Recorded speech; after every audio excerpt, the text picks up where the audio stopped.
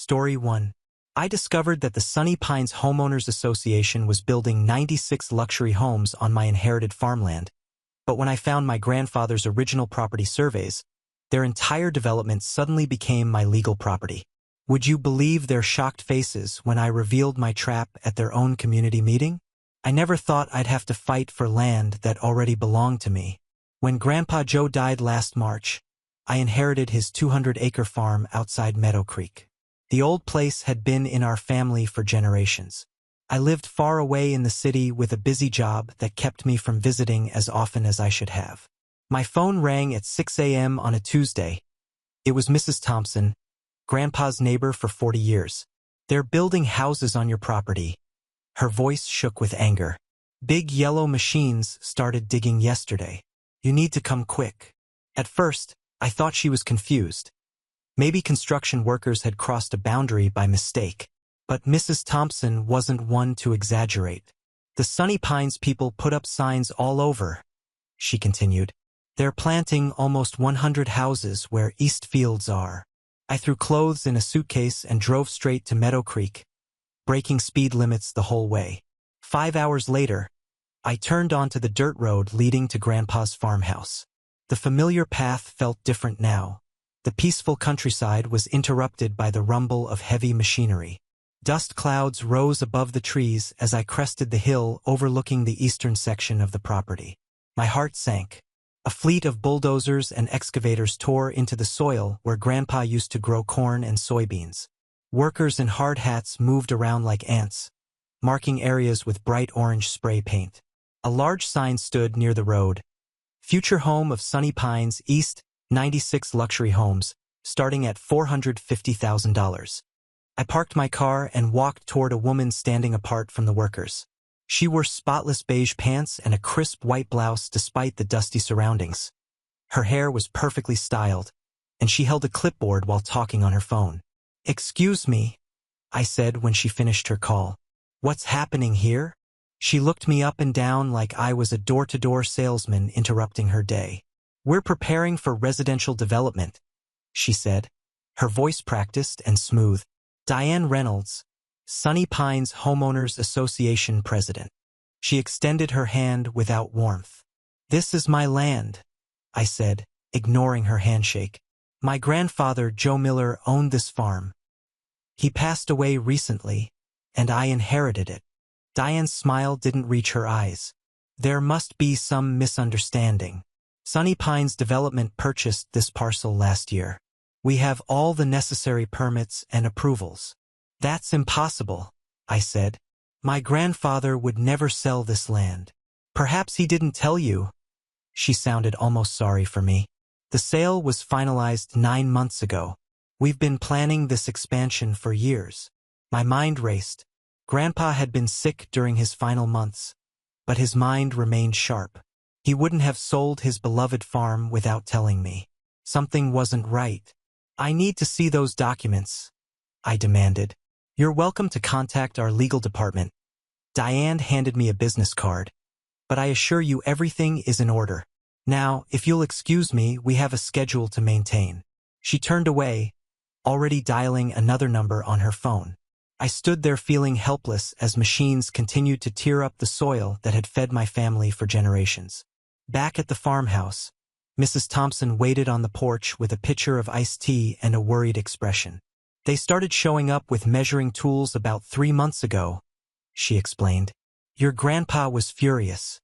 He kept saying they had no right, that they were trying to steal what wasn't theirs." "Did he mention selling any land?" I asked. "Never. Joe swore this farm would stay in your family forever." Mrs. Thompson's eyes watered. "The day before he went to the hospital for the last time, he was looking through his old office. Said he needed to find something important to protect the farm. Grandpa's office had remained untouched since his death. I hadn't had the heart to go through his things when I briefly visited for the funeral. Now I needed answers. The small room smelled of piped tobacco and old books. Shelves lined the walls, stuffed with farming almanacs, family photo albums, and decades of careful records. Grandpa tracked everything. Rainfall amounts, crop yields, equipment repairs, all written in his neat handwriting. Where would he have kept property records? The filing cabinet seemed the obvious place to start. I pulled open the top drawer and found folders organized by year. Nothing about land sales or Sunny Pines. Hours passed as I searched. Night fell, and my eyes grew tired from reading faded documents by lamplight. Just as I was about to give up, I noticed a loose floorboard under the desk. When I pressed it with my foot, it moved slightly. I knelt down and pried it open with a letter opener. Inside the small hidden space was a metal box. The key hung from a nail on the underside of the desk. Inside the box, I found the deed to the farm, Grandpa's will naming me as his heir, and several yellowed property surveys. But most interesting was a letter addressed to me in Grandpa's handwriting. "If you're reading this," it began, "then someone is trying to take what's ours." My hand shook as I read his words. Grandpa explained that developers had been eyeing his land for years. They had tried to pressure him into selling, but he always refused. In his final months, someone from Sunny Pines had visited repeatedly. The man claimed to need a simple signature for a road easement, bringing different papers each time. "I never signed away my land," Grandpa wrote. "And if they say I did, it's a lie. Look at the original survey from 1910 and compare it to what's recorded at the county now. The truth is in the boundaries." I dug deeper into the box and found the original survey. It showed property lines that extended much further than I had realized. According to this document, Grandpa's farm was nearly 280 acres, not the 200 acres listed in current records. Sleep evaded me that night. I spread the papers across the kitchen table, comparing the old survey with newer maps. Something strange had happened over the decades. The eastern boundary had shifted, reducing our land. And it wasn't just the area under construction. According to these original documents, we own land where part of the existing Sunny Pines development already stood. At dawn, I knew what I had to do. First, I needed a lawyer. Then, I needed to understand exactly what Diane Reynolds and her HOA were up to. If they thought they could steal from my family, they were about to learn a painful lesson. I folded Grandpa's letter and put it in my pocket. "I won't let you down," I whispered to the empty room. Little did Diane know, she hadn't just messed with a grieving grandchild. She'd walked straight into a trap set by a man who had anticipated her moves even from the grave. I didn't sleep that night. By 8 a.m., I waited outside the office of Walter Franklin, the only property lawyer in Meadow Creek. His secretary looked surprised when I asked for an emergency appointment, but she squeezed me in before lunch. "So, you believe Sunny Pines is building on land that belongs to you?" Walter said after I explained my situation. He was older than I expected, with thick glasses and a bow tie that seemed from another era. I spread the documents across his desk. "These are the original surveys from 1910, updated in 1978. Compare them to the current county records." Walter studied both sets of papers, tracing boundary lines with his finger. His eyebrows rose higher with each passing minute. "This is highly unusual," he finally said. "According to these original documents, your property extends nearly half a mile further east than what's currently recorded. That would include not just the construction site, but also the existing Sunny Pines clubhouse and about 20 homes built 5 years ago." I finished for him. "Walter, remove your glasses and rub your eyes. A boundary dispute of this magnitude won't be simple. We need to understand how and when these changes occurred in the official record." He called the county assessor's office, putting the call on speaker. After navigating a maze of departments, we learned something shocking. In 1984, a minor adjustment to the eastern boundary was recorded, just a 10-foot easement for utilities. But in 1997, a much larger change appeared, reducing the property by nearly 80 acres. The documentation was sparse, just a form with a signature that barely resembled Grandpa's. "He would have been in the hospital that month," I said, checking the date. "Triple bypass surgery. He couldn't have signed this." Walter's expression turned grave. "That would constitute fraud, but proving it after all these years won't be easy." "What can we do?" I asked. "File for an emergency injunction to halt construction immediately. then petition the court to recognize the original boundaries based on the historic surveys. We'll need a professional surveyor to verify these old maps. As Walter prepared the emergency filing, I realized I needed more ammunition. I drove to the county records office and requested everything they had on Sunny Pines Development Company. Hours later, hidden in a back corner of the library with stacks of public records, I discovered gold. Sunny Pines wasn't just a neighborhood. It was a complex web of LLCs and holding companies.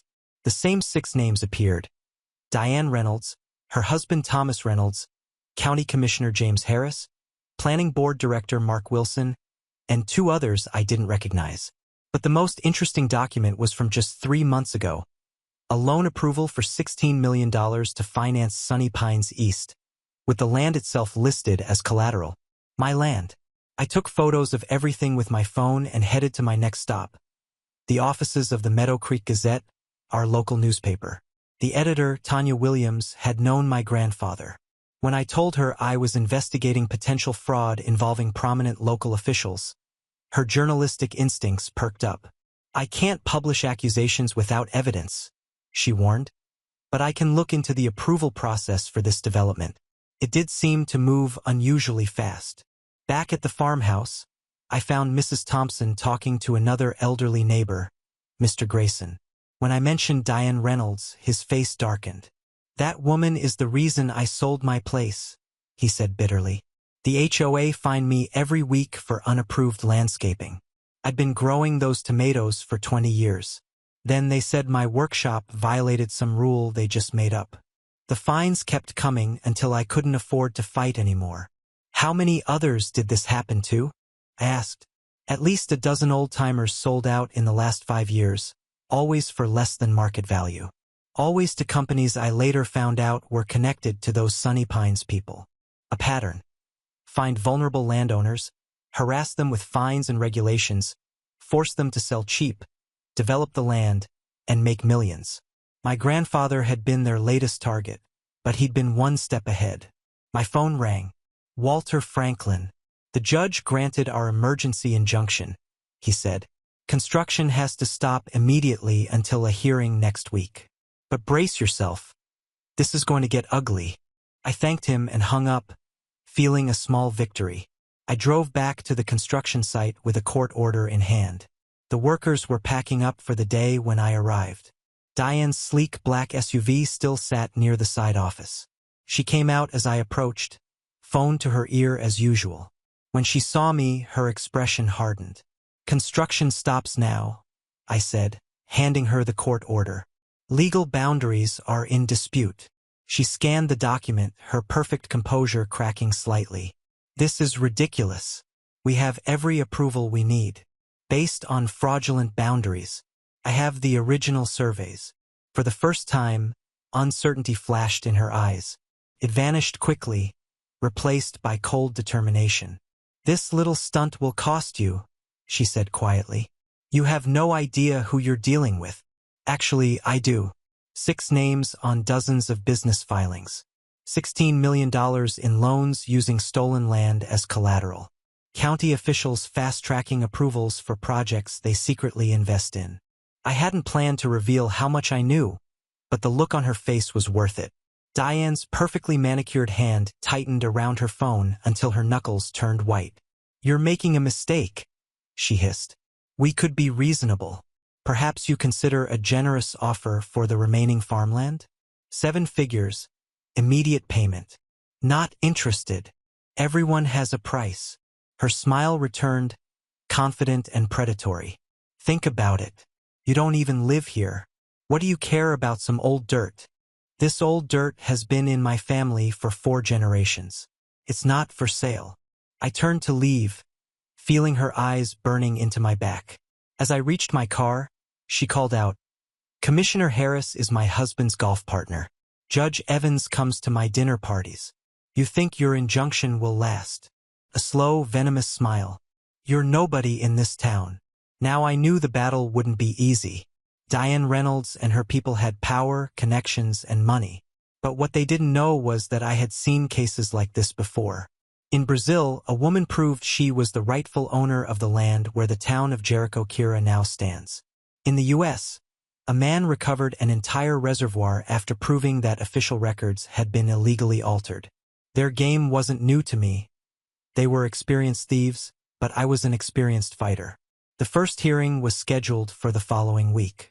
My lawyer, Walter Franklin, warned me that the local courts might be a problem. Judge Evans, who oversaw most property cases in Meadow Creek, was far too close to Diane. I couldn't trust the local system. I needed to bring attention to the case. The next day, I went to the Meadow Creek Gazette and brought all the documents I had collected from the Public Records Office. Tanya Williams, the editor-in-chief, read everything carefully, and for the first time, I saw a real spark of interest in her eyes. If this is true, we're looking at one of the biggest land fraud scandals in the region, she said. It's not just true, Tanya. I have proof. I showed her the altered records, the forged signatures, and Sunny Pine's history of fraud. She picked up her phone and made several calls.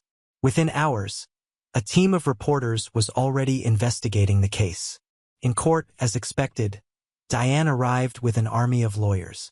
They tried to argue that Sunny Pines had all the necessary documents, but Walter was relentless. He presented the original 1910 survey, proved that my grandfather never signed the papers altering the boundaries, and most importantly, revealed that the county itself had facilitated the theft. Judge Evans, visibly uncomfortable, tried to downplay the case. This is just a clerical error, he said, avoiding eye contact. Nothing that can't be settled with financial compensation. This isn't an error, Your Honor, I countered. This is fraud. Diane smirked arrogantly. We're willing to make a generous offer to settle this dispute. I don't want your money. I want my land back. She rolled her eyes, but her stance shifted. She knew this wouldn't go away easily. That night, I received my first anonymous threat. A letter with no signature was left on my farmhouse porch. Walk away. This won't end well for you. I tore the paper in half and threw it in the trash. Then I drove back to the county records office. If there was a pattern, I wanted to see how many others had been victims. After hours of searching, I found dozens of cases. Small landowners who had been deceived, threatened, and forced to sell. Some had to leave town. Others simply gave up the fight. But I wasn't going to give up. I contacted some of these victims and organized a meeting at my farmhouse. As we sat around the table, I noticed something all their stories had in common. Every for sale had happened after small administrative boundary adjustments, and in every case, Diane Reynolds and Commissioner Harris were involved. With this new information, Walter filed a class action lawsuit. The case was no longer just about my farm. It became a systemic corruption investigation.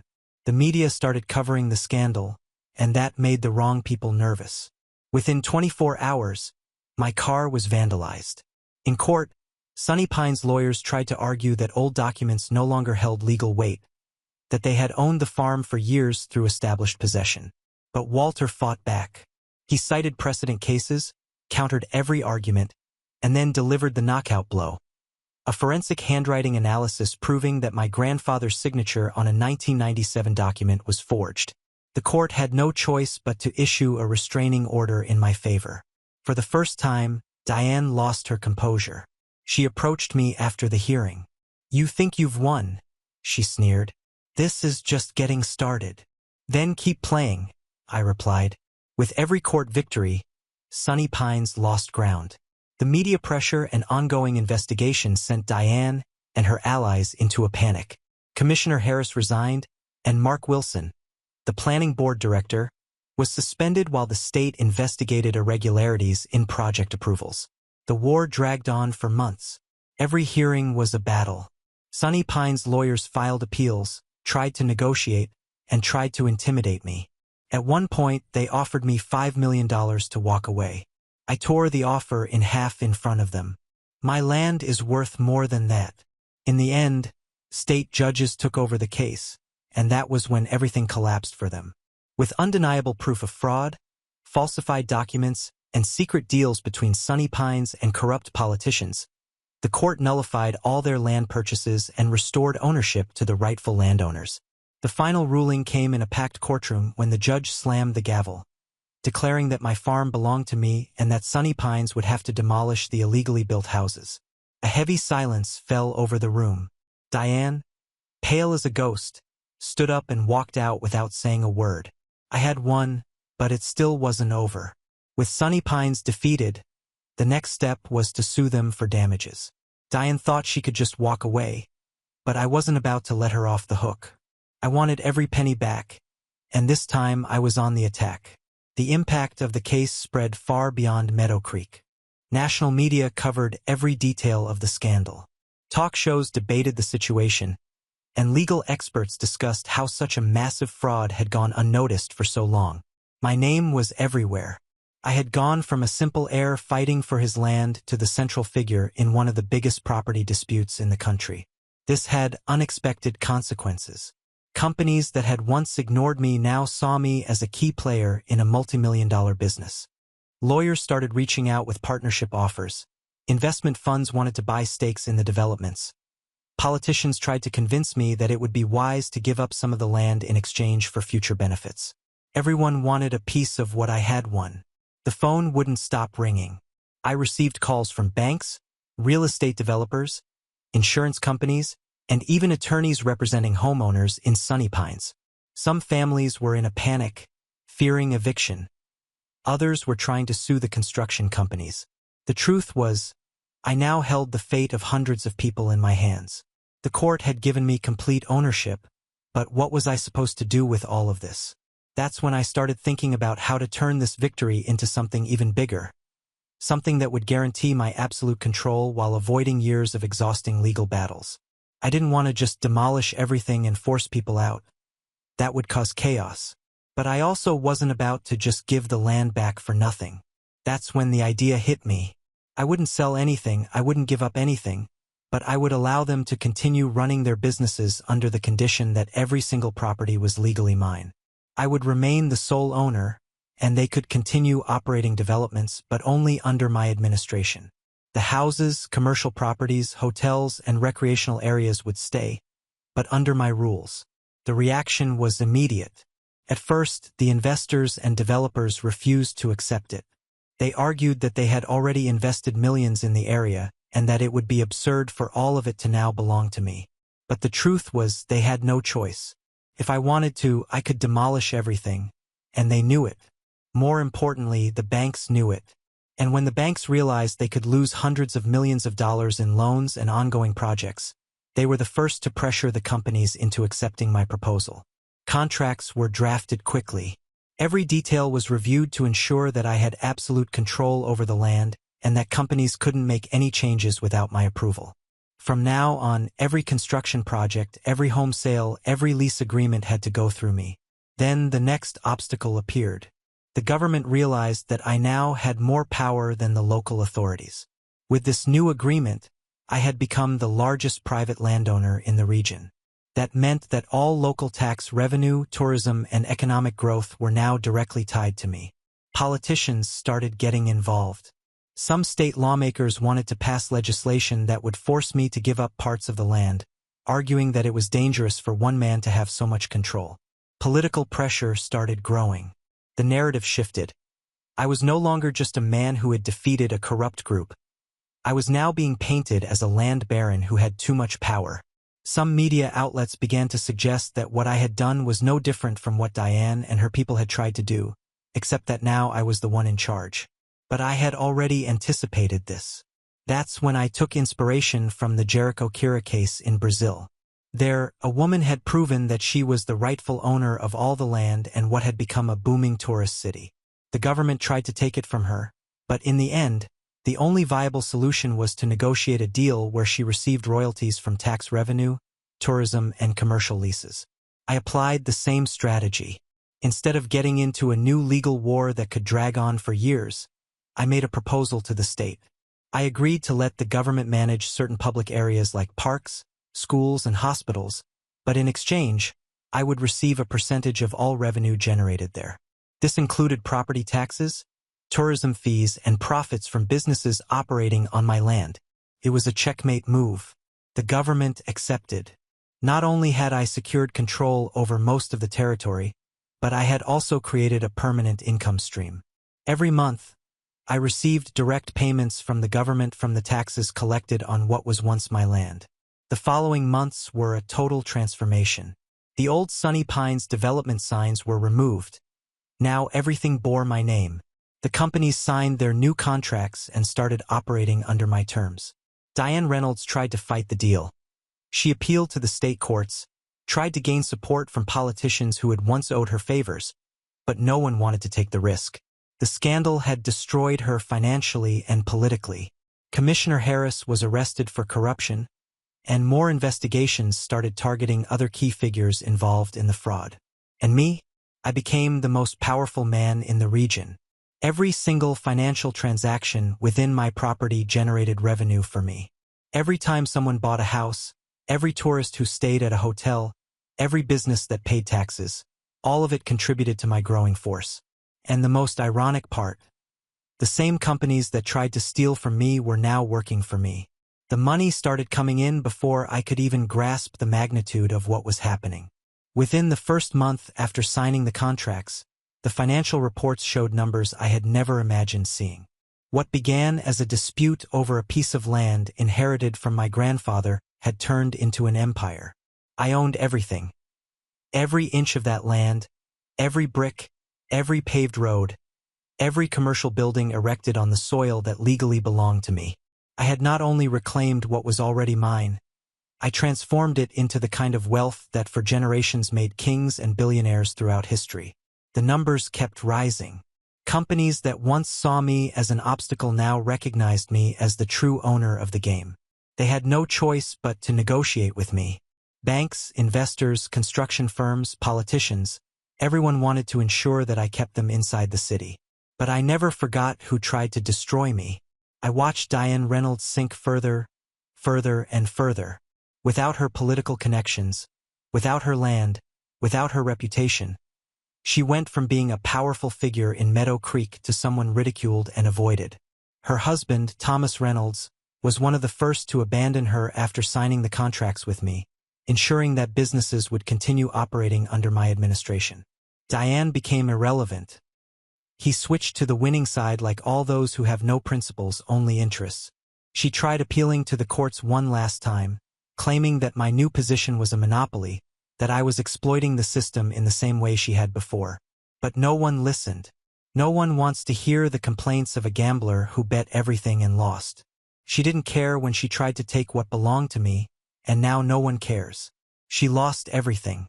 And I never regretted anything because, in the end, justice never fails. It may take time, it may seem like the corrupt and deceitful win at first, but everything balances out. My grandfather knew that. He kept those old documents because he knew that sooner or later, someone would try to cheat him. He died without seeing this victory, but every dollar that now entered my account was proof that he was right, and there was nothing wrong with that. The truth is, this is how the elite of every country has built its wealth. It has always been about land. In the end, the only thing that truly matters is control over land because whoever owns the land owns the power. The world's wealthiest didn't start with technology, banks, or innovative companies. They started with land. Kings, barons, feudal lords, great landowners, they shaped the rules of society for centuries because they understood what others didn't. Today, the game is still the same. The old titles have been replaced by modern contracts, but the essence hasn't changed. The same thing happened in Brazil, and few people realized the importance of what took place. A woman proved in court that she legally owned an entire tourist town. She didn't have to fight a housing development like I did. She had to fight an entire country for years. Her family owned land where hotels, restaurants, roads, and an entire tourism economy were later built without her consent, without compensation. When she took the case to court, the government tried to discredit her, label her an opportunist, but she had the right documents and she had the truth on her side. In 2024, the government had no choice but to negotiate. They couldn't expropriate the land without paying her billions in compensation. The only solution was to reach a deal. She would remain the sole owner while the government would manage part of the area and pay her royalties from taxes, tourism, and commercial leases. Overnight, she became one of the most powerful women in the country. With a single lawsuit, she put an entire city to work for her. And I did the exact same thing here. My name was now registered in every corner of Meadow Creek. The entire city's economy ran through me. Every house sold paid me, every company opening a store there paid me, every tourist visiting the resorts paid me. Even the government paid me because, instead of fighting me, they decided it was easier to pay me to keep what was already built. And that is the only truth that matters. Because justice always wins. It may take time, it may seem impossible at first, but those who truly understand how the world works know that, in the end, whoever owns the land owns everything. And now I own everything. Now on to the next story. Story 2. My sister destroyed my relationship because she couldn't have her one true love. So I made her watch him fall for me instead. My younger sister, Mia, has been using the same excuse since she turned 21. She can't have her one true love, so she's entitled to destroy everyone else's. And I don't mean that in the cute, she's still hung up on her ex kind of way. I mean it like, if you're happy, she'll find a way to make you miserable, then blame it on her tragic love story. The one true love, some guy named Ethan she met at a college party 4 years ago. They hooked up once, he never called, and somehow that became her origin story for being a piece of work. It started with her best friend since kindergarten, Jess.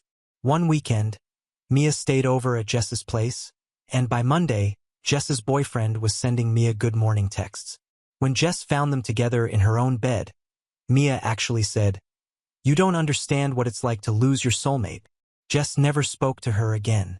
Then came our cousin's engagement party. Mia showed up in a dress that cost more than my rent, got wine drunk, and cornered the groom in the bathroom. His exact words later. She kept saying I reminded her of someone special. Thank God he pushed her off and told his fiancé immediately. But Mia? She cried to our parents about how seeing happy couples triggered her trauma. Mom bought her a spa weekend to help her heal. By the time I met Ryan, I knew the drill. I kept him away from family dinners, deleted Mia from my social media, and told him my sister was going through something and needed space.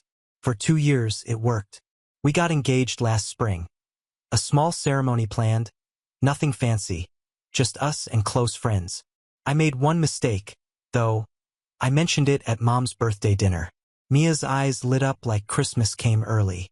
"I'm so happy for you," she said while hugging me. "When do I get to meet him?" A week later, Ryan showed me his phone, laughing. "Your sister found me on Instagram with some fake account. Look at these messages."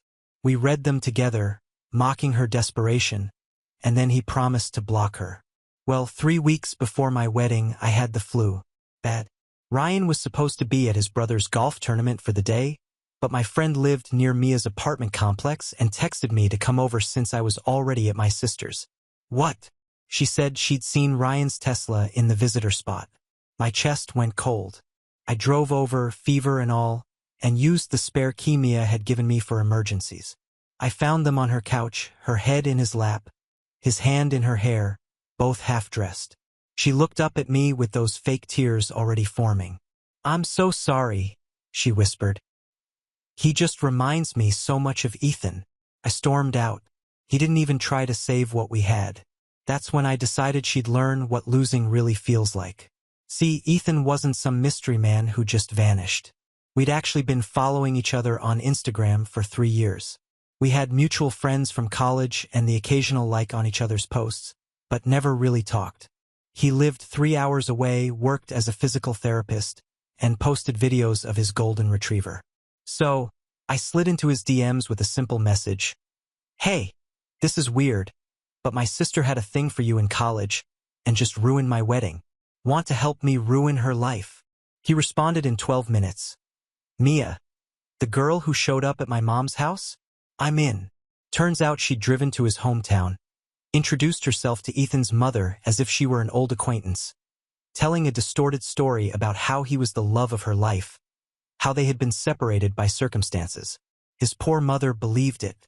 She invited Mia for tea.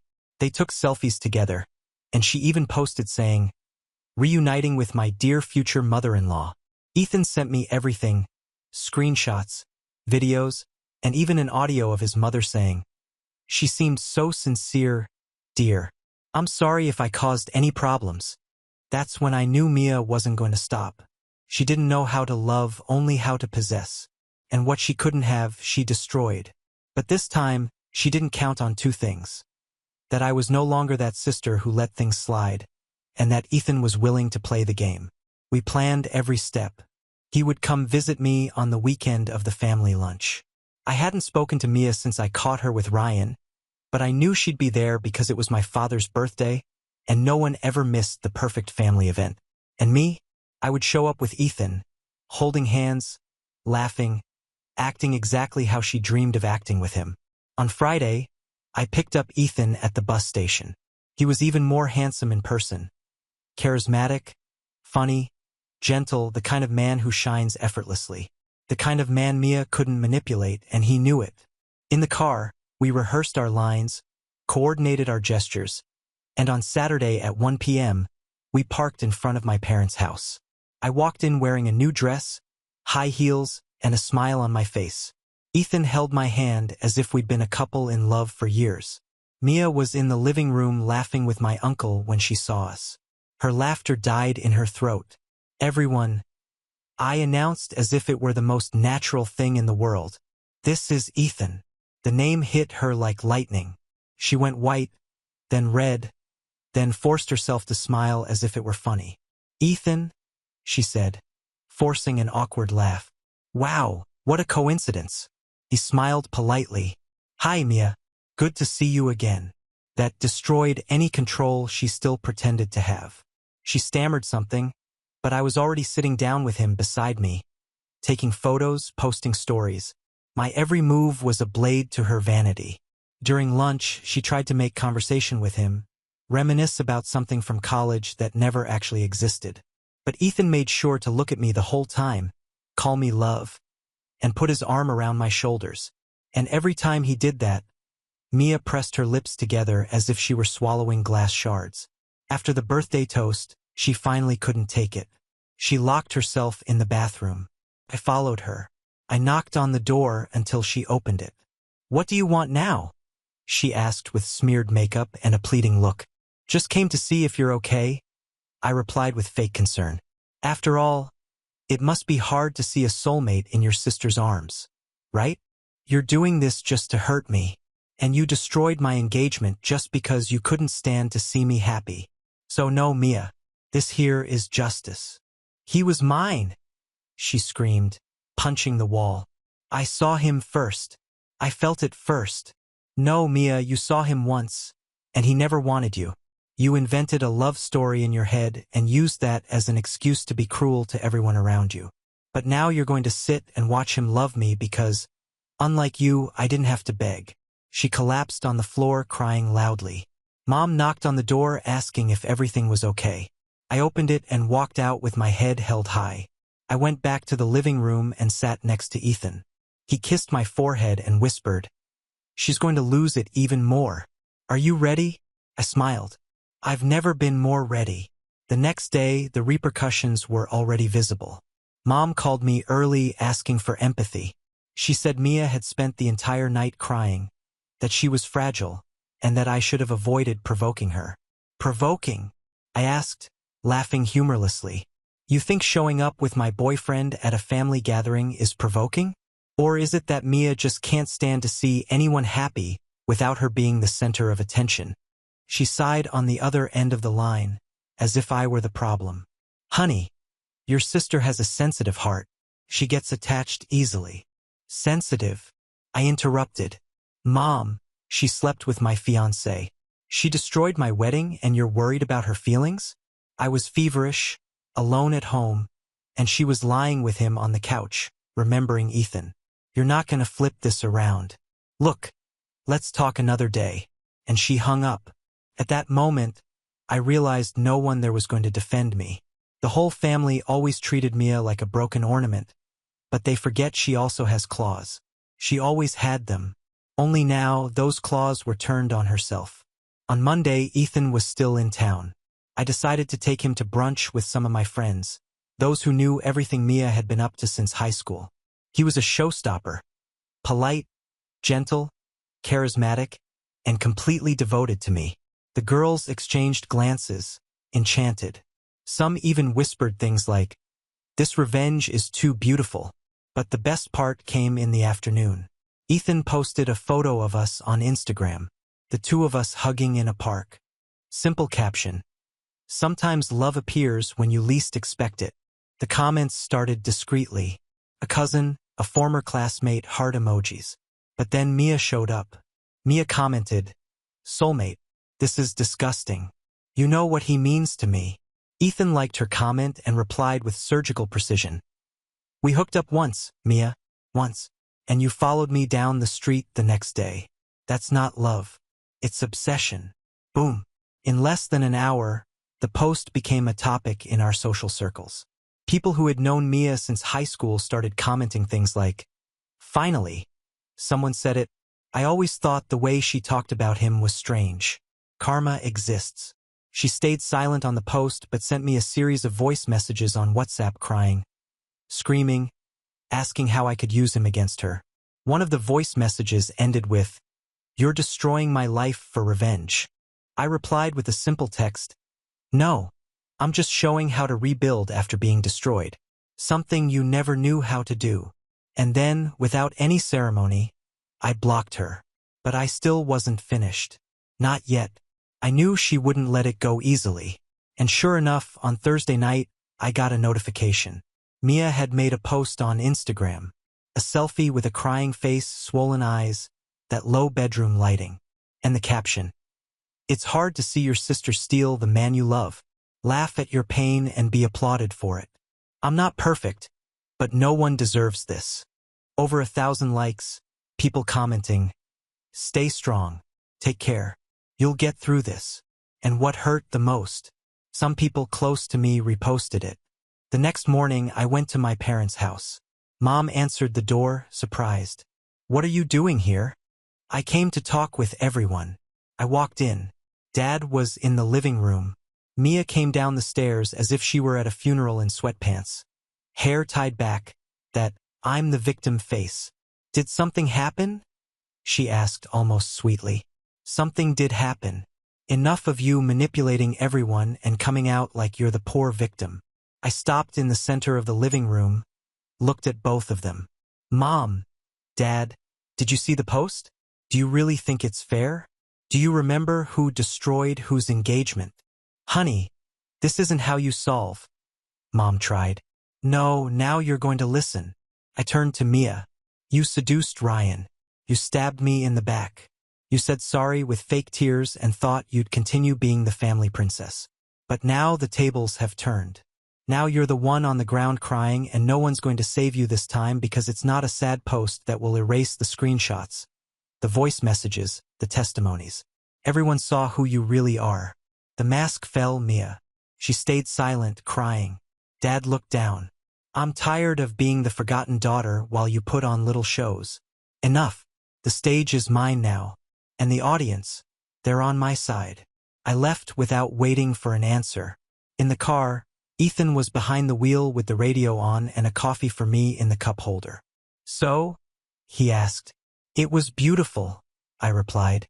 "She finally saw that she has no control anymore." He smiled. "You know what? Getting revenge on her was more therapeutic than I imagined." "Yeah. And you know what's better?" "What?" Part 2 is still coming.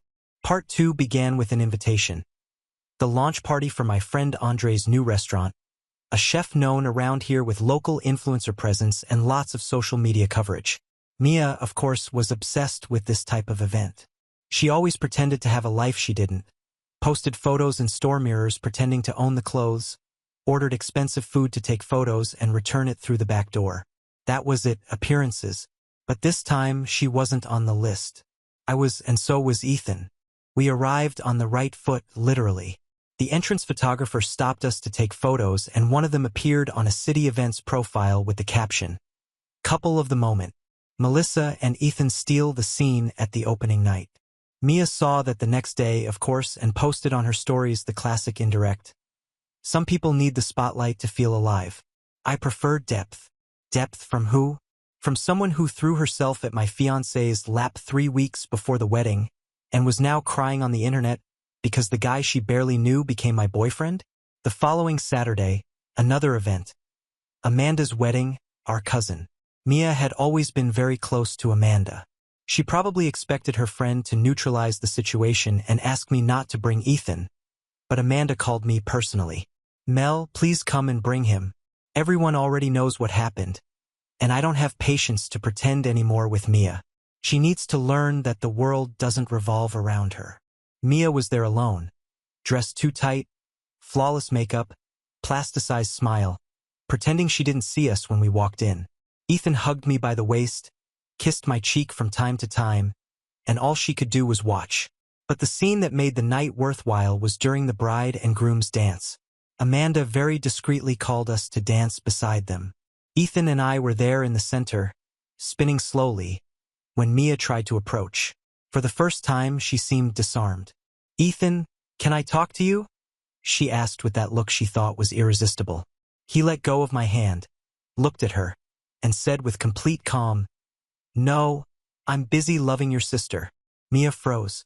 I took a deep breath, looked at her, and added, And for the first time in years, I'm being truly loved. Something you never understood because you only know how to confuse attention with love.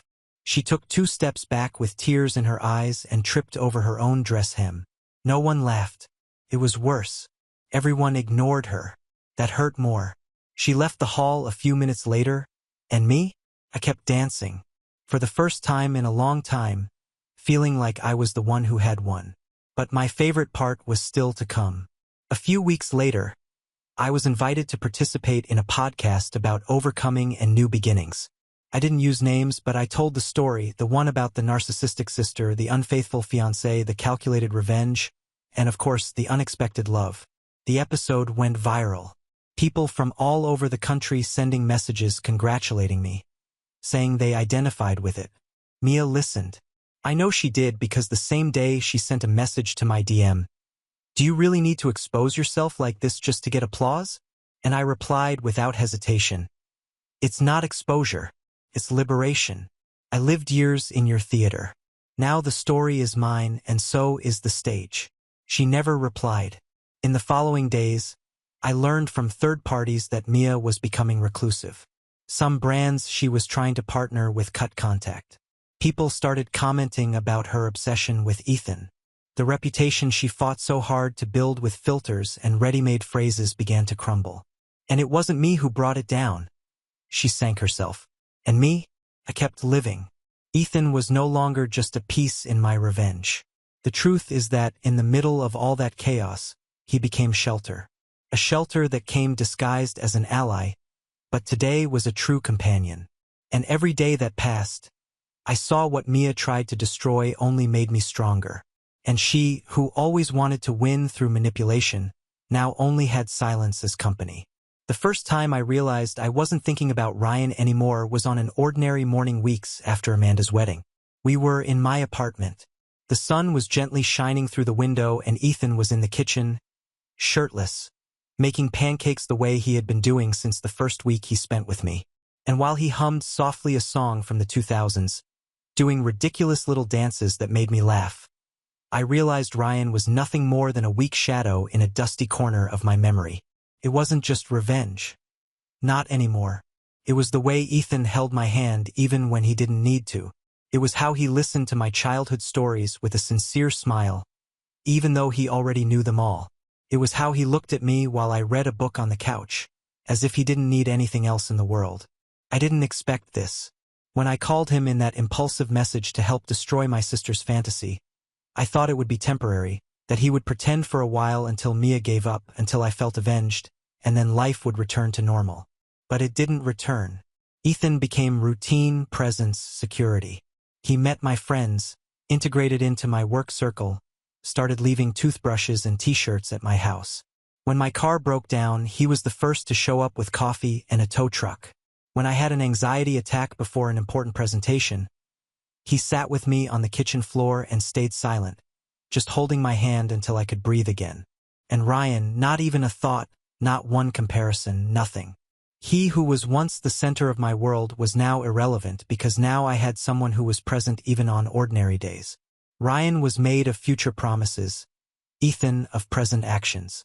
One night, we went to dinner at a new restaurant that opened in town. Nothing fancy, just a nice atmosphere and good food. When we sat down, Ethan held my hand across the table and said with that light tone I already knew well, "You know what's funny? We started this to fool your sister, but I never pretended anything." I was silent for a few seconds, my heart racing. "I'm not pretending anymore either," I replied with an almost embarrassed smile. He laughed and raised his wine glass. "To the best revenge, then?" "No," I corrected. "To what comes after them." We toasted, and for the first time in a long time, I was at peace, without resentment, without ghosts, without wanting someone to notice or validate me. I was there for myself, and so was he. A few days later, walking through downtown, I saw Ryan alone walking with his head down as if the world was too heavy. It was automatic. I looked away, not from pain, but because it simply didn't matter anymore. He saw me, hesitated, almost came to talk. But when he noticed Ethan approaching and intertwining his fingers with mine, he backed away. Maybe he finally understood that there was no more space for him, that the place he wasted with lies and omissions was now occupied by someone who, without promising anything, gave me everything. That night, I hugged Ethan tighter and whispered without thinking much, "Thank you for showing up." He looked at me with that calm smile that said everything, even in silence. And I knew revenge gave me justice, but it was the after that gave me love. Months passed, and what began as a sharp response to my sister's poison became the sweetest part of my life. Ethan was no longer a plan, a move, a well-orchestrated provocation. He was my home, my partner in silences and laughter. We slept together almost every night, sometimes at my house, sometimes at his, where the golden retriever insisted on sleeping between us, like a guardian accomplice to this unlikely story. He officially asked me to be his girlfriend on a simple night on the couch while we ate pizza straight from the box and watched a silly documentary about marine life. "Do you think it's too early for this?" he asked with the pizza box balanced on his lap and a smile at the corner of his mouth. "Or is it already too late? I think we've already been through worse phases than any couple together for 20 years. I replied, laughing. "It's just a title. But yes, I want to." And that's how it stayed. We didn't talk about Mia anymore. She disappeared from conversations, from social media, from messages. She blocked Ethan on everything. Even though he never sought contact, she told acquaintances that she would never forgive me, that I had stolen the love of her life just to rub in her face what she couldn't have. She didn't bother to admit that she destroyed my wedding before all of this. But you know what? I didn't care anymore. At first, I thought I would care, that I would keep dwelling on the fact that she didn't acknowledge her own guilt, that I would beg for an apology that never came. But the truth is that the freedom I felt when I stopped wanting Mia's approval was the greatest gift that whole chaos gave me. She didn't forgive me. She didn't come to my birthday. She didn't respond to my mother's messages about Christmas. She stayed away, hurt, revolted. And me? I moved on. I traveled with Ethan to the countryside, met his mother, this time officially, helped paint the wall of the new clinic he opened, learned to deal with the messy dog, and little by little we built a routine that was light, true, without masks, without games. There was a day when we were lying in the hammock, just listening to the wind and the sound of birds, when he said to me, "Do you still think all of this was just revenge?" I thought for a few seconds and then I smiled, turning my face to him. Maybe it started that way, but it ended up being the best thing I ever did for myself. He kissed my forehead and we stayed in silence. Revenge became love. And ironically, that's what must have hurt Mia the most. She always wanted to be the center, the most beautiful, the most desired, the most worthy of attention. But it was off stage, away from the script she always tried to write, that I found what she spent her whole life pretending to have. I was never the family highlight. I was never the most loved. I was never the perfect sister. But I was the only one who knew how to transform pain into strength, rejection into freedom, and revenge into love. And that no one will ever take away from me. 6 months later, when I thought all the storms had passed, I received an unexpected call. It was Ryan. I didn't answer the first time or the second. On the third, Ethan was beside me and simply said, "Answer it. You need to close this cycle." "Hello?" I replied with the most neutral voice possible. "Melissa, it's me." His voice sounded tired, defeated. Can I talk to you in person?" I thought about hanging up, but Ethan was right. There was something that needed to be said. We arranged to meet at a neutral cafe, far from any place that held our memories. When I arrived, he was already there. Disheveled hair, deep dark circles. He seemed to have aged years in just a few months. "Thank you for coming," he said without looking me in the eyes. "What do you want, Ryan?" He sighed deeply. "I wanted to apologize." "Really? And explain." "Explain what?" "That you were holding hands with my sister 3 weeks before our wedding." "It wasn't like that," he murmured. She came to me when you were sick, said she needed to talk about something important about you, that there were things from your past I needed to know before marrying you." I felt a knot in my stomach. Typical Mia. "And you believed her?" "She brought evidence, or at least things that seemed like evidence. Said you had destroyed some girl's life in high school, that you were vindictive, manipulative." She showed old conversations taken out of context. He finally looked at me. I got confused, scared. "And that's why you went to bed with her?" "No." He shook his head desperately. "She said she had been in love with me since we met, that she just hadn't said anything because she respected you, that if I canceled the wedding, she would be there for me." I was drinking. I was confused with everything she had told me about you. "Ryan," I interrupted, "none of that justifies what you did." "I know." Tears began to form in his eyes. 5 minutes after you left, I understood. I understood that she had manipulated me, that all of it was lies, that I had destroyed the best thing in my life because of her. I remained silent for a long time. "You know what hurts me most, Ryan? It's not even what you did. It's that you didn't trust me. In 2 years together, you believed her words more than who I really was." He lowered his head. "I tried calling you afterward 1,000 times. I went to your house, but you were never there. Until I saw the photos with him, and I understood it was too late." "It was too late the moment you put your hand in her hair," I replied, standing up.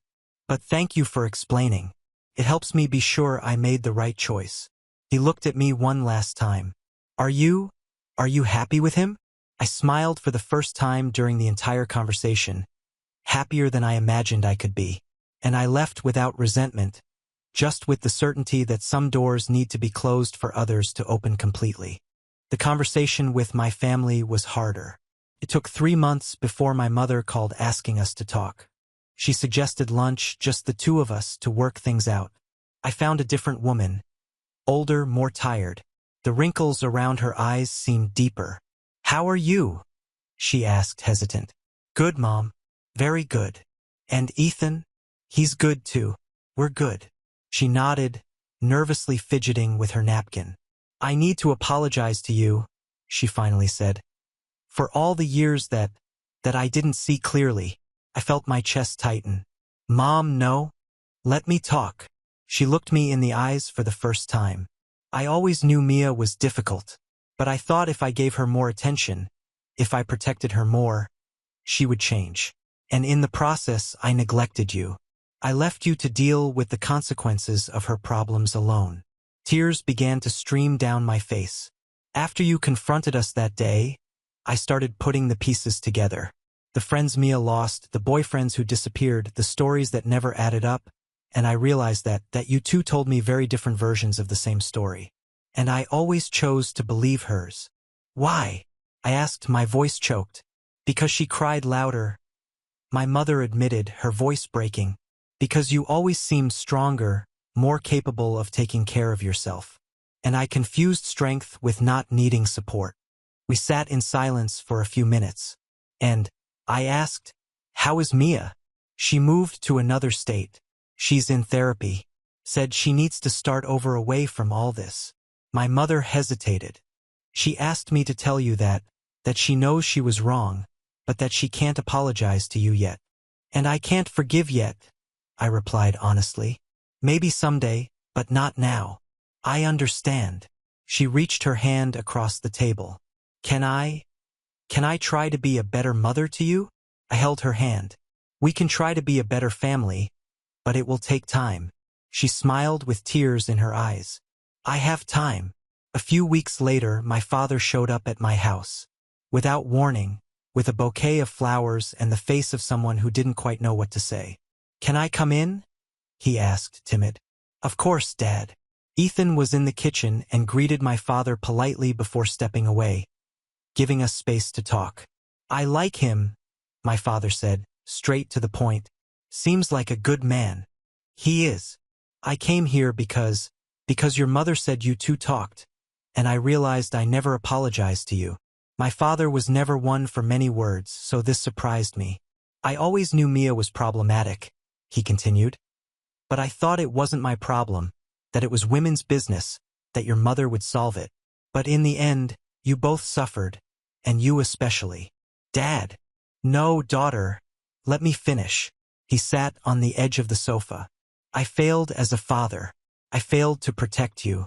I failed to educate her. And I failed to teach you both that sisters should support each other, not destroy each other. I felt a lump in my throat. Your mother told me about Ryan, about what she did to you. He shook his head. If it were me, I would never forgive. But you found a way to transform all that pain into something good. And I'm proud of that. I'm proud of you. They were the words I had waited my whole life to hear. Thank you, Dad.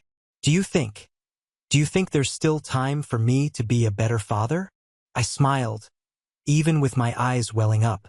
There's always time. That night, I told Ethan everything. He listened in silence, just holding my hand. How do you feel? He asked when I finished. Free, I replied, surprised by my own response. For the first time, truly free. And about Mia? I thought for a moment.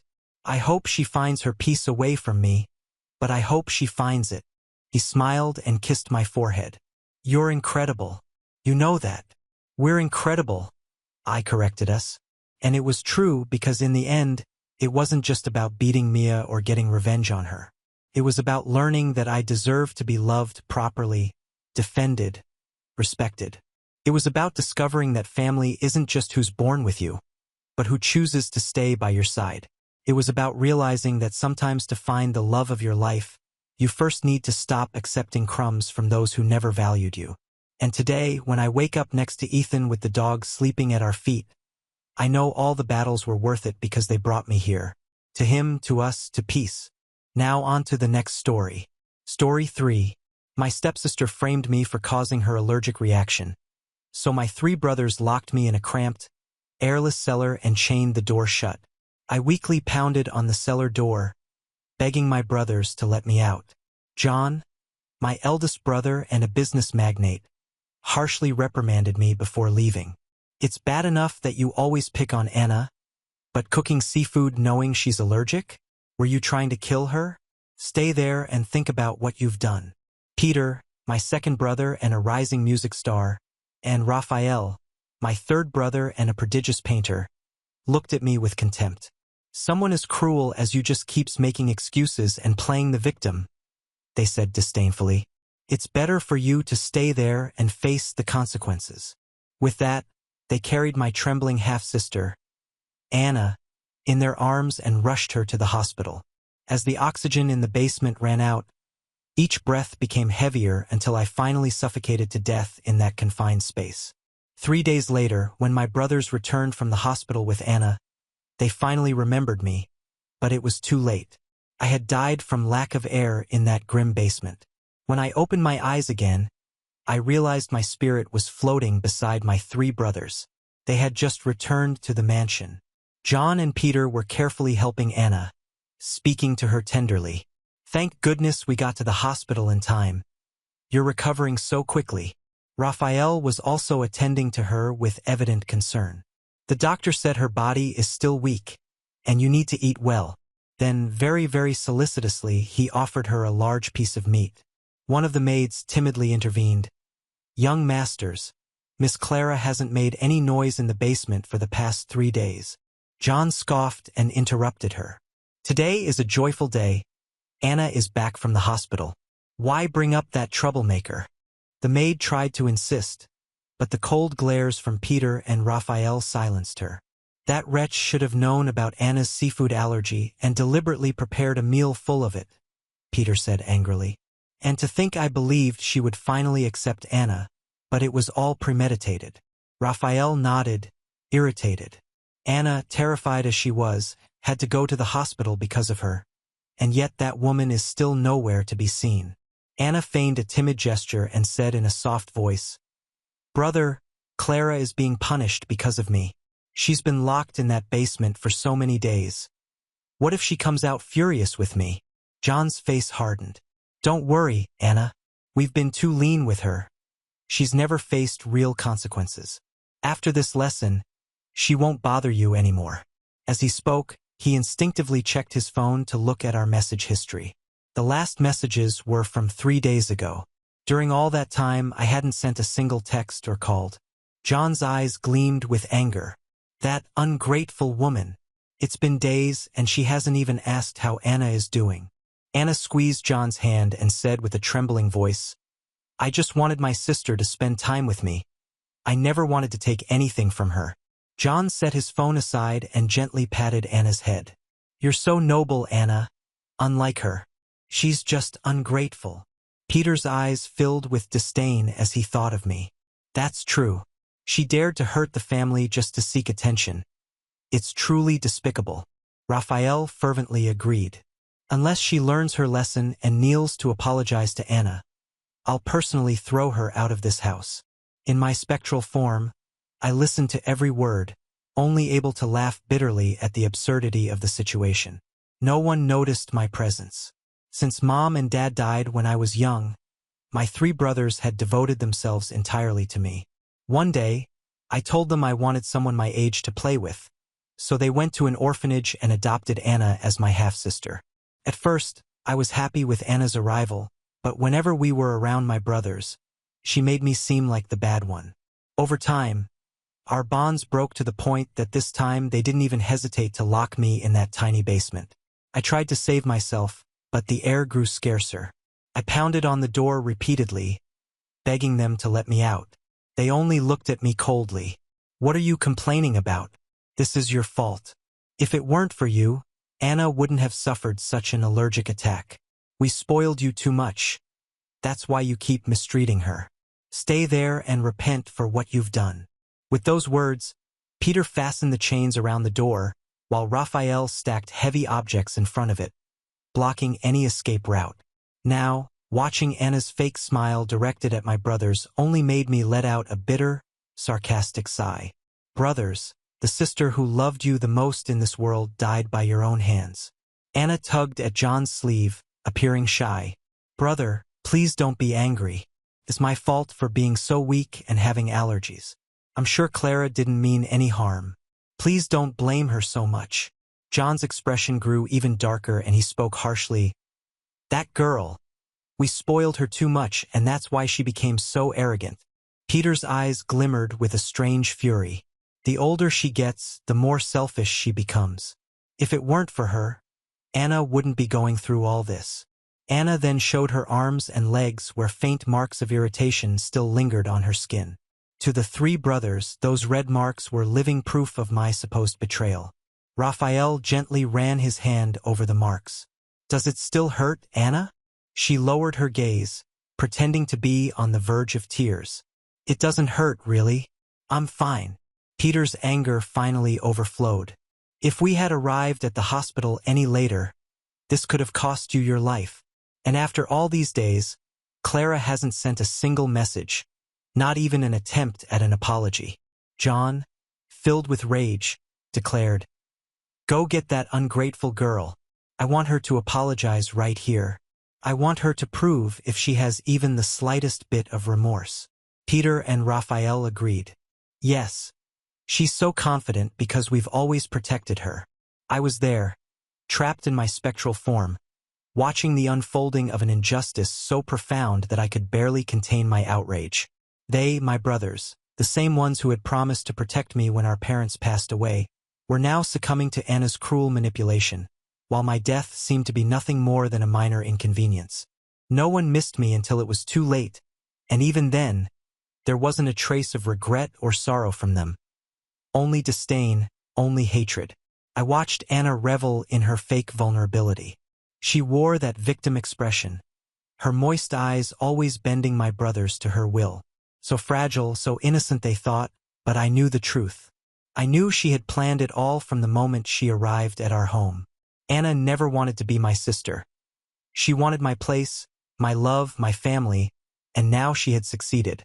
Every word that left John and Raphael's mouths felt like a dagger piercing my spirit. She was ungrateful, she was selfish, she only caused problems. The echo of those accusations reverberated in my mind, drowning me in a mix of sadness and fury. Did they really believe I was capable of something as vile as hurting Anna on purpose? After everything I had been through, after everything I had done for them, I was the monster while she used the poison of lies to make herself the perfect victim.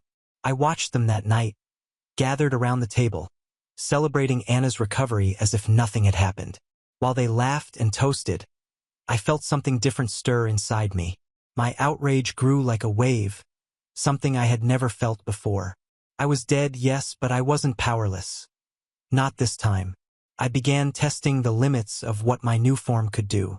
When Anna got up to get a glass of water, an uncontrollable anger consumed me. The moment she touched the glass, it slipped from her hands and shattered on the floor. Her eyes widened in surprise, but she quickly assumed her usual victim pose.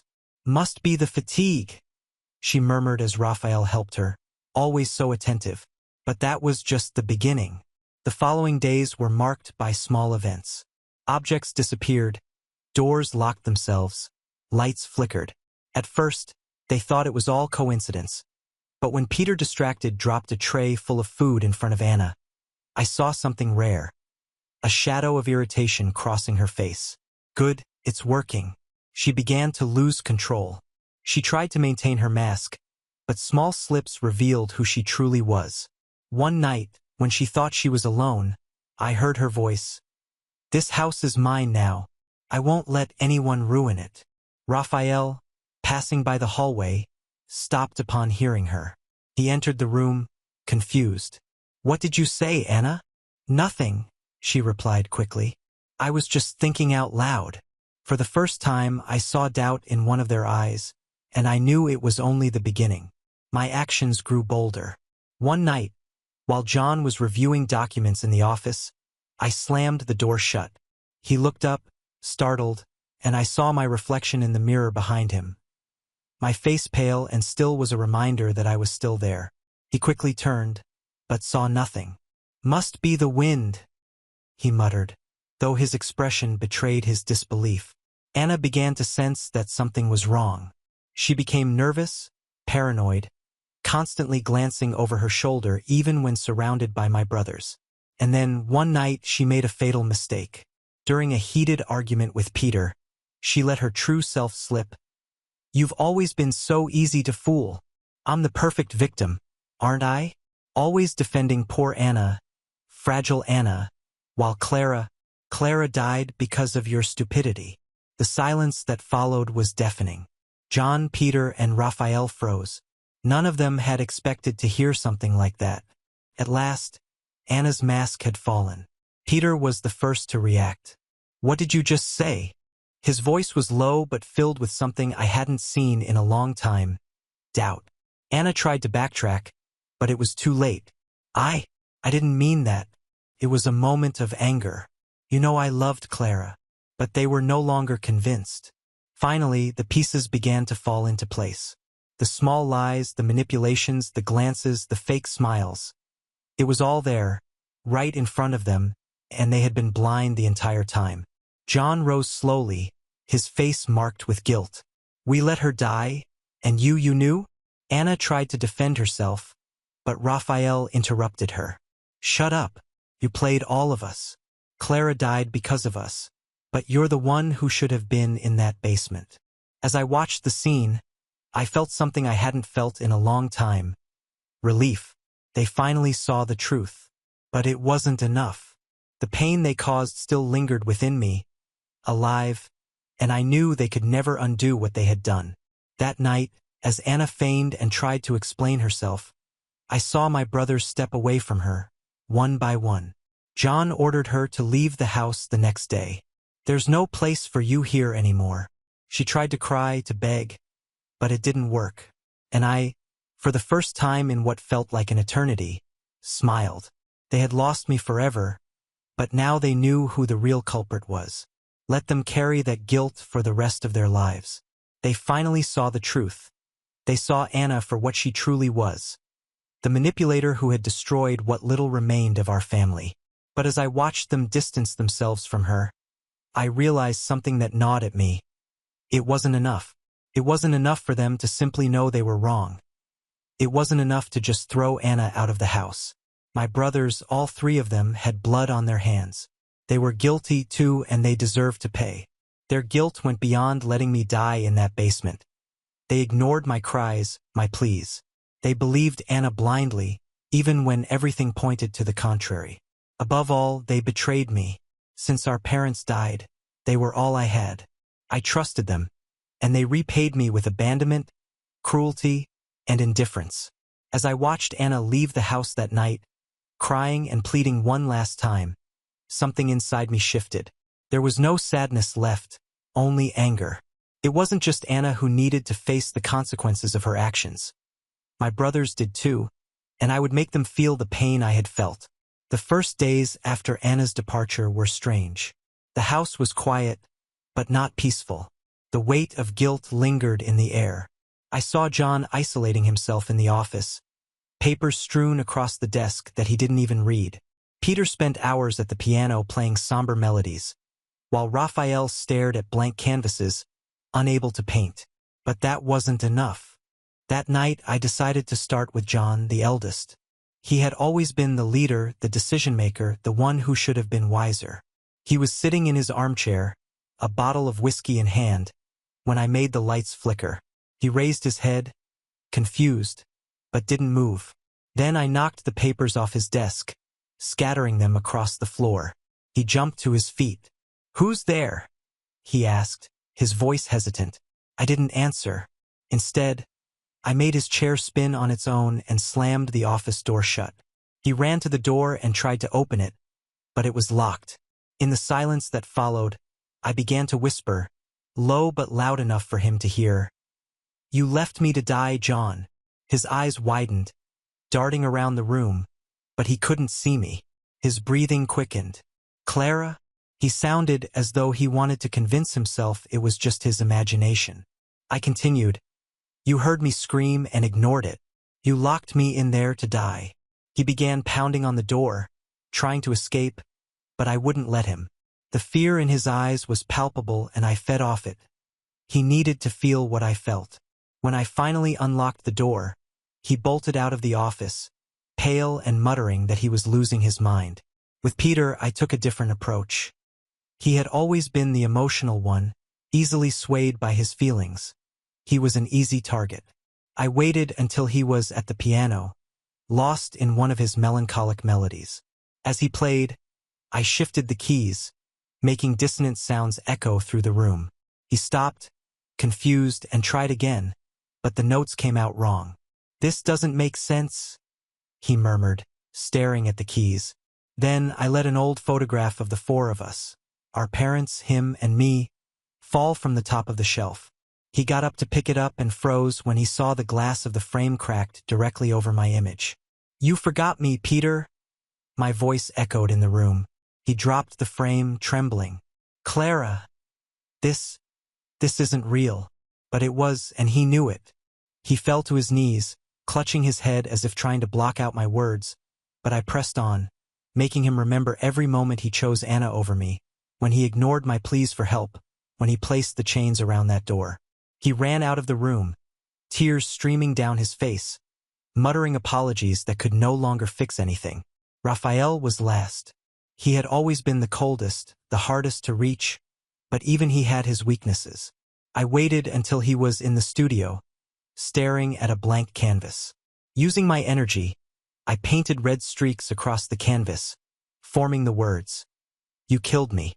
He stepped back, startled, knocking over the paints onto the floor. He tried to wipe the streaks away, but they wouldn't budge. This can't be happening, he said, his voice shaky. Then I began moving objects in the studio, knocking over brushes and spilling paint. He shouted, begging for it to stop, but I didn't stop. I wanted him to feel the despair, the helplessness, the guilt I had felt. When I finally left the studio in silence, he collapsed on the floor, staring at the canvas with vacant eyes. Days turned into weeks and my brothers began to wither. John stopped leaving the office, consumed by his guilt. Peter no longer played music. He just sat staring into nothingness. Raphael abandoned his paintings, unable to create anything. The house, once full of life, had become a mausoleum of regret and pain. I could have stopped there. I could have let the guilt consume them slowly. But it wasn't enough. They needed to confront their actions. They needed to admit what they had done. One night, I made them all gather in the main hall. Each of them was drawn there by my presence, by an impulse they couldn't ignore. When they were together, I made the lights flicker and spoke for the first time with clarity. "You let me die." They looked at one another, terrified, and began to weep. They begged for forgiveness, promised to change, but I knew that would never erase what they had done. They would carry this guilt for the rest of their lives, just as I carried the weight of their betrayal until my last breath. And finally, when I felt my mission was complete, I left the house in silence. Not because I forgave them, but because I knew they would never forgive themselves. That would be their true punishment. Now on to the next story. Story 4. Before bonuses were announced, my boss fired me, saying, "Bonuses are wasted on high school graduates." Holding back my laughter, I asked, "Is it okay for me to quit today?" The next day, after I resigned right away, my boss freaked out and called me nonstop. He chuckled crudely, repeating that bonuses are wasted on high school graduates. This person has consistently hindered my work in the past, and today he pushed me to resign. He remains oblivious to the fact that it's actually him who will be inconvenienced by my departure. Suppressing my laughter, I signed the resignation letter. My name is George, 27 years old. Having lost my parents, I was raised by my maternal grandparents. After graduating from high school, I joined a company that develops and sells pet food. It wasn't a large company, but they actively hired people like me with a high school education. However, 5 years after I started working there, the research department developed a pet food specifically for senior cats and dogs. The product gained popularity, and the company experienced rapid growth. As a member of the sales department, I became incredibly busy running around to meet clients every day. With the company's expansion, the number of job applicants increased, and high school graduates like me became less common compared to my college-educated colleagues. I lagged behind in terms of education and struggled with tasks that required intellectual effort. Consequently, it wasn't uncommon for highly capable college graduates who joined after me to get promoted ahead of me. "But I do love this company," I murmured while feeding my grandparents' elderly cat with our own brand of food. Thanks to our company's pet food, my cat remained lively even after turning 15. Even though I can't seem to get promoted, I still want to continue working at this company. Despite not having an impressive educational background, I work as a salesperson who relies on my own efforts. However, Jack, our department head who was headhunted from another company a few years ago, seems to dislike my approach. Initially, he worked in the materials procurement department, but when a vacancy opened up for the sales department's manager position, he was transferred. Jack, with his impressive educational background, seems to take pride in it. Consequently, he disapproves of me, a high school graduate, achieving decent results. "I don't need subordinates without education. Can you transfer to another department?" When Jack is irritated, he casually makes remarks like this to me. Although he's not always sarcastic, when he's in a bad mood, his snide comments can be quite harsh. So I try to avoid getting too close. Not only with me, but he also tends to be sarcastic toward others who don't meet his high standards. It seems I'm not the only victim of his behavior. One day, I exclaimed, "I did it! We're close to finalizing a contract with a major corporation. The sales team congratulated me with smiles. This contract with the company has been a long-awaited opportunity, and now, finally, discussions have begun toward formalizing the agreement. Although it wasn't official yet, we needed a few more meetings, but at this rate, we could push through to contract completion. I'll do my best to take it all the way to the final agreement, I declared, encouraged by my colleagues' supportive smiles. However, Jack looked at me with an inscrutable expression. The next day, as I checked my belongings before heading to a client meeting, I noticed my handkerchief was missing from my bag. More small items disappeared, making me suspicious. Then my wallet vanished. Panic set in. With the help of my colleagues, we searched and found my wallet in the company's trash bin. Did you accidentally throw it away? Making a big fuss over your own mistake is quite a nuisance, Jack said, his face showing clear exasperation.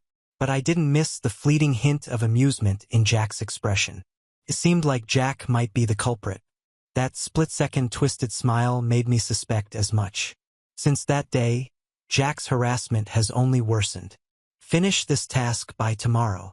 But it's already past working hours. Are you defying me? He glared at me sharply. Even though I was getting ready to leave, Jack piled a massive amount of work on me. I ended up working overtime almost every day because of this. Even when I completed my task diligently, Jack didn't offer any gratitude. Instead, he called me out for minor mistakes and scolded me relentlessly. Some sympathetic coworkers tried to intervene, but after Jack's threatening words, no one dared to help me anymore. It seems you want to experience the same fate as this person, he sneered. Since then, I've been on my own. While enduring Jack's snide remarks and reprimands, I continued negotiations with the well-known corporation. The contract was substantial, requiring thorough preparation.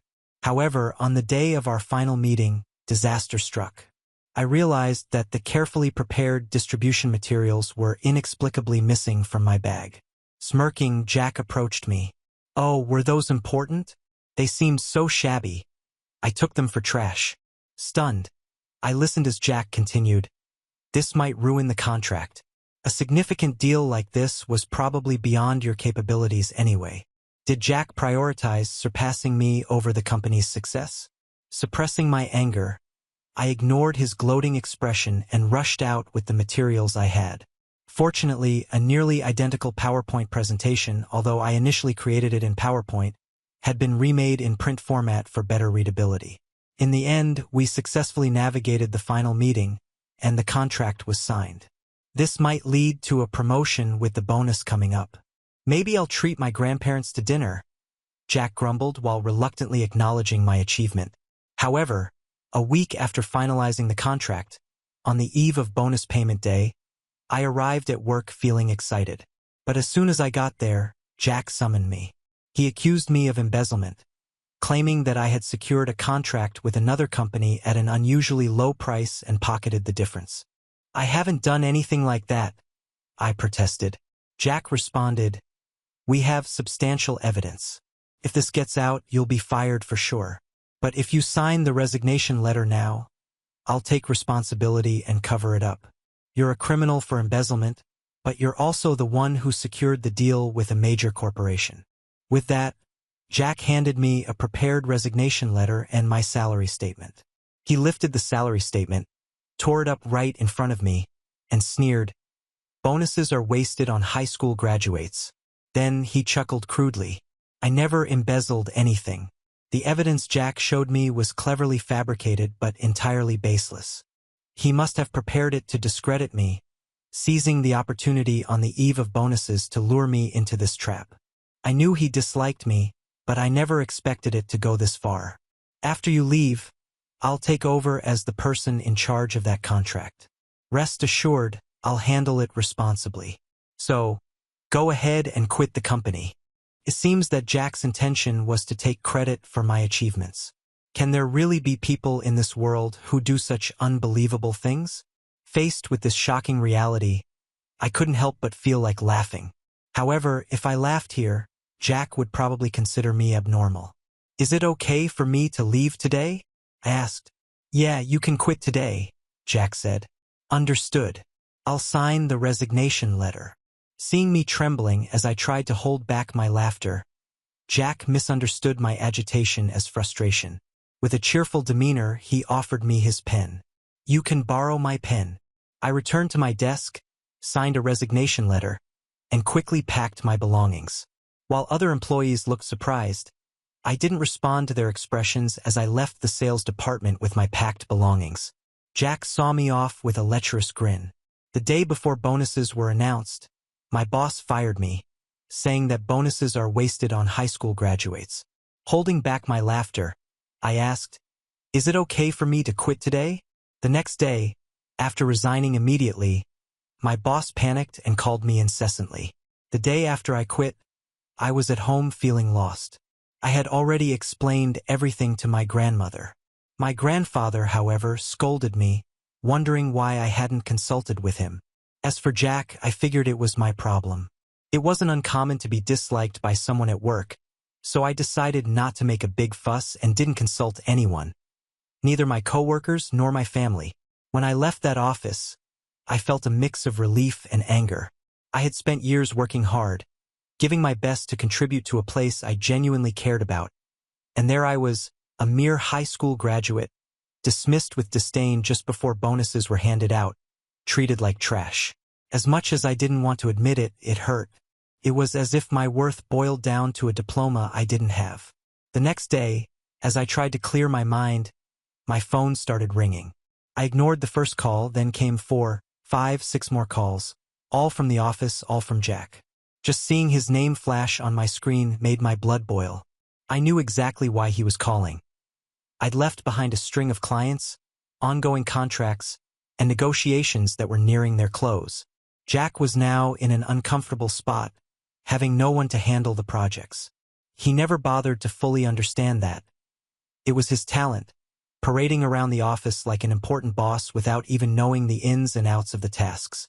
On the third day, my grandmother came into the room with the phone in her hand, telling me it was the office. I was irked at his nerve.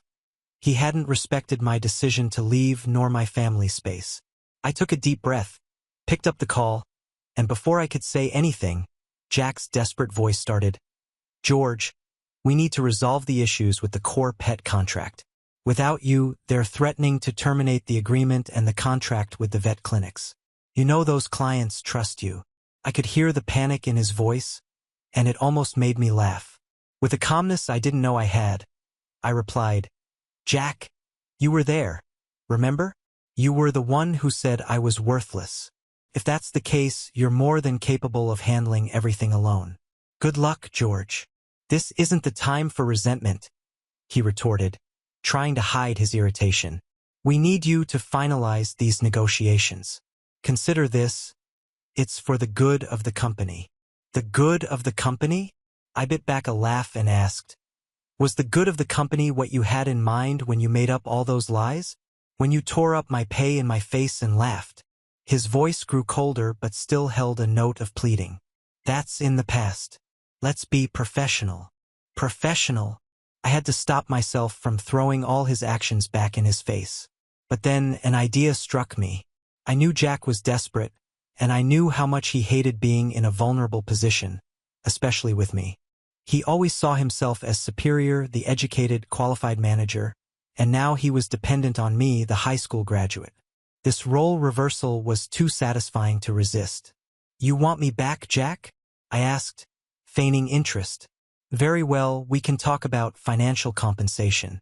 I think it's fair, given the stress and damage you've caused me." There was silence on the other end.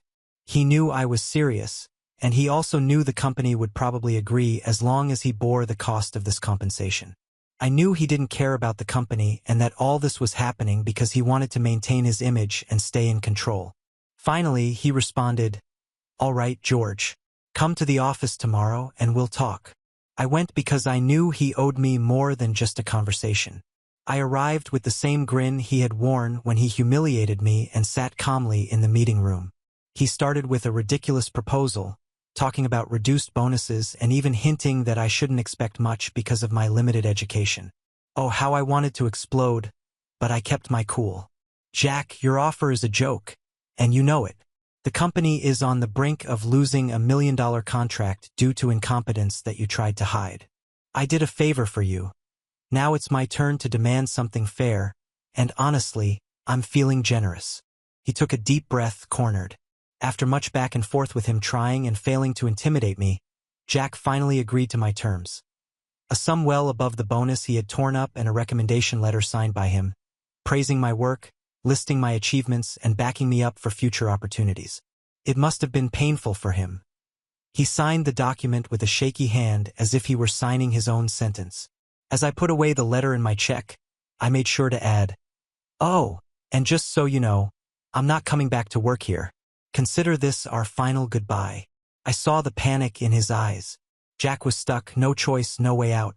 The same man who threw me out thinking he'd never need me again was now watching me walk away with everything he had tried to steal. The humiliation on his face was exactly what I needed to feel like. Finally, after everything I had endured, I was the one in control. I left the company with my head held high, knowing that this time I had won. In the days that followed, I realized that the sense of victory still hadn't filled the emptiness left by years of humiliation. Jack had underestimated me, trampled on my work, and disrespected my effort, and even though I'd come out on top, something still nagged at me. I knew he'd continue in that office, probably taking credit for the contracts I'd secured and, worse, keeping his position of superiority. The thought of him walking away unscathed, as if nothing had happened, gnawed at me. I decided that if I truly wanted closure, I had to go further, and I had an ace up my sleeve. My knowledge of the company. I knew every process, who did what, and where the weaknesses were. But above all, I knew that clients trusted me, not Jack. He was an empty shell of a manager, someone who never truly engaged with projects, while I had built real relationships with each client I served. With that in mind, I set my plan into motion. First, I reached out to Corpet, the major client whose contract I had sealed. I was direct. I explained that I had left the company, but because they had always trusted me, I felt a responsibility to warn them about the current management. I chose my words carefully without being too accusatory.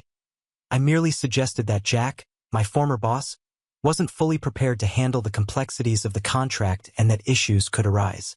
Their response was nearly immediate. The next day, I received a call from Corpet's representative, concerned about the situation. He said they were considering reevaluating the partnership if Jack was indeed unable to maintain the standards I had established. This was progress, a step closer to what I wanted. Next, I contacted some of the smaller companies with whom I had also built strong relationships. I made sure to clarify that my departure from the company hadn't been entirely voluntary, and that I feared the quality of services might suffer. I spoke cautiously, but I knew that planting this seed of doubt would undermine their confidence in Jack. While these companies weren't as significant as Corpet, together they held contracts that maintained the company's cash flow steady. The results began to show. In a matter of days, I received messages from former colleagues saying Jack was starting to panic. Clients were backing away, questioning decisions, and more importantly, doubting his ability to maintain service quality.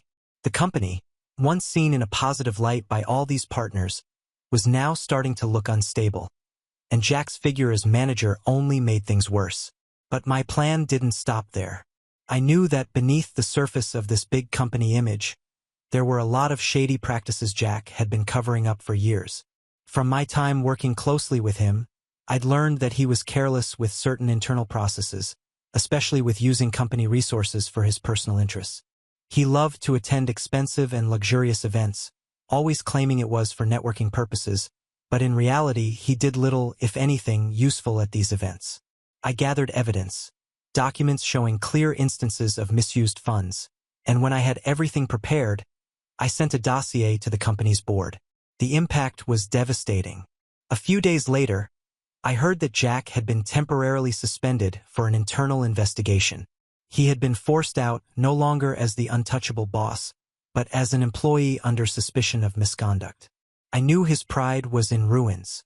The image he had carefully built over the years was shattered, and word was already spreading. The same companies he once impressed with his flashy presence were now questioning his integrity. I watched it all unfold from a distance, in silence. Each new piece of information about Jack's downfall brought me a relief I didn't even know I needed. It wasn't just about revenge, but about justice finally being served. A few weeks later, I received an unexpected offer.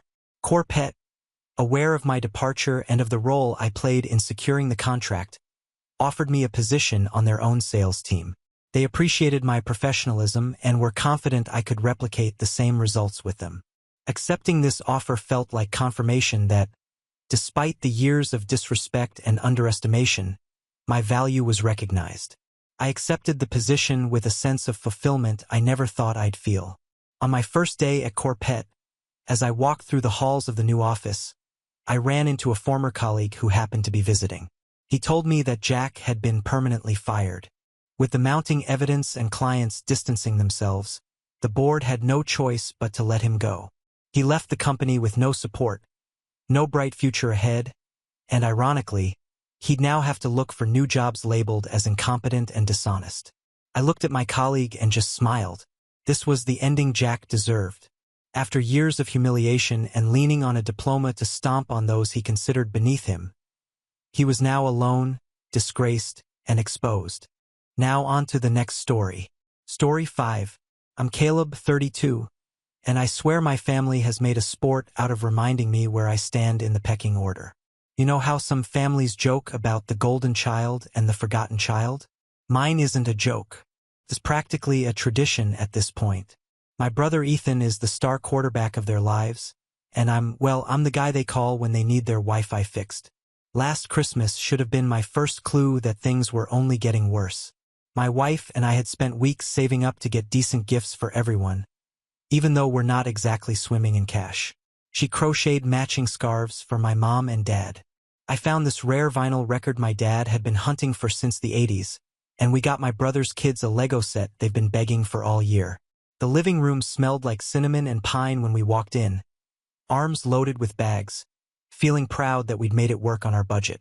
But when it came time to exchange gifts, my mom cleared her throat and said, "Caleb, honey, I'm so sorry. We couldn't afford gifts for your kids this year." She said it so softly, like she was announcing a tragedy. I just nodded, told my kids to sit tight, and pretended it didn't sting. I figured, okay, times are tough. Maybe they really can't. Then I watched Ethan's kids tear through wrapping paper like a Christmas morning commercial. iPads, designer sneakers, personalized leather jackets with their initials stitched on the back. The whole living room was a mountain of boxes, and Ethan was sitting in the middle like Santa Claus, grinning and taking credit for half of them, even though I knew Mom and Dad had pitched in. I sat there with this weird smile plastered on my face, my stomach twisting into knots. My daughter, Emma, tried to hide her disappointment, but she's 7. Subtlety isn't exactly her strong suit. She looked at me with those big watery eyes like she was asking what she'd done wrong. My son Max just went quiet, his little hands still clutching the wrapped book we'd gotten for Grandpa. When we got up to leave, Dad chuckled like he just told a joke I'd missed. "You know times are hard, son," he said, patting me on the shoulder. "Next year will be better." I bit my tongue so hard I could taste blood. Because here's the thing, I know exactly how hard times are for them. Dad just got a bonus at work. Mom still posts pictures of her spa days every other week. And I just seen Ethan bragging on Facebook about the custom grill he installed on his new truck, the one Dad co-signed the loan for. I drove home that night in silence. My wife didn't even turn on the radio, just reached over and squeezed my hand once. The kids fell asleep in the back, their little heads leaning against each other. I felt something cold settle in my chest, heavier than anger. It was this hollow, numb feeling, like something inside me had finally clicked into place. That night, I stayed up late scrolling through old family photos, wondering when exactly I stopped being their priority. Was it when I chose a trade school instead of college like Ethan? Was it because I work as a mechanic instead of an engineer? Or maybe it's just because I don't make them look good at family parties. The next morning, I woke up to a string of texts in the family group chat. Pictures of Ethan's kids showing off their new gifts. Mom gushing over how blessed she felt. Dad making jokes about Santa's little helpers. No one mentioned my kids. Not one word. I stared at the screen for a long time, thumb hovering over the keyboard. I could have let it go, but something inside me was done playing along. I wasn't going to just swallow this one like every other year. And that's when I got the idea, a little spark at first, but the longer I thought about it, the more it turned into a plan. The week after Christmas was always when we'd have the casual family brunch, which in my family means everyone gathers at Mom and Dad's house, complains about the weather, and pretends nothing awkward happened at Christmas. Normally, I'd beg off, but my wife suggested we go. Maybe it'll clear the air, she said gently, though the look in her eyes told me she didn't believe it either. So we went. I pulled up to my parents' driveway and noticed Ethan's brand new truck parked proudly out front, the one with the custom grille and rims that probably cost more than my car is worth. He was standing outside holding a beer like he was waiting to show it off. "Check it out, little bro," he said as soon as I stepped out of the car. He tapped the side mirror. "Dad helped me upgrade the suspension, too. Rides like a dream. You should think about trading up." I nodded tight-lipped, trying not to think about the fact that I'd been patching up my old hatchback just to keep it running.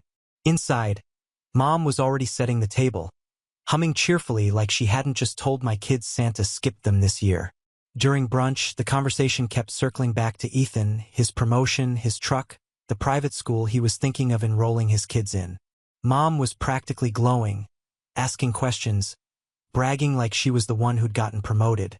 When my wife mentioned very casually that Max had gotten an award at school for perfect attendance, Mom smiled politely and then immediately pivoted back to Ethan's kids. "That's nice, dear. Oh, Ethan, did you tell everyone about Sophie's piano recital?" It was like my kids were invisible. I caught Emma tracing little circles on the tablecloth with her finger, her face blank. Then came the part that still makes my jaw clench when I think about it. Mom stood up halfway through dessert and clinked her glass for attention. "Since we're all together," she said sweetly, "we wanted to let everyone know we've decided to start a family fund." I frowned. "Hey, what?" Dad smiled like he was announcing a charity drive. "A family fund. Everyone chips in a little each month so we can help each other out when times are tough. Emergencies, kids' birthdays, vacations, keep things fair." My stomach dropped. "Fair," I repeated slowly. "Yes," Mom said, looking right at me. "We know you've been struggling a bit this year, Caleb, and we want to make sure we can all support each other." For a second, I almost felt touched until Ethan spoke up. "Yeah, and it'll help cover things like when the kids need new tablets for school or, when someone wants to throw a big birthday party." I blinked. "Hold on. Are we talking about a slush fund for your kids' iPads?" Mom's face went tight. "Don't be dramatic. Everyone will benefit." "Really? Because last week my kids didn't even get a pair of socks. But your grandkids got designer jackets." I wasn't yelling, but my voice was sharper than I intended. The room went quiet for a beat. Then Dad chuckled like I told a joke. "You know we had to cut back this year, son." "Cut back on what?" I shot back. "Your vacation? Your truck upgrades." Ethan raised his hands, smirking. "Hey, don't take it out on me just because I'm doing well." That was the moment I realized there wasn't going to be any clearing the air. They didn't see what they were doing, or worse, they did, and they didn't care. I dropped it for the kids' sake. But when we got home, I sat in the garage for half an hour before going inside. My wife eventually came out and sat next to me on the cold step. "You okay?" she asked softly. "No," I admitted, "but I think I know what I need to do." Over the next few weeks, the group chat blew up with updates about Ethan's life, pictures of the kids at ski lessons, Mom asking everyone to chip in for Sophie's dance recital costume, a reminder about the family fund with a suggested contribution amount that was laughably high considering our budget. I didn't respond at first, but one night Mom called me directly. "Caleb, honey, did you see the message about the family fund? We really need to get this rolling. Your brother already contributed." "Of course he did," I muttered. Mom sighed. "We just want everyone to have equal opportunities. You don't want your kids to feel left out, do you?" I actually laughed at that. A short, humorless sound. "They already are left out. Mom, you made sure of that at Christmas." She was quiet for a moment. Don't be cruel, Caleb. You know we love your kids. We're just trying to… To what? Keep Ethan on a pedestal? Make sure he never has to pay for anything by himself. Her voice turned sharp. Watch your tone. We're doing what's best for the family. I hung up before I said something I'd regret.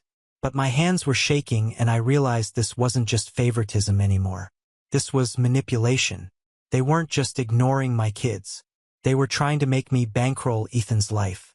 A few days later, Dad sent me a message that made my blood boil. Hey son, just a reminder about the fund. We figured since Ethan's kids have some big expenses coming up, you could double your first month's contribution. You don't want them to miss out, right? I stared at the screen, feeling that cold, hollow click again, like the night of Christmas. No, I wasn't going to be guilt-tripped into paying for their kids' iPads while mine were being ignored. And that's when the idea that had been smoldering in the back of my mind flared up again. Bigger, sharper, more focused this time. I didn't just want to opt out. I wanted them to feel what we felt. A few weeks later, I got a text from Mom that simply said, "Family dinner this Saturday. Everyone's coming." No explanation, no context, just an expectation. I almost didn't go. Part of me wanted to stay home, order takeout, and watch a movie with the kids. But my wife convinced me. If you skip, they'll just say you're being dramatic.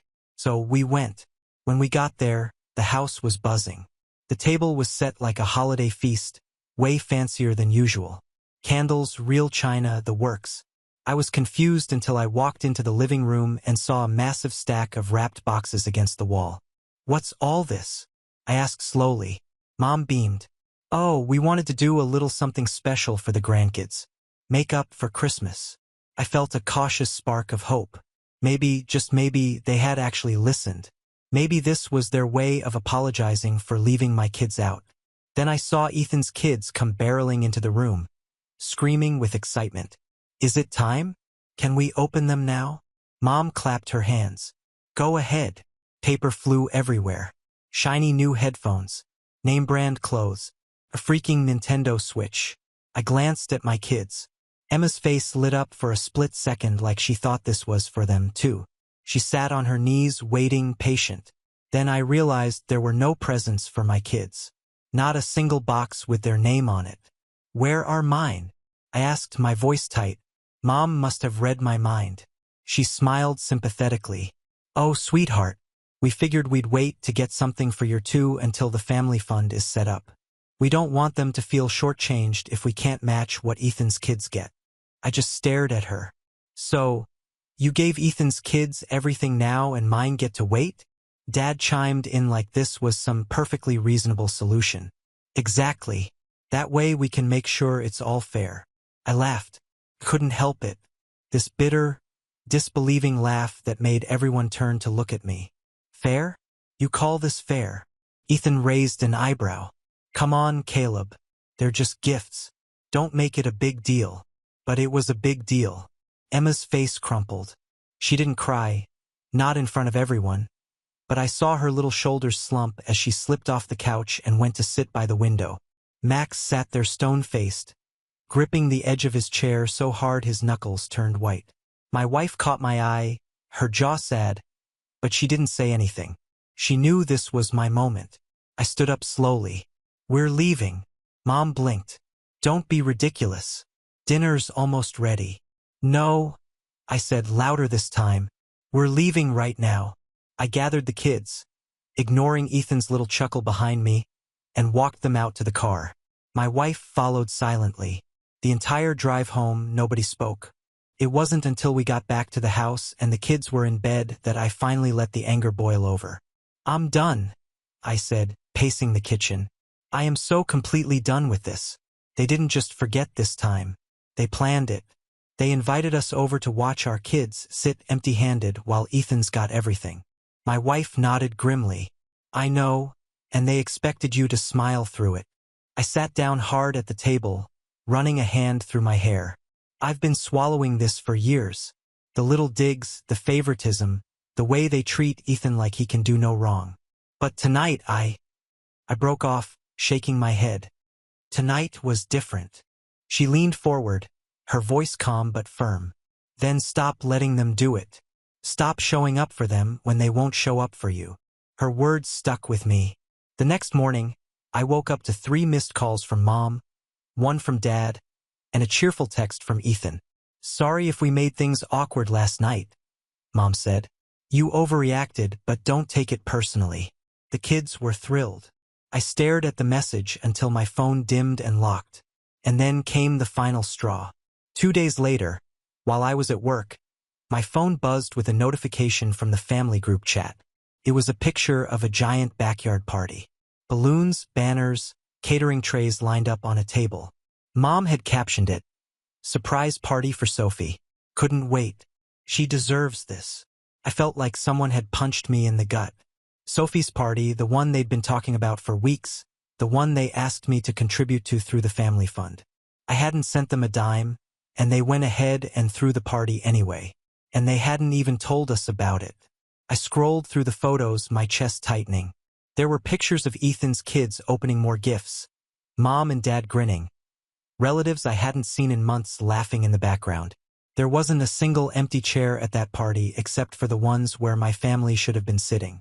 That night, Emma climbed into my lap and asked, "Daddy, why don't we go to the fun parties anymore?" I didn't have an answer for her. Something inside me hardened. This wasn't just favoritism anymore. This was exclusion, deliberate, calculated. And I realized something. They weren't going to change. Not on their own. If I wanted my kids to stop being hurt, if I wanted to stop feeling like the forgotten son, I was going to have to do something drastic, something they wouldn't be able to ignore. And that's when the plan really started to take shape. The week after Sophie's party, the house felt heavier. It wasn't just me. The kids were quieter, too. Emma stopped asking when we'd see Grandma and Grandpa again. Max kept to himself, reading in his room, barely coming out except for meals. My wife and I exchanged these loaded looks, the kind where no words are needed because we both knew something had shifted permanently. I went through the motions at work, but even my coworkers noticed something was off. "You good, man?" my buddy Drew asked as we were closing up the shop one night. I shrugged, muttered something about family stuff, and left before he could press further. The worst part was the group chat. Every day, without fail, a new message popped up. Photos from Ethan's housewarming. Clips of the kids playing with their new Switch. Mom asking everyone for input on the family vacation they were planning for spring. A vacation I clearly wasn't invited to. At least not yet. Finally, I muted the chat. I didn't leave. Not yet. But I couldn't stomach another cheery update while my kids sat at home wondering why they weren't included. One night, I sat in the garage again, staring at the tools hanging on the wall, the faint smell of oil and grease grounding me. My wife came out and leaned against the doorframe. "You can't keep doing this to yourself," she said softly. "I know." My voice sounded flat. "But if I stop showing up completely, it's just going to give them more ammo." See, Caleb's being difficult again. Caleb doesn't want to be part of the family. She walked over, sat next to me, and put a hand on my knee. "You don't owe them your peace of mind just to avoid their gossip." Her words hit me like a hammer. I realized I had been performing, showing up to family events, smiling through gritted teeth, pretending everything was fine, just so I wouldn't be labeled the problem. And for what? It didn't stop them from excluding my kids. It didn't stop them from asking for money. It didn't stop them from throwing a party behind our backs and posting about it like it was some big win. Something had to change. So I started small. I stopped volunteering to host. I stopped rearranging my work schedule to make their events. I started putting my kids' activities first, even if it meant missing a Sunday dinner. First, Mom noticed. She called me one evening, her voice sharp. "Caleb, we didn't see you at brunch today. Is everything okay?" "Yeah," I said evenly. "Max had a science fair project due. We stayed home to finish it." She scoffed. "Well, you could have come after." "We didn't want to," I said, cutting her off. There was a pause on the other end of the line, then a chilly, "I see." After that, I heard from her less and less, but pulling away didn't magically make the hurt go away. If anything, it made it worse because now I had space to actually feel it. One night after the kids were asleep, I sat at the kitchen table scrolling through old photos on my phone. There was one from 3 years ago, my dad holding Max at his 5th birthday party. Both of them grinning, frosting smeared on Max's cheeks. Back then, we were all still close. Back then, I still believed that my parents loved my kids the same as Ethan's. I put the phone down and just sat there staring at nothing. I realized I was mourning something that wasn't dead. Not yet, but maybe it needed to be. That was the lowest point. The breaking point came a week later. It was a rainy Saturday morning when Dad called. I almost didn't answer, but something told me to pick up. "Hey, son," he said casually, like nothing had happened. "Listen, Ethan's truck payment came due a little earlier than he expected this month. We were thinking this would be a good chance for the family fund to kick in." I went very still. "There is no family fund, Dad. At least not one I've agreed to." He sighed like I was being difficult. "Caleb, don't make this harder than it needs to be. It's just one payment. You can afford it." I actually laughed. "You're asking me, the guy whose kids got nothing for Christmas, to pay for Ethan's truck? You know, he's got a lot on his plate right now," Dad said irritably. "He can't do it all himself." My hand tightened on the phone. "Neither can I. But you don't seem to care about that." "Watch your tone," he snapped. I hung up without saying goodbye. I sat there in silence for a long time after that call, my heart pounding. That was when something inside me clicked for the last time. This wasn't about peace anymore. This wasn't about trying to keep the family together. This was about respect, and I wasn't going to get any until I stopped asking for it and started taking it. That night, while the kids were watching a movie, I opened my laptop and started going through my files, bank statements, tax returns, property records. I wasn't sure exactly what I was looking for yet, but I knew I needed to get my ducks in a row because when I finally made my move, I wanted it to be impossible for them to ignore. Once I made the decision to stop begging for respect, it was like someone flipped a switch. I woke up the next morning with this strange clarity, like I'd finally put down a weight I'd been carrying for years. The first thing I did was take a hard look at our finances. I stayed up late that night with my laptop, going through everything line by line. For the first time, I wasn't just trying to survive. I was thinking strategically. If my family was going to keep treating us like second-class citizens, then I was going to make sure we were strong enough to never need them again. I cut out anything that wasn't essential. Old subscriptions, impulse purchases, gone. I called up a buddy who'd been asking me to help him on the side with car restorations, and I said yes.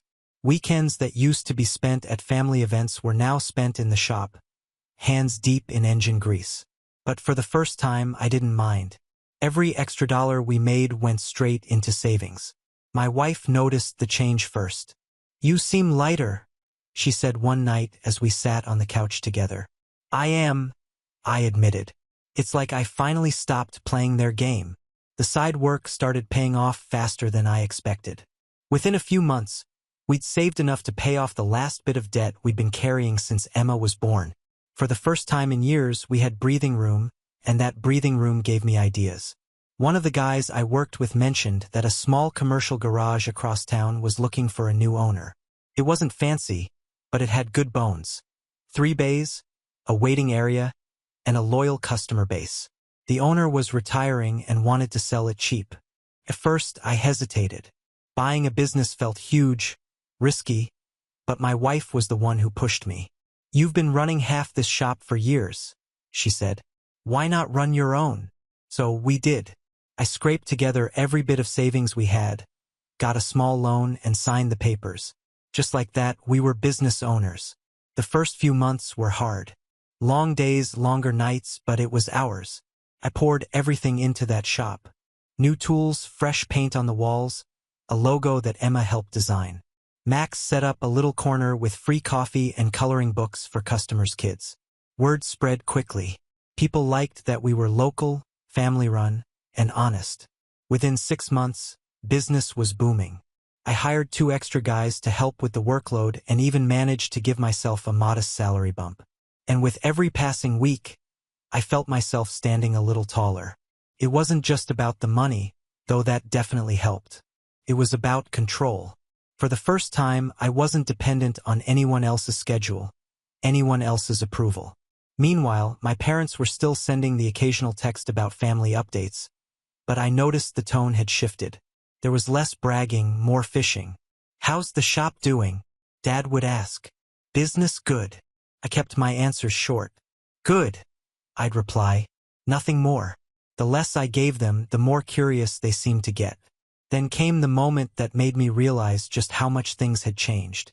One Friday night, we were closing up the shop when a customer came in last minute with a car that needed urgent repairs. I stayed late to finish it myself. And when the man came back to pick it up, he handed me cash and said, "You just saved my weekend, man. Keep the change." It was a $100 tip. I drove home that night with grease still on my hands, grinning like an idiot. My wife met me at the door, and when I showed her the cash, she laughed and hugged me so hard I almost dropped it. It hit me then. We weren't just surviving anymore. We were winning.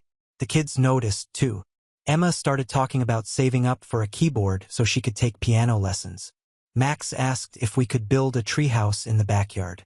Little things, but they felt like proof that we were finally moving forward. And every time I saw their smiles, I felt my resolve harden because while we were building something real, my parents and Ethan were still playing their game. They still sent out invites to events. "We'd love for you to attend," always with a price tag attached. "Contribute to the fund. Bring a dish.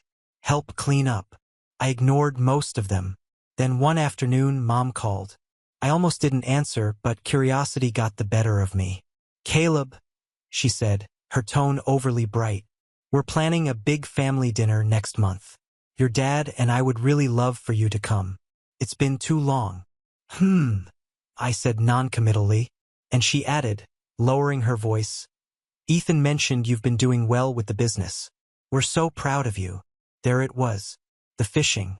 "Thanks," I said evenly. "Well," she continued, "we were thinking it might be nice to do a little fundraiser for the family fund while everyone's together. You know, since things are going so well for you. Maybe you could help set the tone with a generous contribution." I actually smiled because in that moment I realized something. They still thought I was the same Caleb who would quietly open his wallet just to keep the peace. But I wasn't that guy anymore.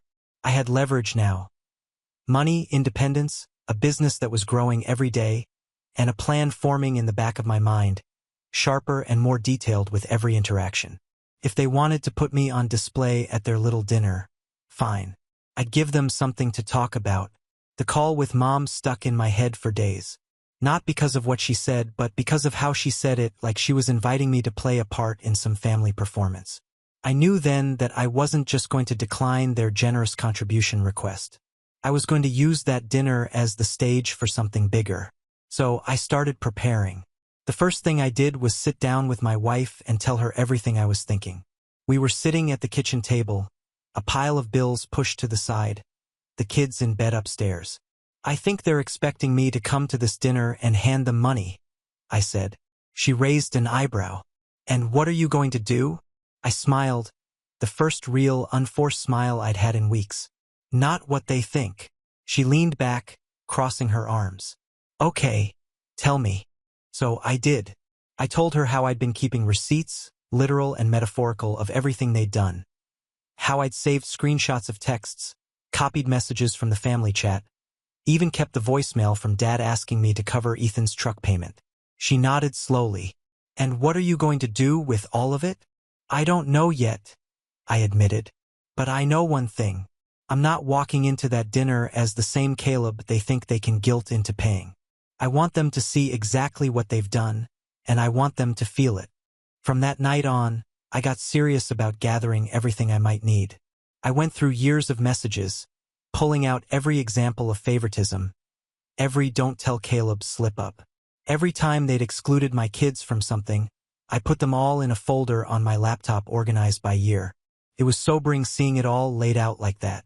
This wasn't just a one-off bad Christmas or a single missed party. It was a pattern that stretched back years.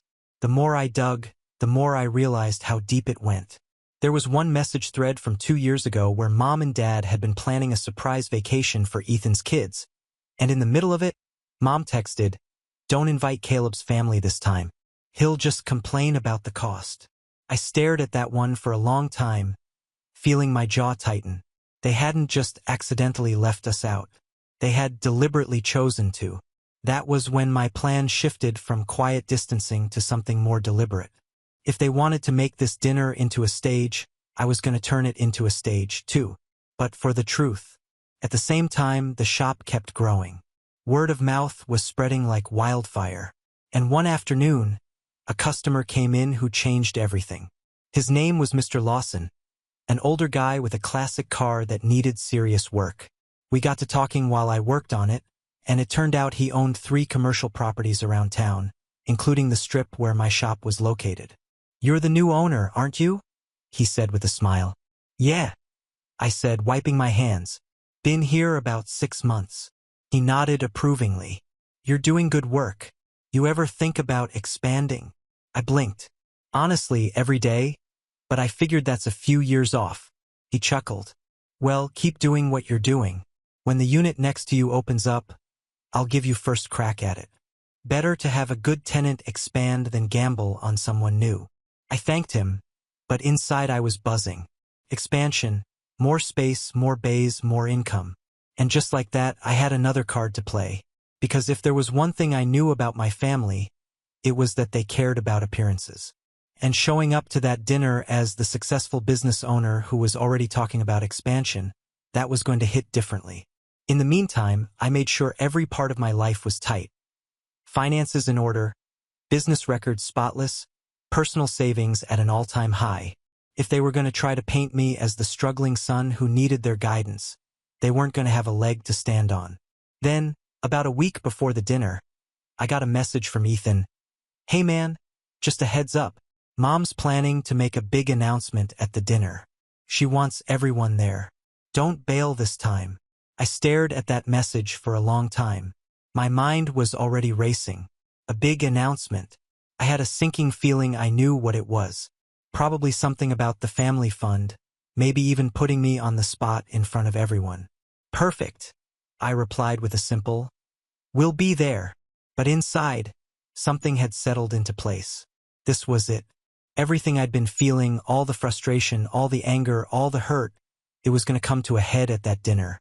And for the first time, I wasn't dreading it. I was looking forward to it. I spent the next few days polishing up my evidence, printing out a few key messages, compiling screenshots into a neat little timeline. I didn't know exactly how I'd use them yet, but I knew I wanted to have them ready. I also made a few quiet calls, one to my accountant, one to a friend who did marketing work, and one to my buddy Drew from the shop. They didn't know all the details, but they knew enough to help me make sure everything about my business looked as professional as possible. By the time the night of the dinner rolled around, I felt something I hadn't felt in years walking into my parents' house. Confidence. No more quiet smiles. No more forced laughs.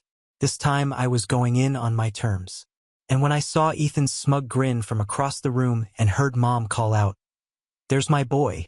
We're so glad you made it," I just smiled back because they had no idea what was coming. The night of the dinner, we got to my parents' house right on time, which was a first. Usually, we'd be the ones rushing in last minute, apologizing, trying to squeeze in between conversations that had already started without us.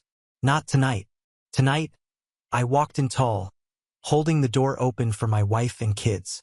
Emma clutched the drawing she'd made for Grandma. Max carried the loaf of fresh bread we'd brought from a local bakery. The first thing I noticed was how crowded the house was. Everyone was there. Grandparents, cousins, aunts, uncles. Ethan stood near the kitchen with a beer in hand, grinning like he'd been waiting for me. "Caleb," Mom said brightly, coming forward to hug me. "So glad you could make it. And you brought bread. Perfect." "Wouldn't miss it," I said, my voice calm and steady. Dinner was loud as usual, but this time I didn't shrink into the background. I asked my cousins about their jobs, laughed at my uncle's jokes, even told a few of my own. For once, I felt in control. But the real moment came after dessert. Mom clinked her glass, standing at the head of the table. "Everyone, if I could have your attention," she said with a smile. "We wanted to share something exciting with you tonight." I felt every eye turn toward her, and I knew this was it. The moment she'd been building toward. "As you all know, we've been talking about setting up a family fund," she continued. And we think now is the perfect time to make it official. It's a way for us to support each other, to make sure the kids never go without, and to keep this family strong for generations to come." There were murmurs of approval around the table. Ethan stood up beside her, clapping his hands together. "And we're asking everyone to contribute. Whatever you can, of course, but we thought it might be nice if Caleb could kick things off. Set the tone for the rest of us." All eyes turned to me. In the past, I would have felt my stomach drop. I would have fumbled for my wallet, thrown in more than we could afford, and sat there red-faced while everyone clapped politely. Not tonight. Tonight, I smiled. "I'd be happy to kick things off," I said, pulling out the folder I'd brought with me. I placed it on the table in front of me and opened it slowly, letting the room quiet down. "But before we do that, I think it's important that we're all on the same page about what family support really means." There was a pause. "What do you mean?" Mom asked, her smile faltering slightly. I took out the first page, a printout of the text from 2 years ago, the one where she told Dad not to invite us on the vacation because I'd complain about the cost. I read it out loud. The room went still. Then I took out another, the screenshot of the message asking me to double my family fund contribution because Ethan's kids had some big expenses coming up. And another, the photo of Sophie's surprise party that we hadn't been invited to. And another, Dad's voicemail asking me to cover Ethan's truck payment. Each one I laid carefully on the table, my voice calm, and even as I explained exactly what it was and how it had made me and my kids feel. I didn't yell. I didn't cry. I just told the truth.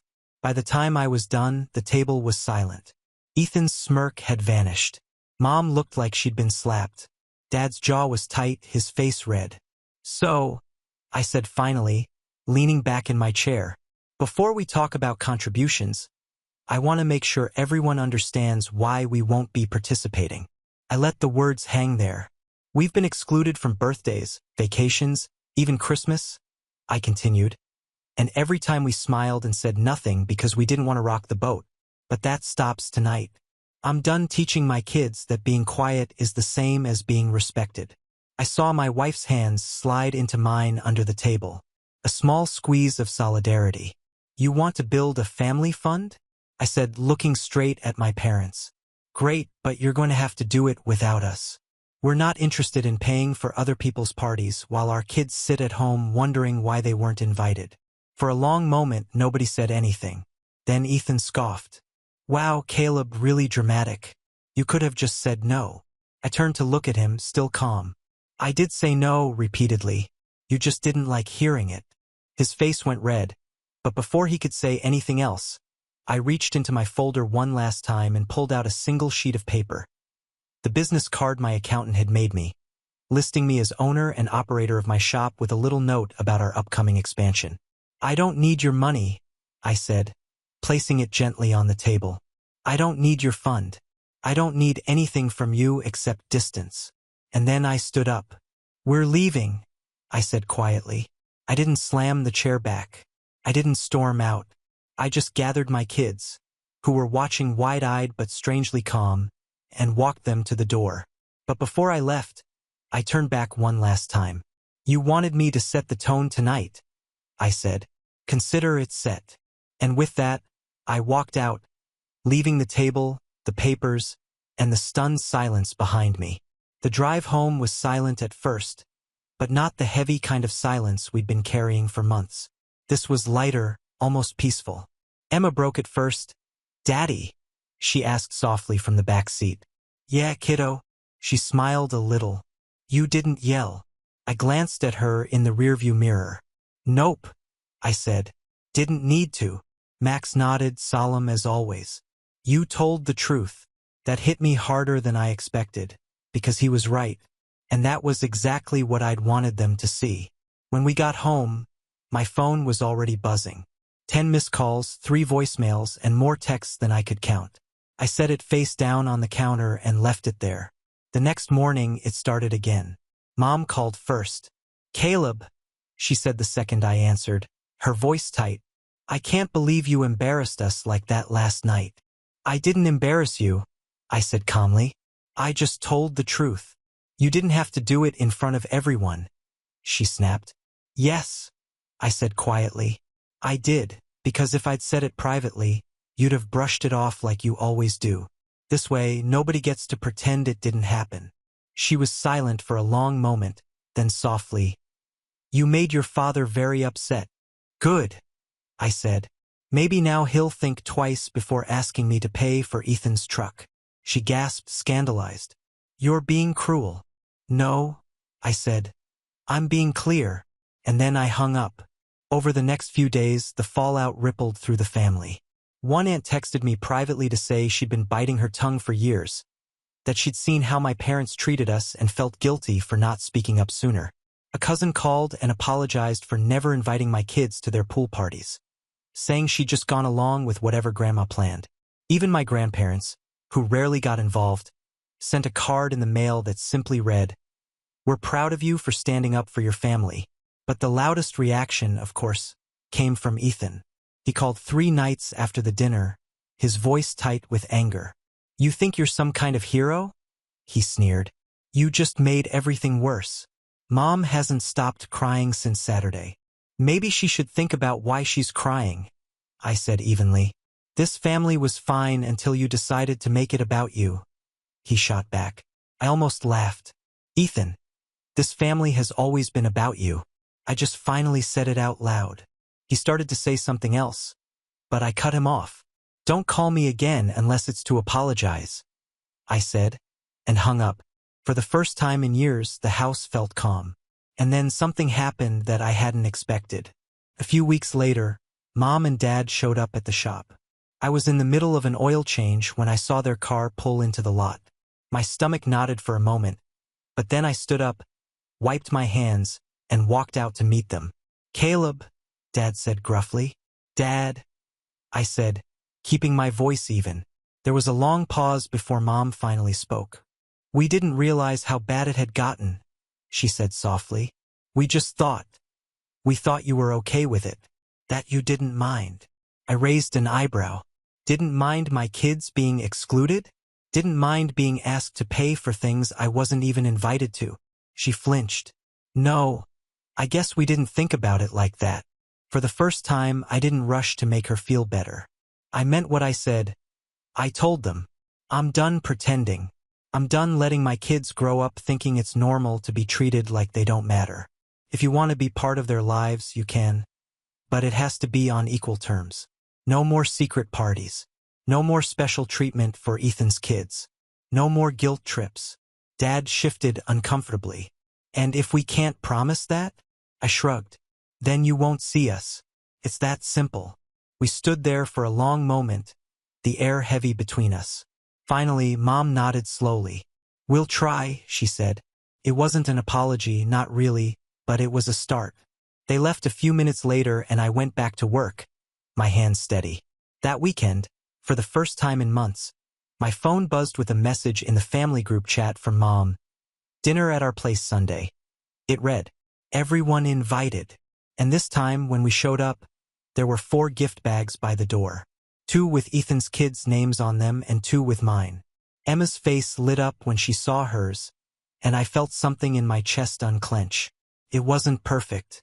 It might never be perfect, but it was different. And as I sat at the table that night watching my kids laugh and eat and actually be included, I realized that this was the real revenge.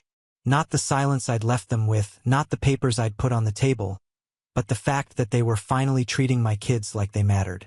As we drove home, Emma leaned forward from the back seat and said, "Daddy." "Yeah, kiddo." She smiled. That was fun. And for the first time in a long time, I smiled back and meant it. "Yeah," I said. It was. And just like that, I knew the game had changed for good. Now on to the next story. Story 6. My name's Owen and I'm 39. I've never been one for drama. Never needed to be the center of attention. I'm more of a fix-it-with-my-hands kind of guy. Grew up with 3 brothers, a quiet mom, and a father who said little but meant every word. You could say I was raised to value peace over conflict, patience over pride. So when I met Angela, it wasn't some grand romantic whirlwind. It was a steady, slow burn. She was kind, warm, grounded.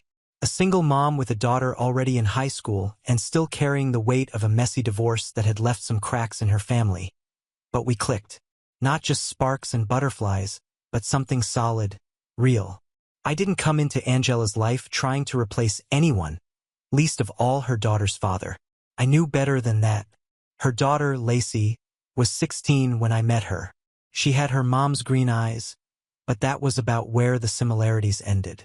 Where Angela was calm and thoughtful, Lacey was fire and fury, all sharp edges and standoffish glares. I told myself it made sense. Teenagers are rough. A new guy in the house, of course she'd be suspicious. Her parents had divorced just a year prior. I knew I had to earn her trust, so I did what I always do. I tried quietly, consistently. I offered rides when Angela had late shifts. I remembered her favorite ice cream. I fixed the lock on her bedroom door without being asked. Nothing grand, just steady. But with Lacey, nothing I did ever landed quite right. There was always this layer of coldness. Like every time I entered a room, I was stepping into a silent standoff. I didn't push it. I figured time would soften things. People grow up, wounds heal. That's what I kept telling myself. Angela noticed the tension. Of course, she'd talk to Lacey behind closed doors, come out with this worried look on her face, then brush it off with a soft smile. She just needs time, she'd say. It's not you, Owen. She's still holding on to a lot of anger from the divorce. And I believed her. I wanted to, so I stayed patient for months. Even when Lacey would make little jabs at dinner, muttering, "Must be nice to play house with someone else's family." Even when she refused to sit in the car if I was driving. Even when she accidentally let our dog out the side gate after I spent hours putting in a new latch. I chalked it all up to grief, anger, youth. I didn't want to be the reason Angela had more stress. But things shifted after I moved in.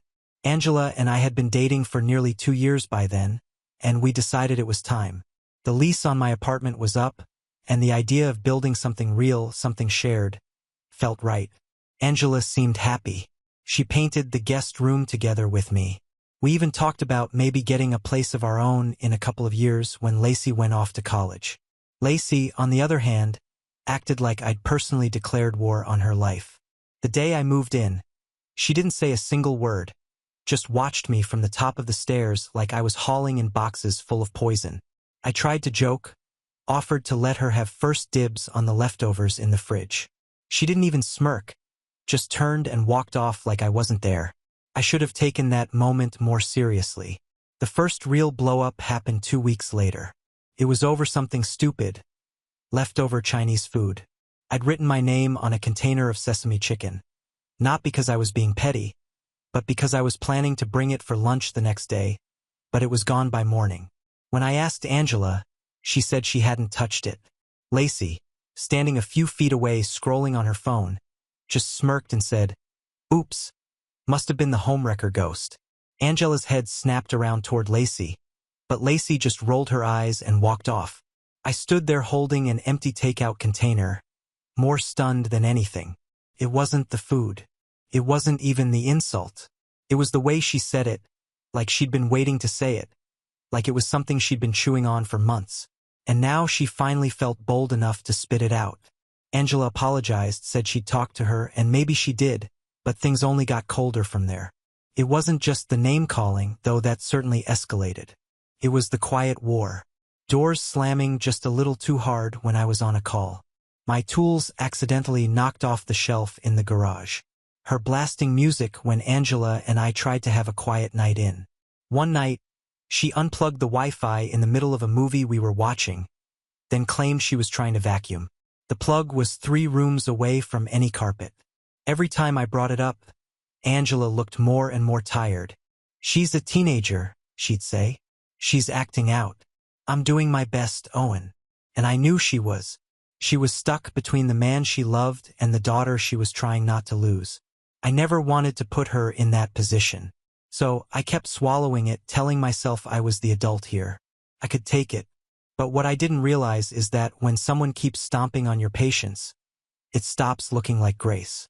It starts looking like weakness. The tipping point came on a Sunday afternoon. I was out back replacing a broken fence panel.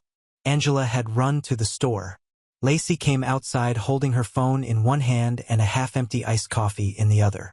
She watched me work for a minute, then said, "You know, she was happier before you showed up." I didn't respond.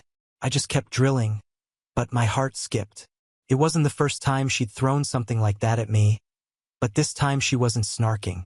She was serious. Her voice had weight. "She and my dad weren't perfect," she continued, stepping onto the grass.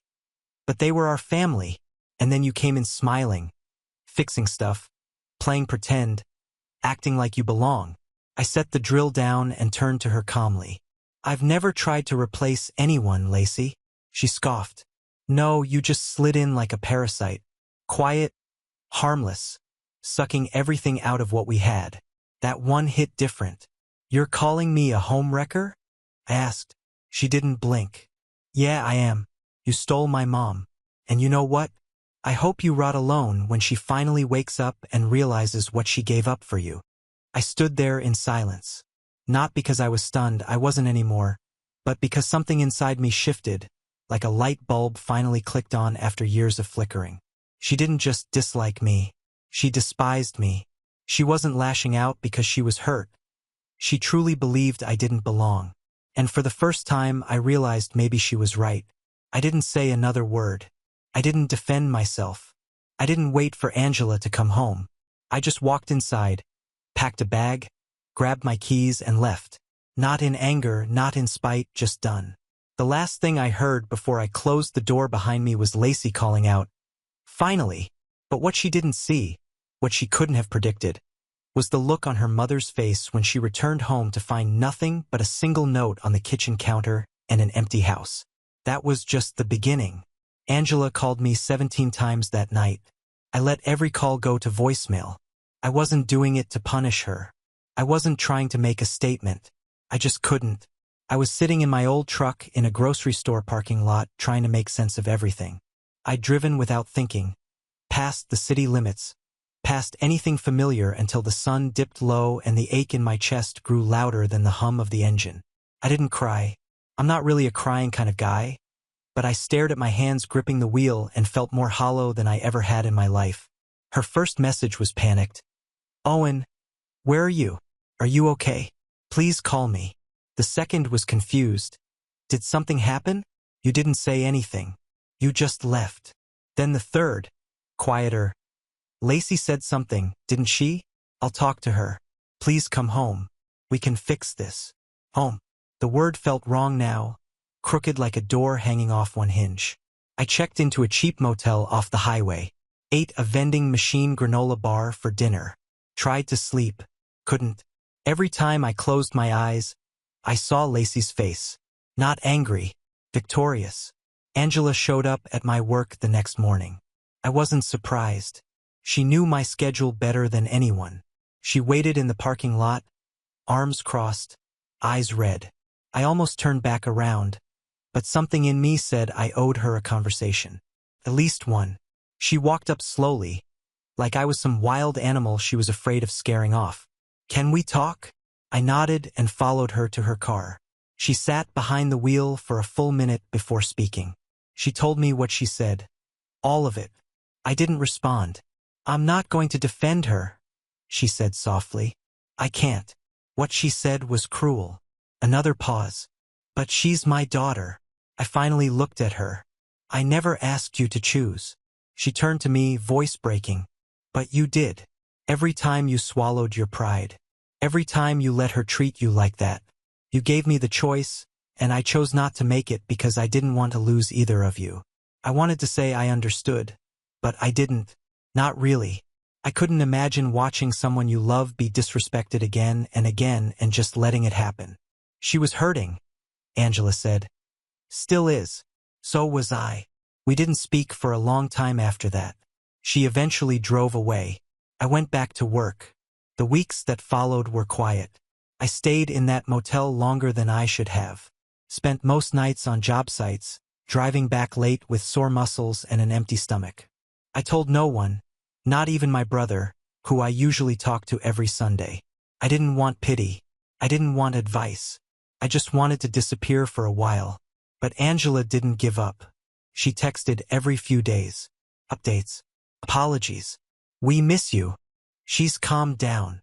Can we meet for coffee? I didn't answer most of them. Then came the message that made my blood run cold. She's been seeing her dad again. Lacey's father, Ryan, hadn't been around much in the 2 years I'd been with Angela. From what I knew, he was the charming kind of irresponsible, the type who made big promises, then vanished when real life got hard. But Lacey adored him. Even when he bailed on her birthday, even when he forgot to pick her up from the airport that one time, she still lit up whenever he resurfaced. Apparently, he'd resurfaced. Angela told me Lacey had reached out to him, told him she wanted to reconnect, that she felt smothered at home, that things had been better before Owen. I wasn't surprised, but I was disappointed. Not just in her, but in Angela. Because instead of setting boundaries, instead of reminding her daughter what disrespect looked like, she let him back in. She wants to spend the weekend at his place, Angela said over the phone. I'm not thrilled about it, but I can't say no. Not now. I stayed silent. She's blaming me too now, she added. She thinks I let you leave because I chose you over her. I didn't. I didn't know how to fix it. And there it was, the thing I'd felt but never quite had the words for. Angela didn't choose anyone. She just stood still while everything fell apart around her. A week later, I got an email. It was from Lacey. It said, "You're not the victim here. You knew what you were doing the whole time. You came into our lives and acted like you were doing us a favor, but all you did was tear things apart. You're pathetic." No greeting, no signature, just those 3 sentences. I sat with that message open for 10 full minutes, reading it over and over, trying to decide if it was bait or a cry for help or just truth. In the end, I didn't reply. I didn't even delete it, but I saved it, because something inside me had started to shift. The anger that had been buried beneath all that patience. It was starting to grow teeth, and I wasn't planning on biting back yet. Not yet. But I was done playing the ghost.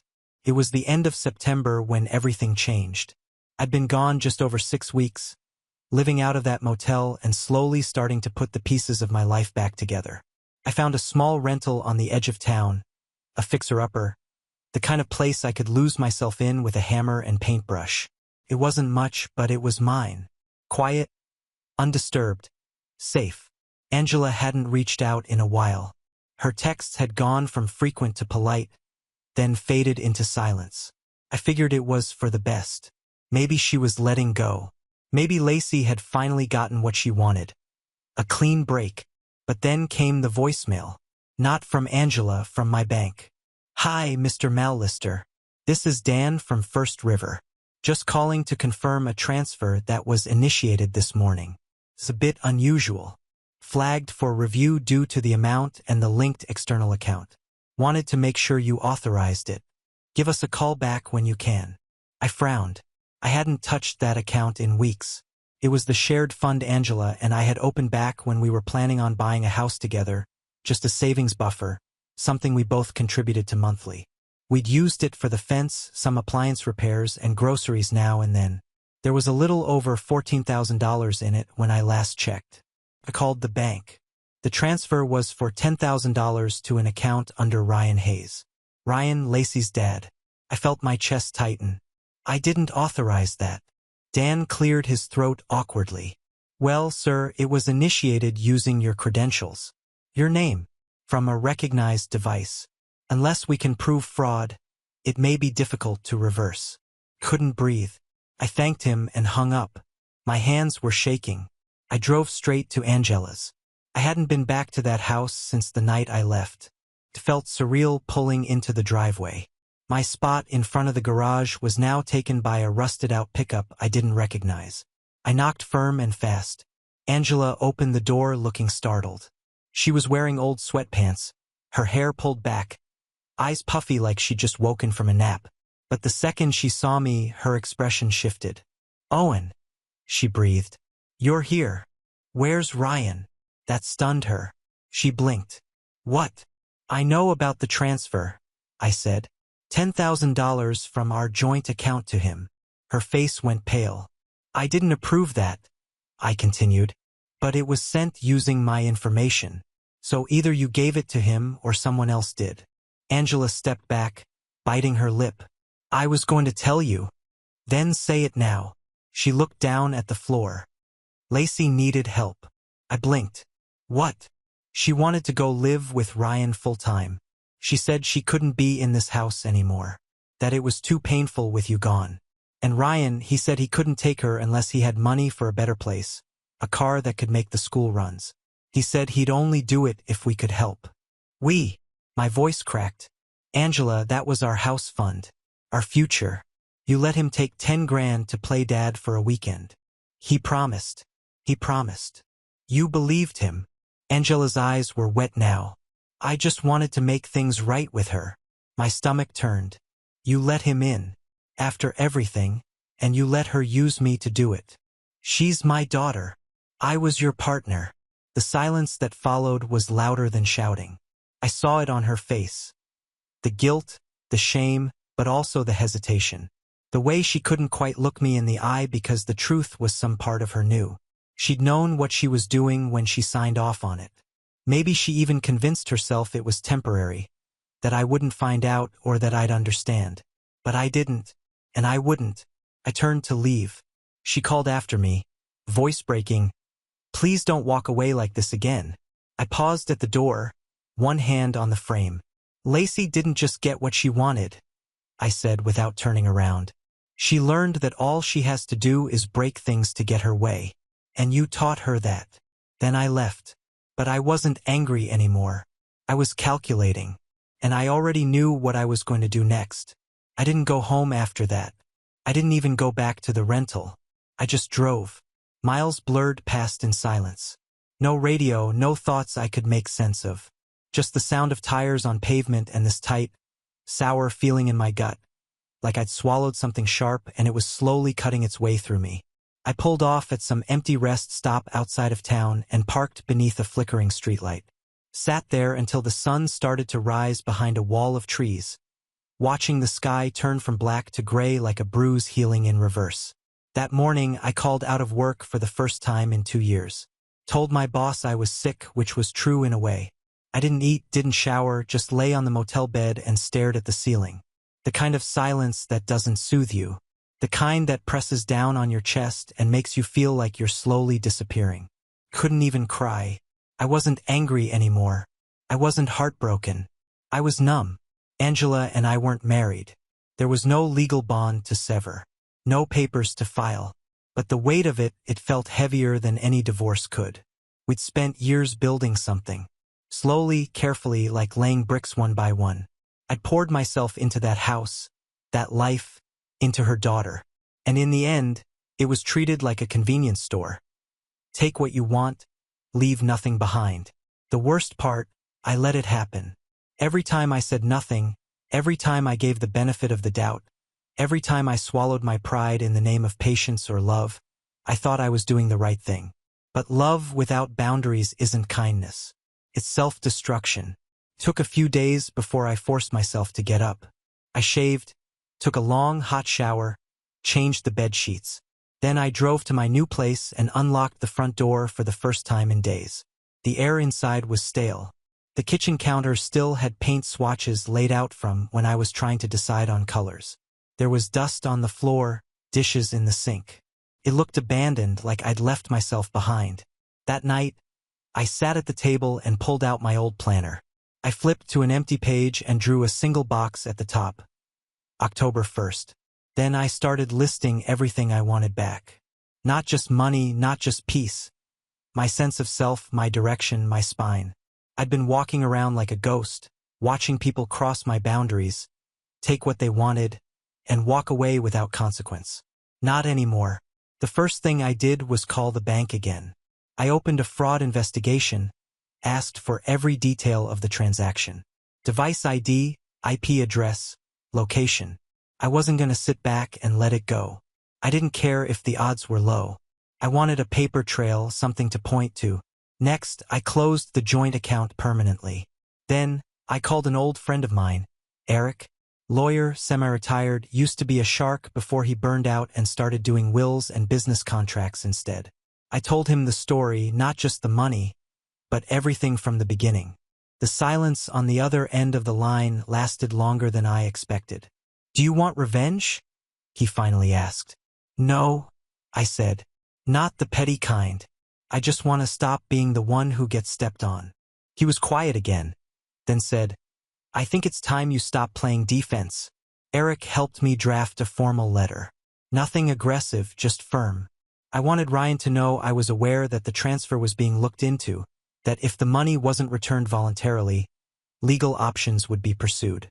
We didn't send it right away, just sat on it like bait. The final piece came a few days later. I got a text from Lacey. Just 4 words. "You ruined everything. Congrats."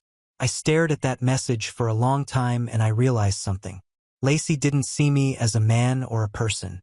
She saw me as a tool, a wedge in her narrative. The villain in a story she'd rewritten in her head where her dad was the good guy, her mom was the victim, and I was the one who broke the family apart. That's when the switch flipped, because suddenly I wasn't sad anymore. I wasn't confused. I wasn't sitting in the ashes of some love story wondering what I could have done differently. I was awake, and I knew exactly what I was going to do next. But first, I needed to see one more thing with my own eyes. A confirmation, a gut check. So, I drove one last time to the house I used to call home.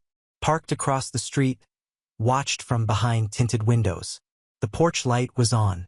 There were 2 cars in the driveway. One was Angela's, the other was Ryan's.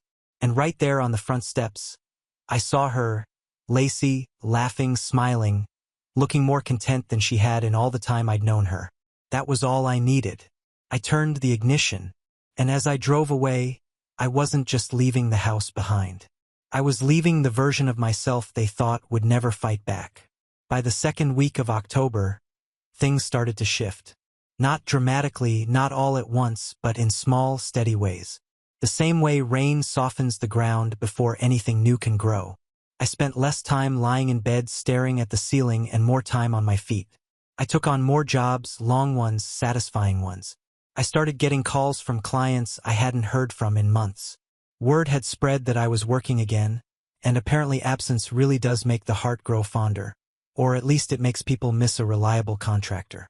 There was something therapeutic about demolition. Breaking down old walls, tearing up cracked tiles, pulling out cabinets that had overstayed their welcome. I didn't say it out loud, but every swing of my sledgehammer felt like another thread snapping free from my past. One day, I completely gutted a kitchen while listening to a podcast about stoicism. And by the end of the job, I felt more whole than I had in years. And then something unexpected happened. Eric called me.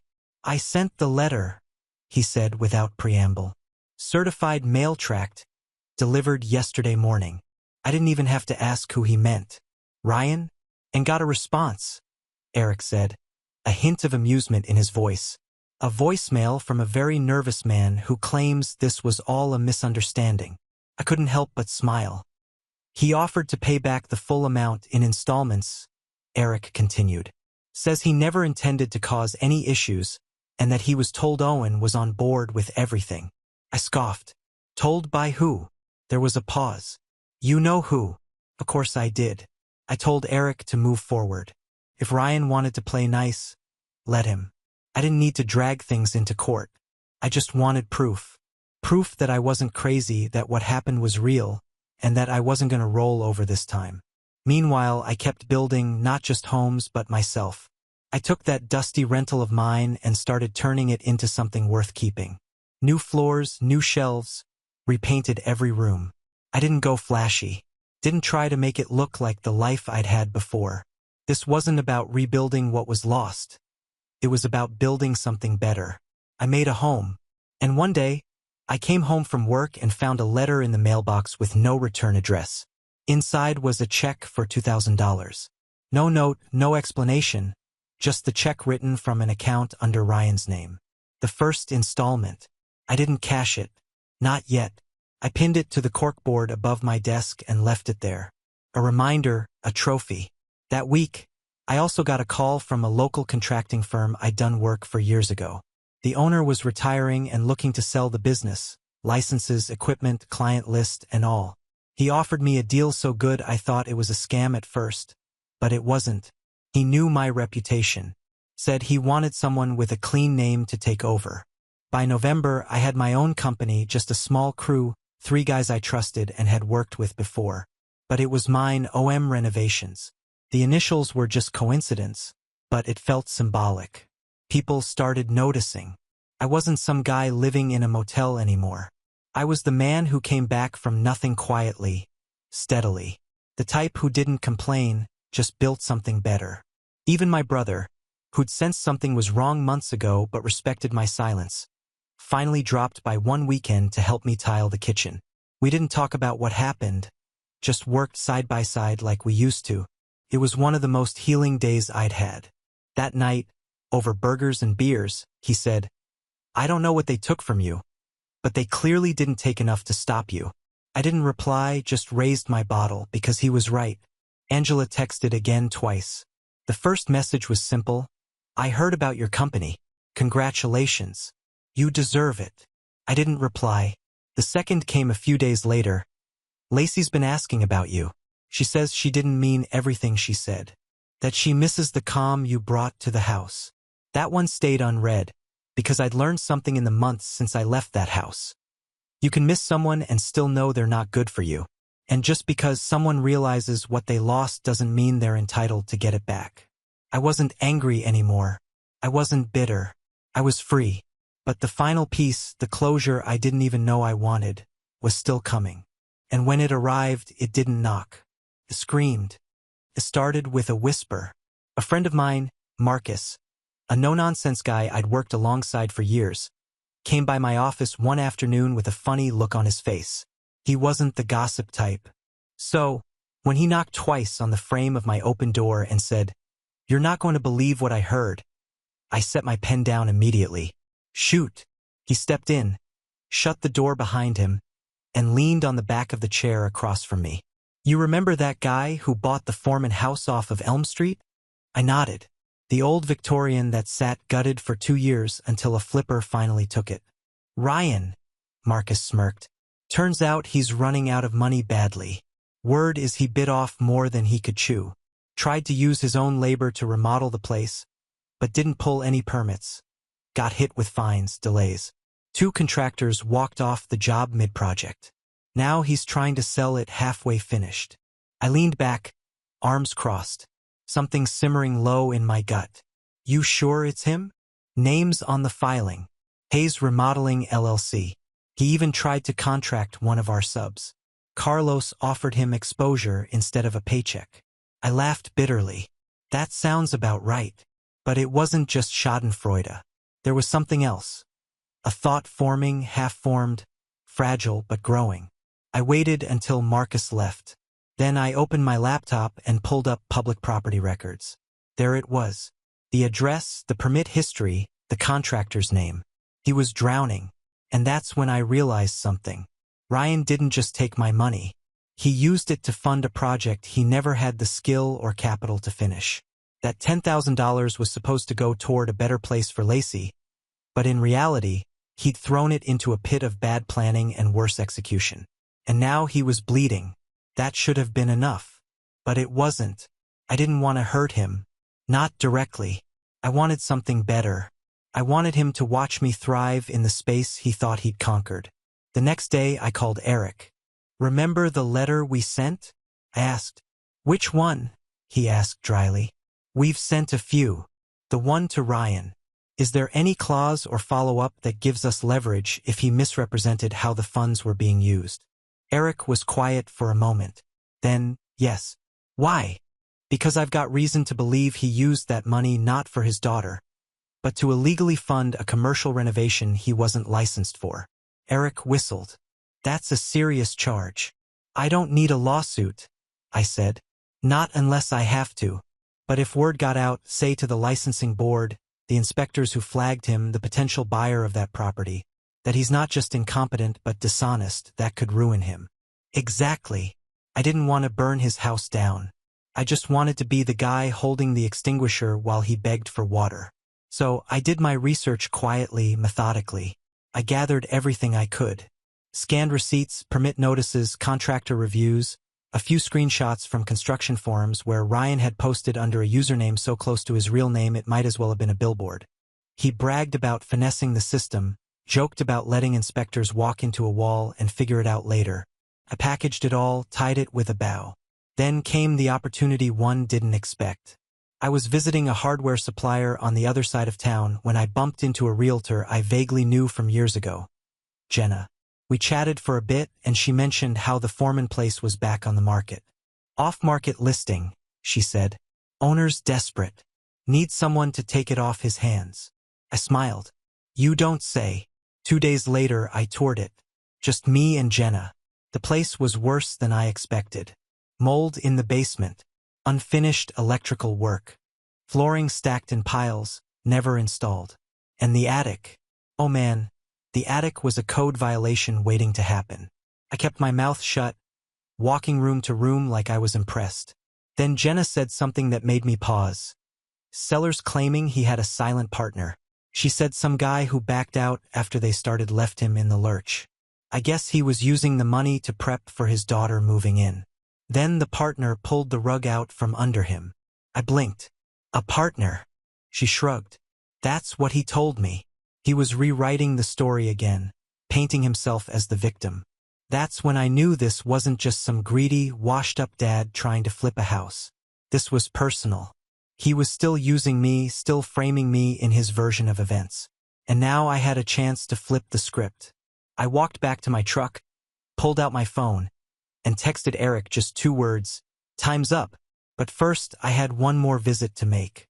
Someone I hadn't spoken to in months. Angela. Because what I was planning next, she needed to hear it from me before the whole truth finally came crashing down around them. Angela opened the door slower than I'd ever seen her move. Her eyes were tired. Not the kind of tired from lack of sleep, the kind you carry when you're pretending everything's fine for too long. The porch behind her looked weathered, like no one had bothered to sweep it in weeks. Dead leaves clung to the corners. A small crack had formed in the banister I'd repaired myself 2 years ago. "Owen," she said, her voice unsure, almost wary. "This is unexpected." "I know," I said calmly. "I won't stay long." She hesitated, then stepped aside. "You want to come in?" I shook my head. "I just want to tell you something. Then I'll be gone." She pulled her cardigan tighter, crossing her arms. "Okay." I met her eyes. "You told me once you didn't want to lose either of us. That you were just trying to keep things from falling apart." Her gaze dropped. "I remember." "Well, they did," I said. "And now that the dust has settled, I want you to know something important.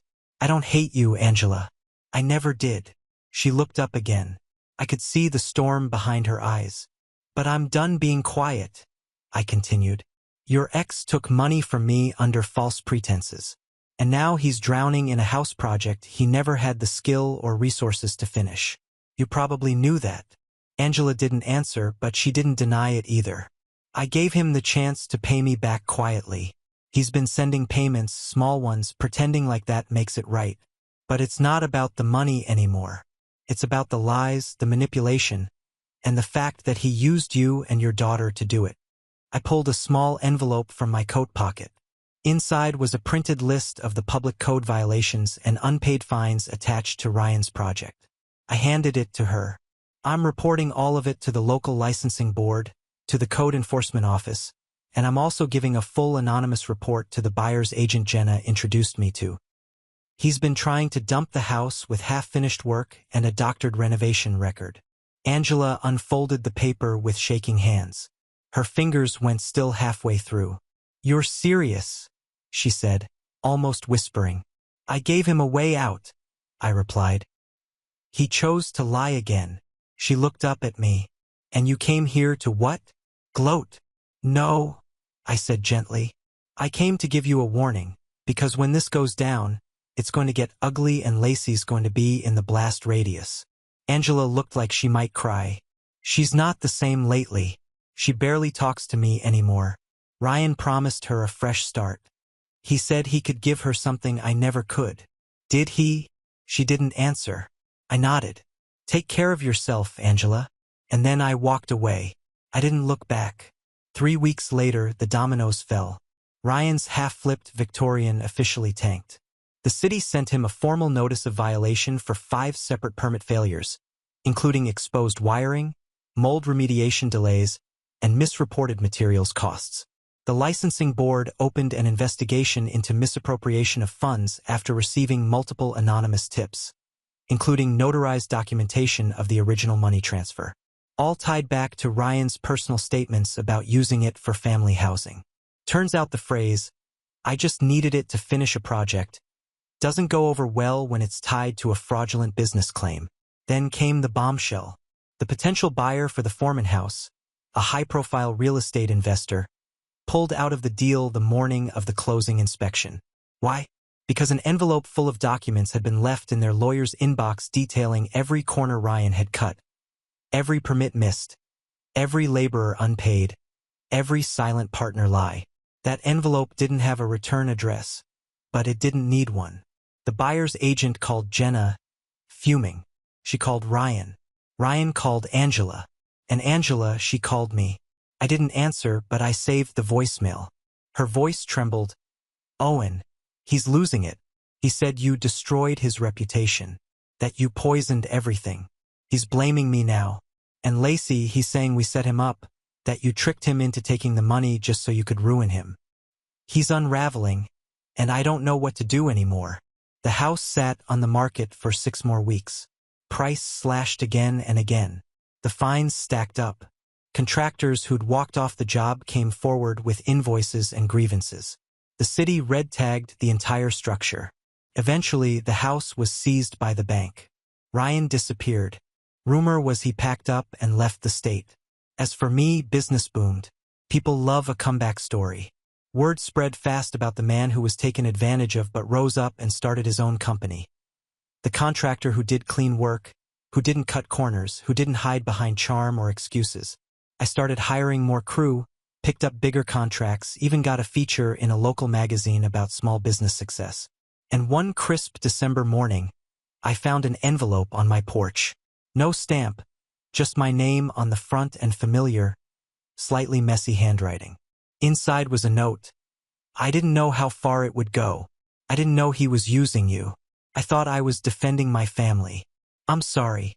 Underneath it was the original check, the one Ryan sent me, still uncashed. And scrolled in the corner in blue ink were 2 words, "Keep it." It wasn't signed, but I knew who it was from. And for the first time in months I smiled. Not out of victory, not out of spite, but because the silence finally was mine. The fallout came fast, like a storm nobody saw until the sky cracked open. After the house was foreclosed, Ryan tried to file for bankruptcy. But the paperwork stalled when the licensing board issued a formal inquiry into his remodeling business. Turns out he never should have been operating under that LLC to begin with. It was expired, unrenewed, and never insured. That opened the door for an avalanche of legal consequences. 3 unpaid contractors banded together to file a civil claim. One of them had injuries from a fall due to an unfinished stair install Ryan never reported. The court ordered a lien against anything Ryan still owned, which wasn't much. His truck was repossessed, his tools auctioned off, his name blacklisted from almost every reputable real estate and construction group in the county. Last I heard, he was living out of a rented basement suite 2 states away, doing odd jobs for cash. Still blaming everyone but himself. Angela stayed quiet through it all. After that last voicemail, she never reached out again.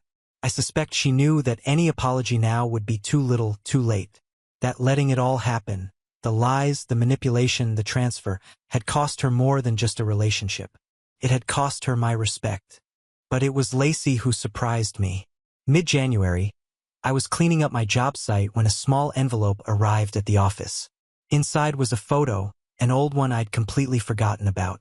It was taken during a camping trip we'd done the first summer I lived with them, just the 3 of us by the lake.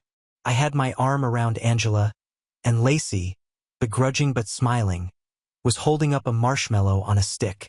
On the back of the photo, in small, neat handwriting, were 5 words. "I didn't know. I'm sorry." That was it.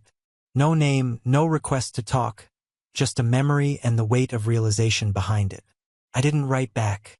I didn't need to, because this wasn't about reopening old doors. It was about closing them with grace. That spring, I bought my first investment property, a modest two-bedroom fixer in a quiet neighborhood not far from where it all began. I renovated it with my crew, took my time, gave it everything I'd learned about foundations, about boundaries, about how much you can carry before you finally say enough. I flipped the house 3 months later. The profit, exactly $10,000. The same amount they took from me. But this time, it didn't feel like a recovery. It felt like a clean slate, a second life earned the hard way. And as I stood on the porch of that freshly painted house, the sold sign swinging gently in the breeze, I let the weight of the last year fall from my shoulders and said goodbye to the ghosts still haunting the house I never should have called home. Because in the end, they didn't ruin me. They revealed me, and I'll never be quiet. Now on to the next story. Story 7. On my 28th birthday, I found out from Facebook that my family threw a surprise party for my sister. The caption said, "The only one who deserves celebrating." I commented, "Nice cake." My mom replied, "At least someone's worth baking for." I smiled. I replied, "Enjoy it while you can." That same night, I made one transfer and sent 2 emails. 12 days later, my sister screamed when her landlord called and said, "Your rent is canceled." On my 28th birthday, I got a Facebook tag while sitting at my desk eating leftovers. I wasn't expecting much, maybe a few HBD messages or a meme from Amanda, my sister. Instead, it was a full gallery of photos from what looked like a very expensive backyard bash. White tents, tables with navy linens, catering trays, a neon sign over the fence that said, Amanda Con 2025, and right in the center, a custom cake with her name in gold cursive. "To our star, Amanda." The caption under it read, "The only one who deserves celebrating." That was posted by my mom. There were 20-some photos, all smiling faces. My parents, Amanda holding a glass of champagne, her co-workers, even Uncle Rick and Aunt Laura made the drive-in. Not a single mention of my birthday, which was that exact day. I commented, "Nice cake."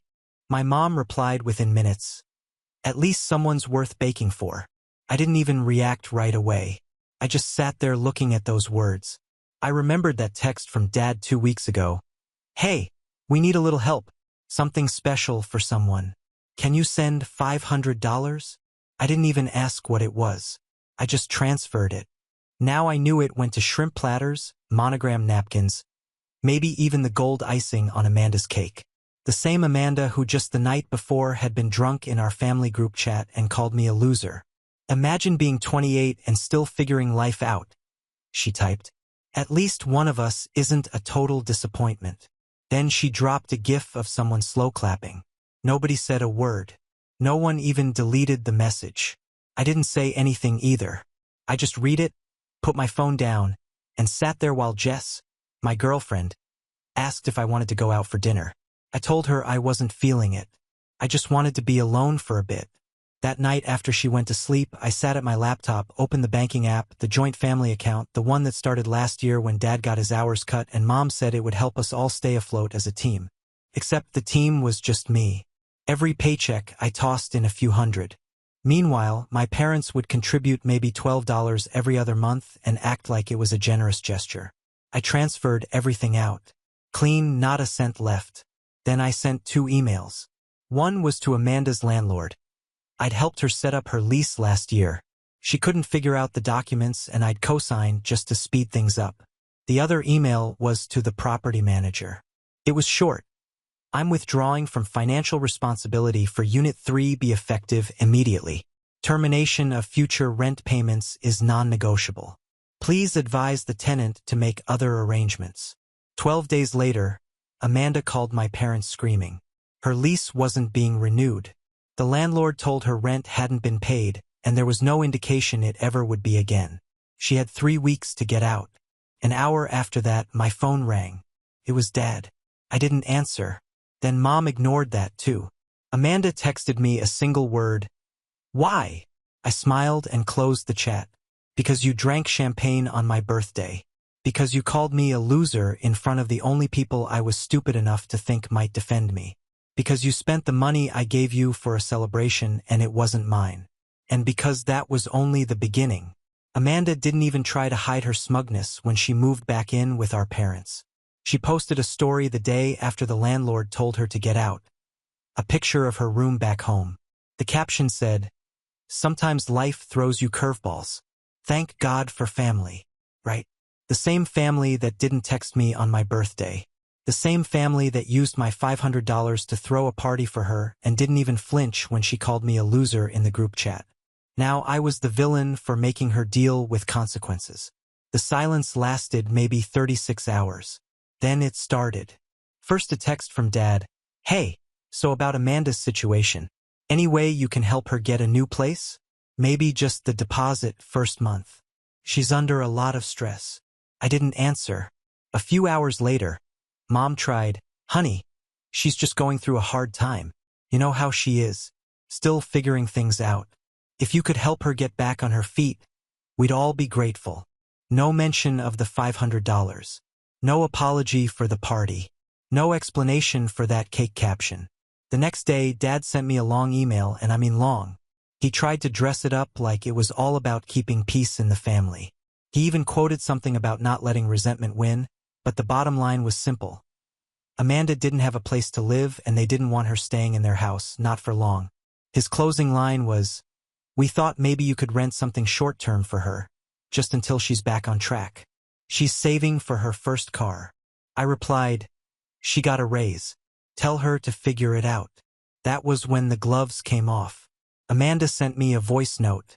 She said I was acting like a lunatic, that I was obsessed with punishing people. She actually said, "Just because no one cares about your sad little birthday doesn't mean the world revolves around you." She ended it with, "Grow up." Mom started texting Jess, my girlfriend. She sent her some saccharine message about hoping she's aware of what she's getting into, trying to make it sound like concern. Jess screenshotted it and handed me her phone. She said, "You ready to be done with this?" I was. That weekend, I told my parents to come pick up the rest of Amanda's things from my place. I kept some old boxes from when she moved out. Mostly stuff I should have thrown away. I told them this was the last time they'd be invited inside. My dad looked at me like I'd shot someone. My mom did her usual fake crying. Amanda didn't even come. She sent a group text saying, "Let me know when it's safe to go near Kyle. Wouldn't want to end up in a freezer." I changed every lock on my house that night. I had the locksmith rekey the garage too. I installed cameras front and back. I wasn't playing anymore. They stopped pretending after that. No more soft guilt, just public shots. My dad posted on Facebook about how it's sad when one member of your family lets money turn them into a monster. My mom commented, "We did everything for him. Everything." Amanda went on Twitter and wrote, "Imagine your big brother making you homeless and thinking he's the victim." Then came the last straw. They contacted Jess's mom, saying they were worried about Jess, that I'd become unpredictable. Her mom, bless her, just laughed and sent us a screenshot of the message, but I was done being calm. The next morning, I made an anonymous report. I knew exactly what to say, things I'd overheard growing up, things I wasn't supposed to remember about my dad's side hustle in the early 2000s. About the cash work he bragged about that never saw taxes. About my mom getting relief while pocketing money under someone else's name. I didn't even need to lie. I just pushed a few buttons and gave them something to look into. 2 days later, a car showed up at their house. Not unmarked, not subtle. My parents told the police I was delusional, that I was mentally unstable. My mom said I was inventing stories out of spite. The next day, I blocked all their numbers, changed my email, and shut down every way they could reach me. But I wasn't done. I had one more move to make, one that involved the money they still owed me. For months of Amanda's rent, I paid out of pocket nearly $5,000. They thought I'd forget. I filed the lawsuit the following Tuesday. I didn't file the lawsuit to win. I filed it so they'd have to show up. It was small claims. $5,000 even for Amanda's rent for months' worth, all documented. I had the bank transfers, the signed lease agreement, even screenshots from when Mom texted, Thank you for helping your sister out. She really needed that. They ignored the first notice. I expected that, but when the second one came and Amanda texted me, "You've got to be effing kidding me," I knew it hit. She sent another message 2 hours later. "You don't need that money. You're just bitter." No denial, no apology, just another reason why I was the villain. At the preliminary hearing, only Amanda showed up. No lawyer, just her with a folder she clearly printed the night before. She tried to say it was a gift, that I offered to help and was now just using it against her. The judge asked if there was any written agreement. I said, "No, just text messages and a bank record of me covering the rent in full each month." Amanda tried to cry, saying I was destroying the family. The judge asked her one question: "Did he ever say the payments were gifts?" She said, "He didn't say anything."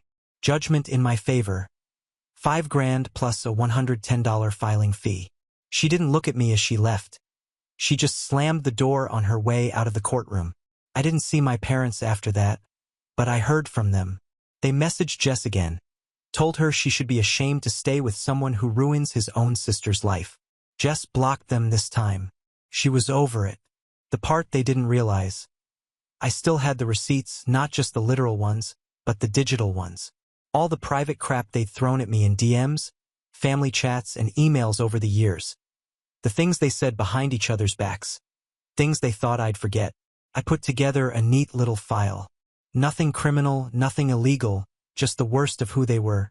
Their hypocrisy, their arrogance, the way they weaponized kindness and called it love. I sent it to everyone they knew.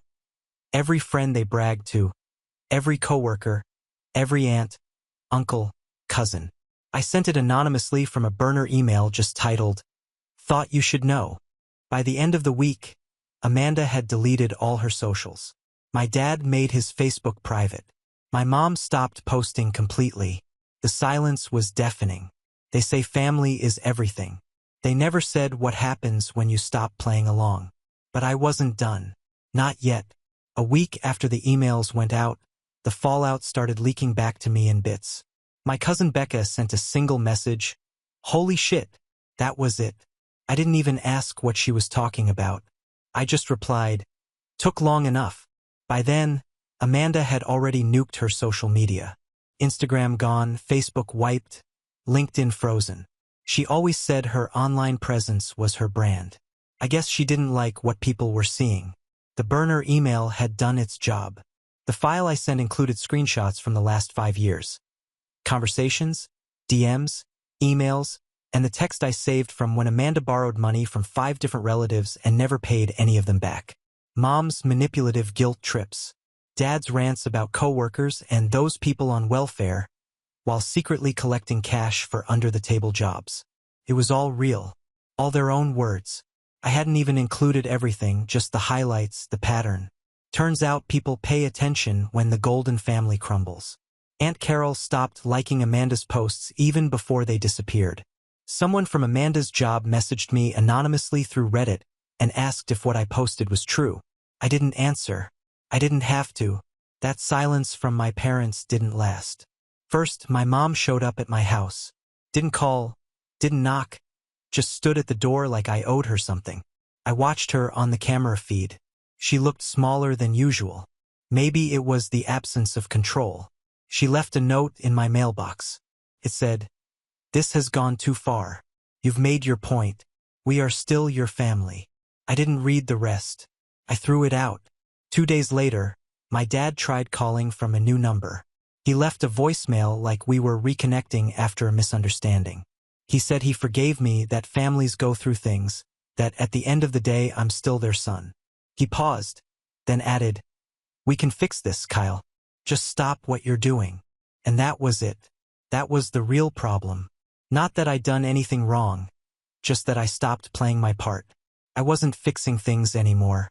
I wasn't covering rent or filling the silence with apologies or pretending Amanda's cruelty was just her way. I didn't burn the bridge. I just stopped holding it up. So I kept going. I reached out to a girl Amanda used to live with, Sophie. Back in college, Amanda bailed on their lease and blamed the whole thing on her. I'd remembered the drama. Sophie had posted about it on Facebook once, but it vanished the next day, Probably one of Mom's cleanup calls.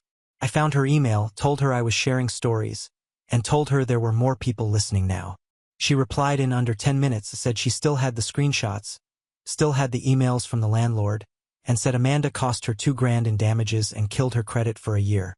I gave her a platform. I started a subreddit, private at first, then public. I titled it r/The Golden Child Files. I posted one story a day. Not mine at first, just Sophie's, then a cousin's, then someone Amanda used to work with. The thing grew fast. People who never met Amanda saw pieces of their own lives in it. The scapegoats, the forgotten siblings, the ones who did everything right and still got blamed for the fire. Amanda's name was never used directly, but everyone who knew her knew. Someone from her office messaged me on Reddit. Said people were whispering. She was coming in late, snapping at coworkers. HR had to pull her aside. I didn't even post that, just saved the message. I didn't need to twist the knife. I just let it sit there. Then I got an email from a law office. Subject: cease and desist. They didn't even use my full name, just a vague threat about defamation, reputational harm, and unlawful digital harassment. I printed it, framed it, and hung it in the hallway near the door. The caption underneath reads, Exhibit A. When the truth hurts. I wasn't done. Not even close. The cease and desist didn't scare me. It didn't even piss me off. It just made me laugh. These were the same people who taught me that life was a game of appearances. That what mattered most wasn't being good, but looking good. The same parents who told me to keep my mouth shut when Amanda got caught stealing in high school because it would ruin her college applications. The same ones who smiled through every holiday while quietly reminding me to let her have the spotlight. I learned manipulation from experts. I just never used it until now. The subreddit took off. People were messaging me daily with their own stories, not just about Amanda, but about their own families, their own golden siblings. It became a place for the forgotten to finally speak. I started moderating it less as a revenge platform and more like a support group.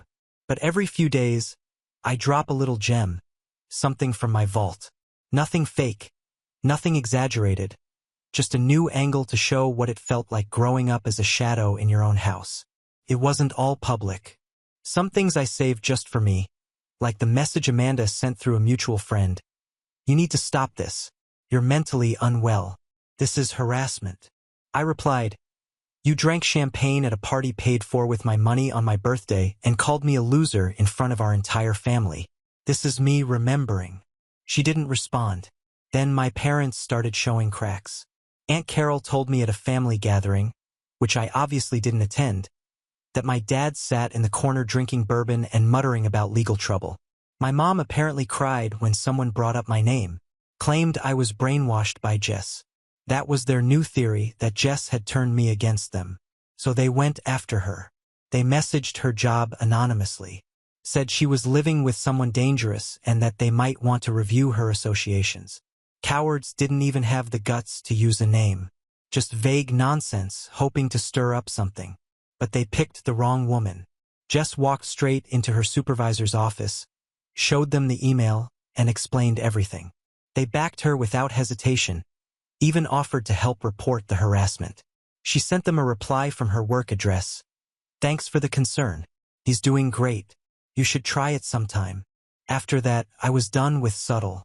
I pulled my last file, the one I'd saved from years ago. My mom's side hustle, fake invoices she used to run under a consulting company that never existed. They weren't even good fakes.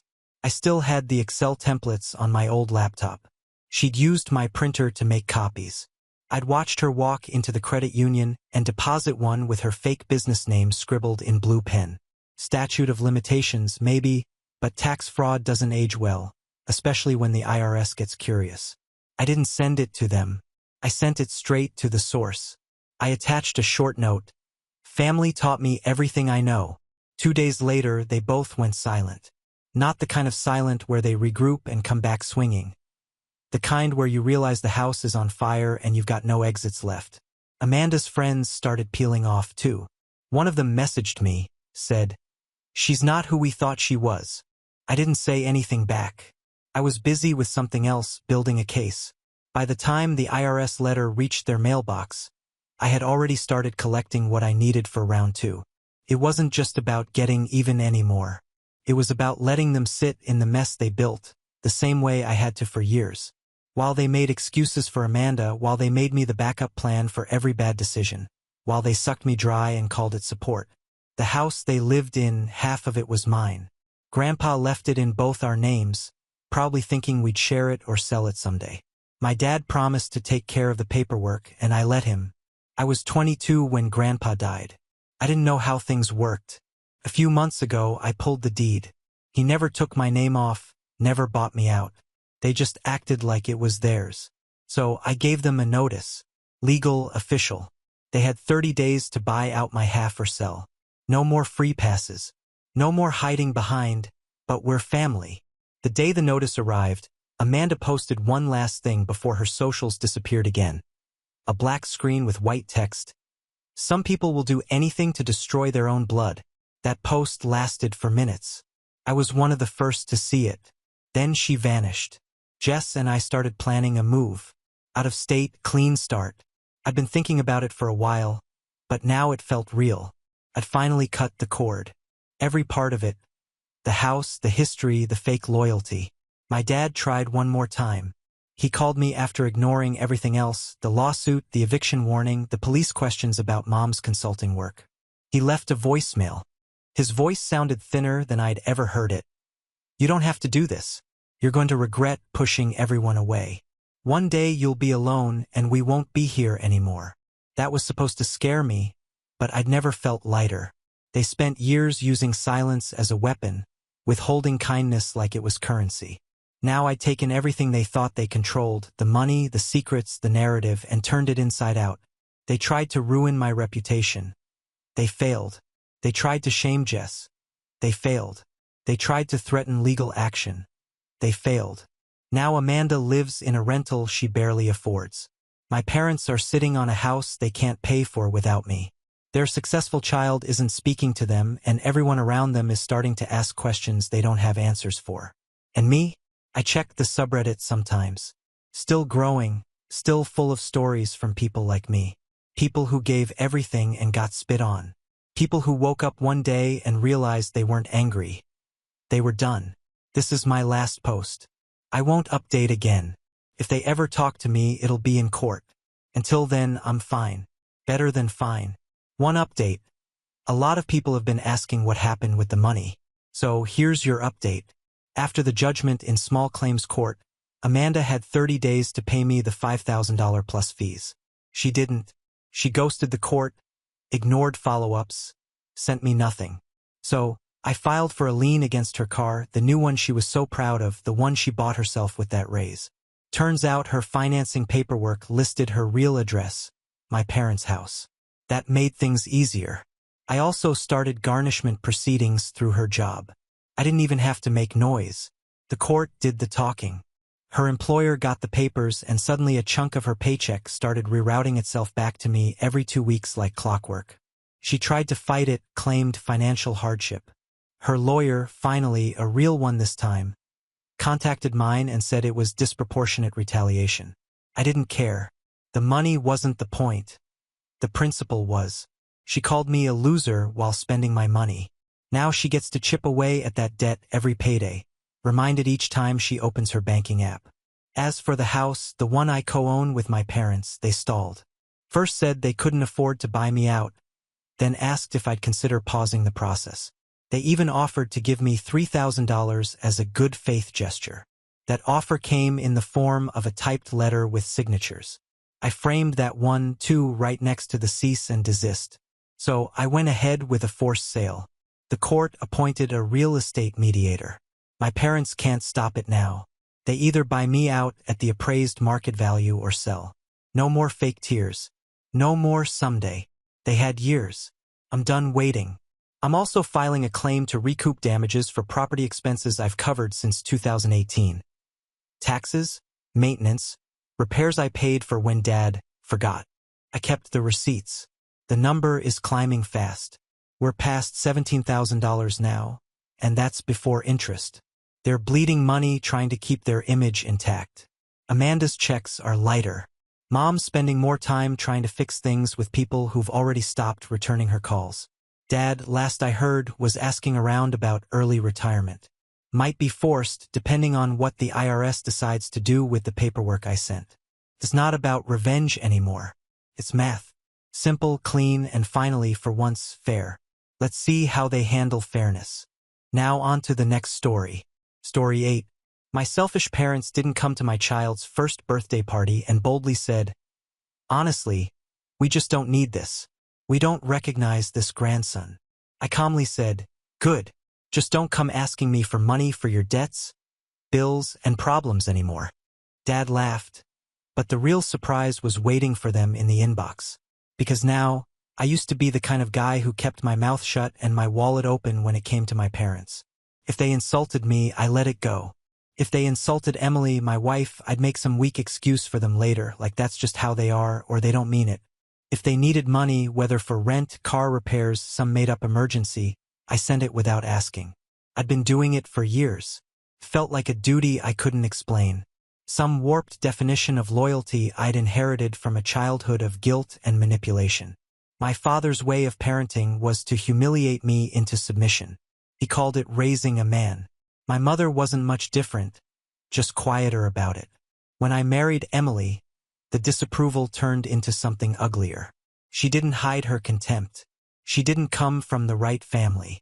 She didn't go to college. She worked in retail, and somehow that made her unworthy in their eyes.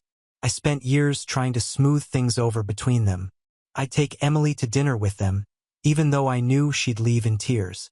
I'd brush off the comments they made behind her back, even the ones they accidentally said in front of her. I told myself I was just trying to keep the peace. The truth is, I was afraid to stand up to them. Emily never asked me to choose, but I saw the way she looked at me after each visit, like she was wondering if she was marrying a man or a boy who was still chasing his parents' approval. It wasn't until our son Leo was born that things really clicked. That first night in the hospital, when I held him, I felt this jolt of clarity. It was like I was looking at the one person I couldn't afford to disappoint. Not like my parents had failed me. Not like I'd failed Emily. Took a few months, but I began to change things. I stopped taking their calls when I didn't want to talk. I stopped sending money every time they hinted that they needed help.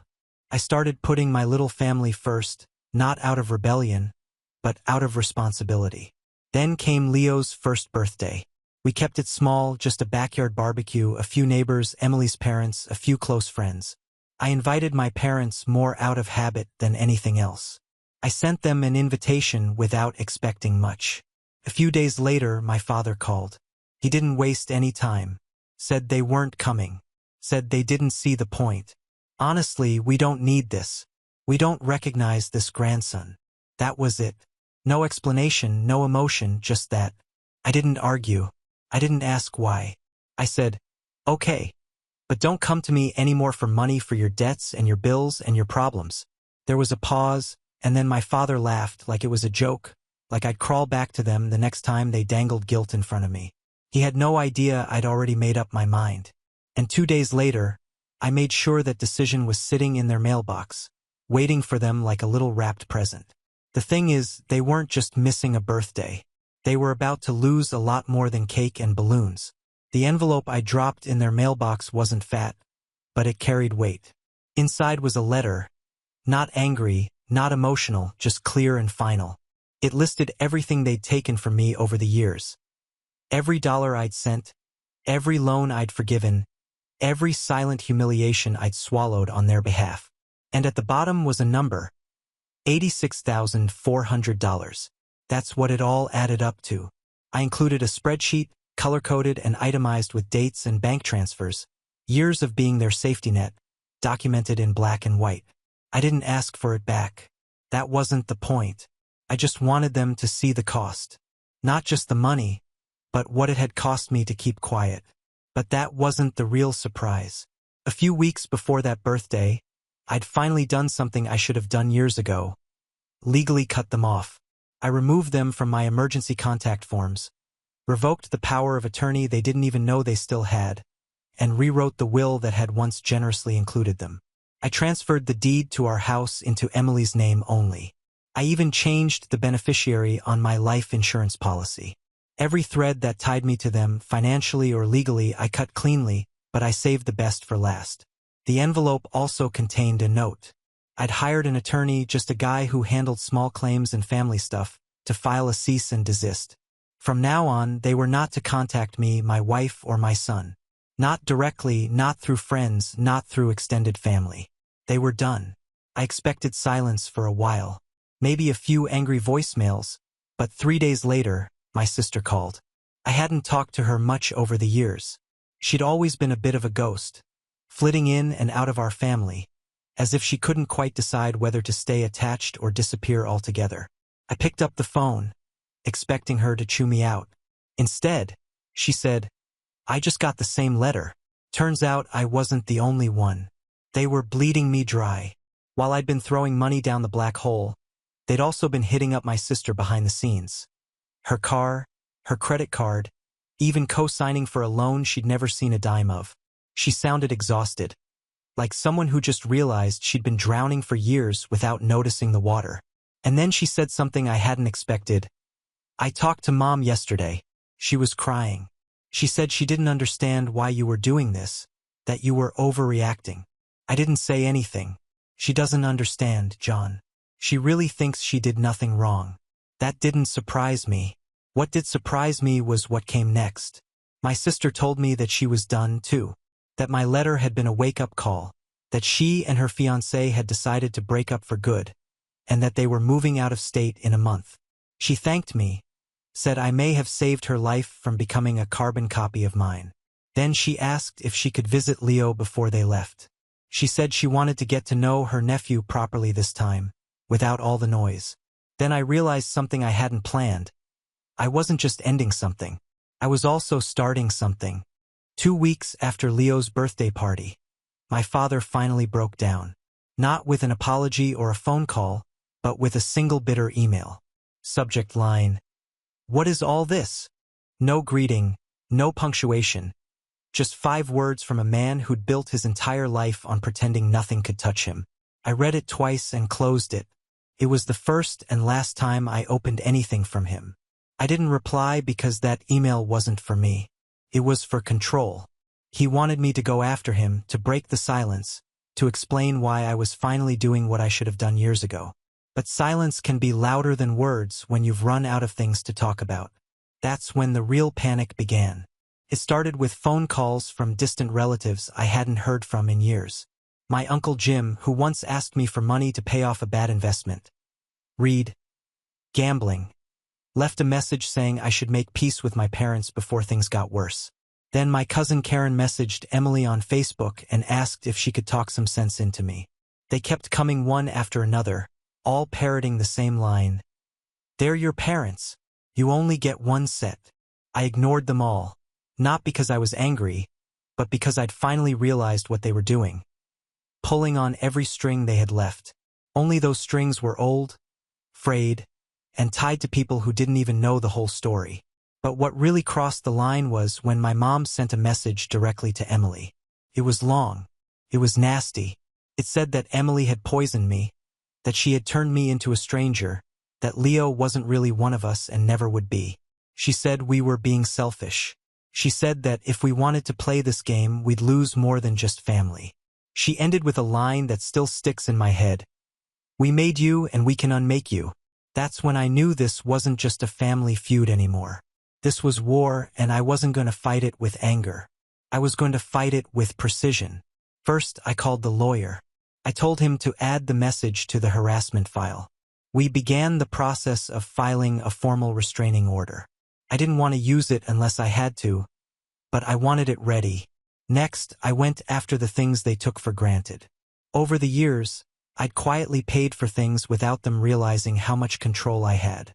The electric bill was in my name, so I canceled it. The gas bill gone. Their phone plan was part of a family plan I'd been paying for since college. I canceled it without warning. The loan for her old SUV? Still in my name. I called the bank and reported unauthorized use. The car was repossessed within a week. Then I dug a little deeper. Back in 2019, my father took out a personal loan in my name. He said it was for family emergency expenses, and I was too tired to fight it at the time. He signed my name, paid it late a few times, and when I found out, I just paid it off myself to protect my credit. But I kept the paperwork. And now, I filed an identity theft report with the lender and flagged the account for investigation. Within 48 hours, their bank accounts were frozen. All of them. Every dollar locked up while the fraud unit went through every transaction associated with that loan. I heard about this from my sister. She texted me, "What the hell did you do? They're freaking out." I didn't respond right away. Then I sent one sentence. I finally stopped protecting them. Apparently, they thought I'd never do that. That no matter what, I'd always be the backup plan. That I'd keep bailing them out, keep taking the abuse, keep pretending we were one big happy family. They didn't expect me to shatter the illusion. Now they sat in that sad little house with no heat, no phone, no car, and no access to their money. My mother tried to call from a neighbor's phone. She left a message crying and asking how I could do this to my own parents. Said they were scared, cold, that they couldn't even buy food. I didn't feel guilty. I felt awake, like I just stepped out of a fog that had followed me since childhood. Emily and I took Leo to the aquarium that day. We got ice cream. We laughed. It was the first time in a long time that I felt like a father instead of a son being pulled in two directions. That night, Emily looked at me across the table and said, "They're not coming back from this, are they?" I just shook my head because the truth was they were already gone. All I had done was finally stopped pretending they were worth keeping. When I cut off my parents, I thought it would end in silence. Maybe a few guilt trips, maybe some trash talk behind my back. I underestimated how deep their mess really went. And I wasn't prepared for what would happen when everyone else started connecting the dots. It started with Drew, my cousin. We'd barely spoken in years. But when my sister told him everything that had happened, how I'd shut them down, shut off the money flow, exposed the loan fraud, he reached out immediately. His first message was short, "I've been waiting for this." Then he sent me screenshots, messages from my parents going back years. My dad had promised to help Drew's mom refinance her mortgage after she lost her job. Instead, they took care of it by convincing her to sign over partial ownership of her house as collateral. The paperwork was real, but the help was fake. They never paid a dime. When she asked about it, they told her it was too complicated now, and she just gave up. Turns out I wasn't the only one. They were bleeding people dry. After Drew came Denise, another cousin. She called me out of the blue and asked me if it was true that I cut them off. I said yes. She laughed bitterly. She said, "It's about time somebody had some backbone." She told me how my father once convinced her to give him $10,000 from a small inheritance she got when her father died. Said he'd invest it for her, help her build a future. It disappeared. When she brought it up later, my mother accused her of being greedy and said she was disrespecting the family trust. She never saw a penny. And it didn't stop there. As it turned out, my parents had left a trail of burned bridges so long and quiet that no one thought to compare notes. But once I made my move, it was like everyone suddenly realized they'd all been played by the same people in slightly different ways. Even people outside the family began to reach out. A guy named Walter emailed me. He said he used to go to church with my parents. My dad borrowed $3,000 from him in 2017 after he claimed they were about to lose their house. Walter gave the money in cash. My dad promised to pay it back in 3 months. He never did. Instead, he stopped going to the church altogether, telling everyone that Walter was unstable and harassing him. Then came the real kicker. Drew's mom, my aunt, called me. She sounded calm, but there was a quiver in her voice that told me this had been building for years. She said, "Your mother stole from Grandma. I was in college when my grandmother died. I didn't deal with the estate stuff. I just assumed it all went to my parents." It turned out that my grandmother had left a small collection of heirlooms, some antique jewelry, old savings bonds, a coin collection. She had a handwritten note in a safe deposit box saying she wanted it to be divided between her children. My parents never told anyone. Cleaned up the box the week she died. Sold the items quietly. Told the rest of the family that Grandma hadn't left anything. That was when things changed. Drew's mother called a lawyer. Denise filed a civil suit. Someone else in the extended family, a guy I barely remembered from reunions, reported her for elder financial abuse. The case was reopened. I learned from my lawyer that my parents were now under formal investigation. Nothing criminal yet, but the bank had closed every joint account they had, pending an investigation. Then the church they'd been involved with got wind of everything. My parents weren't just members. They were visible. My mother helped run events, organize donations, plan outreaches. She was the face of community support. But someone inside the church dug into the records, found missing money, found receipts that didn't match deposits, found my mother's name on too many things that didn't add up. She was quietly asked to resign. Then her landlord contacted me. He said my parents had listed me as a financial guarantor without my permission when they renewed their lease. I sent him a notarized statement disavowing any association and provided the fraud documents. Their rent immediately went up because their application had to be reevaluated. They couldn't afford the new rate. Later that week, I heard from a neighbor. My parents were having a garage sale. Not for extra money to survive, they sold my dad's tools, my mom's jewelry, old furniture, even the TV. The people they used to impress now watch them from across the street, wondering how the tidy couple with the perfect son could have fallen so far. They didn't fall. They were dragged down to earth by the very people they had lied to, used, and manipulated. It was like watching a building collapse in slow motion.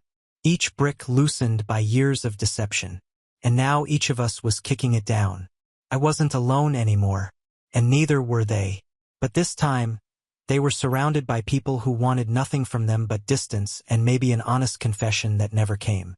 In the end, there was no more noise, no phone calls, no emails, no messages relayed by cousins or neighbors or false concern wrapped in guilt. Just silence. I didn't know silence could be so satisfying. My parents had officially burned all their bridges. Drew blocked their numbers after receiving a letter from their new lawyer, a half-baked attempt to guilt him into dropping his lawsuit. Denise followed up her civil suit by sending the whole story to a local news site that was doing a quiet expose on small family fraud and inheritance abuse. They didn't use names, but anyone who knew my parents knew exactly who it was. My sister, she left town with her fiancé just like she said she would. I helped her pack as we were closing up the truck. She said, "It's like they finally shrunk. Have you ever noticed that? They seemed so big when we were kids." I knew exactly what she meant. We'd been raised to think of them as towering figures, untouchable. Now they just looked small, tired, petty, exposed. Their house was on the market within the month. They couldn't keep up with the rising costs on their own. Utilities were past due, the car was gone, and they were scraping by on what little was left. The savings they once bragged about, gone. The church, the community, even their old friends, they had all backed away. They weren't victims. They were just finally standing in the aftermath of the storm they had caused. I didn't think about them much after that. Life went on. Leo started walking. Emily's business continued to grow. And I found a different kind of energy. I stopped feeling like I had to apologize for putting my own family first. I stopped looking over my shoulder every time I said no to something. One night, a few weeks after the dust had settled, Emily and I were cleaning up after dinner. Leo had gone to bed early, and it was just the two of us in the kitchen. I was stacking plates when she said, "You're not the same man I married." I turned around, a little shaken, and she just looked at me. "You're better, stronger." She didn't smile. She wasn't making a joke. She said it like it had been on her mind for a while. I didn't say anything right away. I just stood there with a damp plate in my hand, my heart pounding harder than it should have. I wanted to tell her how much it meant. I wanted to say that I had tried so hard to change, and sometimes I still felt I hadn't done enough, but I couldn't even speak. She left the kitchen and turned off the light, and I stood in the dark for a few seconds. It felt stupid to get choked up over something like that, over one sentence. But I'd spent my whole life trying to please people who treated me like a tool, like a walking ATM with no thoughts or boundaries. Here I was, quietly acknowledged by the one person whose opinion actually mattered. And the crazy part, I wasn't even going to tell anyone. Not Reddit, not my friends, not even my sister. It wasn't that I was ashamed. It just felt sacred, like something I'd earned through blood and silence and hard choices. Something I wouldn't cheapen by turning it into a headline. For the first time in my life, I wasn't looking for approval. I was proud of who I was. Not just because I stood up to my parents, but because I stopped letting other people define what it meant to be a good man. I had a wife who saw me. I had a son who would grow up knowing how a man is supposed to behave, who would never have to wonder if he was second to someone else's ego. And I had peace, real, solid, nothing to prove peace. Not everyone gets that. Not everyone escapes the gravity of people like my parents. But I did. I didn't win by fighting. I won by walking away and meaning it. It had been 4 months since I'd cut off my parents, and I had no intention of writing again. Everything felt settled, calm. We moved on, Emily and I. Leo was walking now, babbling nonstop, and we were busy doing life stuff, normal, peaceful stuff. But then something happened last week. Something I didn't expect. I received a letter in the mail. Handwritten, no return address. The handwriting was familiar, but at first I couldn't place it. I thought maybe it was from one of the older relatives. I opened it while standing by the mailbox. It was from my father's father. My grandfather, the one I hadn't seen since I was a teenager. Here's the kicker. I thought he was dead. Turns out he wasn't. He just left. The letter was short, direct, no sugarcoating. He said he'd heard through someone in town that John finally broke the chain. That was the phrase he used. Then he wrote, I left when your father was an adult because I couldn't undo what I had already done. I watched him become the man I used to be, and I didn't know how to fix it. I stood in the driveway and read this over and over. He said he'd lived out west quietly, never remarried, just disappeared from the family. He never reached out because he didn't think he deserved to, but he heard about what had happened, about everything falling apart. And he said he hoped I wouldn't disappear like he did. He said it meant something to him that someone had finally stopped the cycle. And he ended with this. If you ever want to talk, I'd like to meet the man who did what I couldn't. I didn't know how to respond. I still don't. I haven't written him back yet. I told Emily and she just looked at me and said, It's up to you now. Not them. She meant my parents. The ghost of who they were. All of them. I still don't know if I'm going to answer. Maybe I will. I might not. But it threw me for a few days. Not in a bad way, just it opened a door I thought was closed. It made me wonder how deep this all really goes. How long these cycles have been rolling through our bloodline. But here's what I do know. I have a chance to make it different. Leo doesn't know any of this yet. All he knows is that his dad is home, his mom is smiling more, and we dance like idiots in the kitchen on weekends. He'll never have to write a letter like this to his own son. That's what matters. That's what I hold on to. But yeah, unexpected chapter. And I don't think it will be the last. Now on to the next story. Story 9. At family dinner, Dad announced, We decided to go to Europe without you.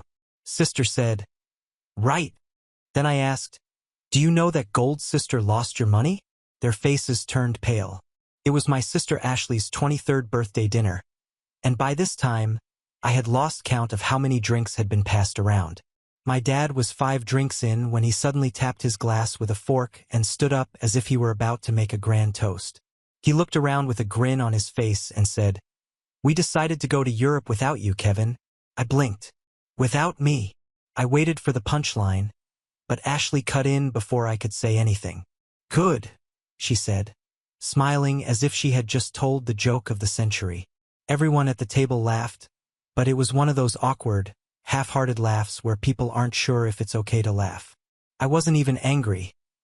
Honestly, it was just another reminder that I was always the odd one out. It wasn't the first time this had happened. My parents had taken 4 big trips in the past few years, and I had never been invited. I always made excuses, work schedule, whatever. But this time I wasn't in the mood to pretend, so I laughed too, which caught everyone off guard. I leaned back in my chair and asked, What money do you plan to use for this trip? Mom and Dad exchanged confused looks. What do you mean? Dad asked, the grin fading from his face.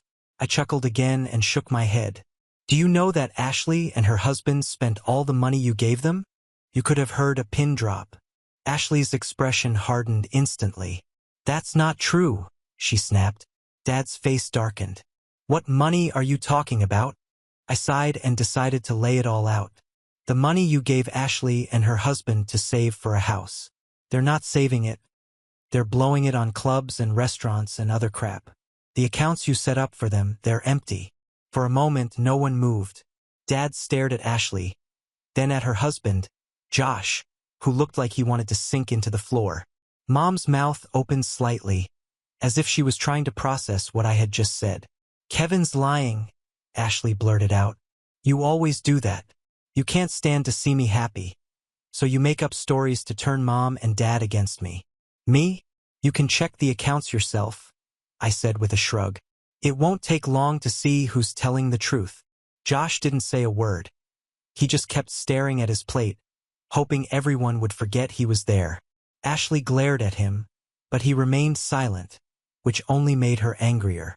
And just like that, the fight exploded.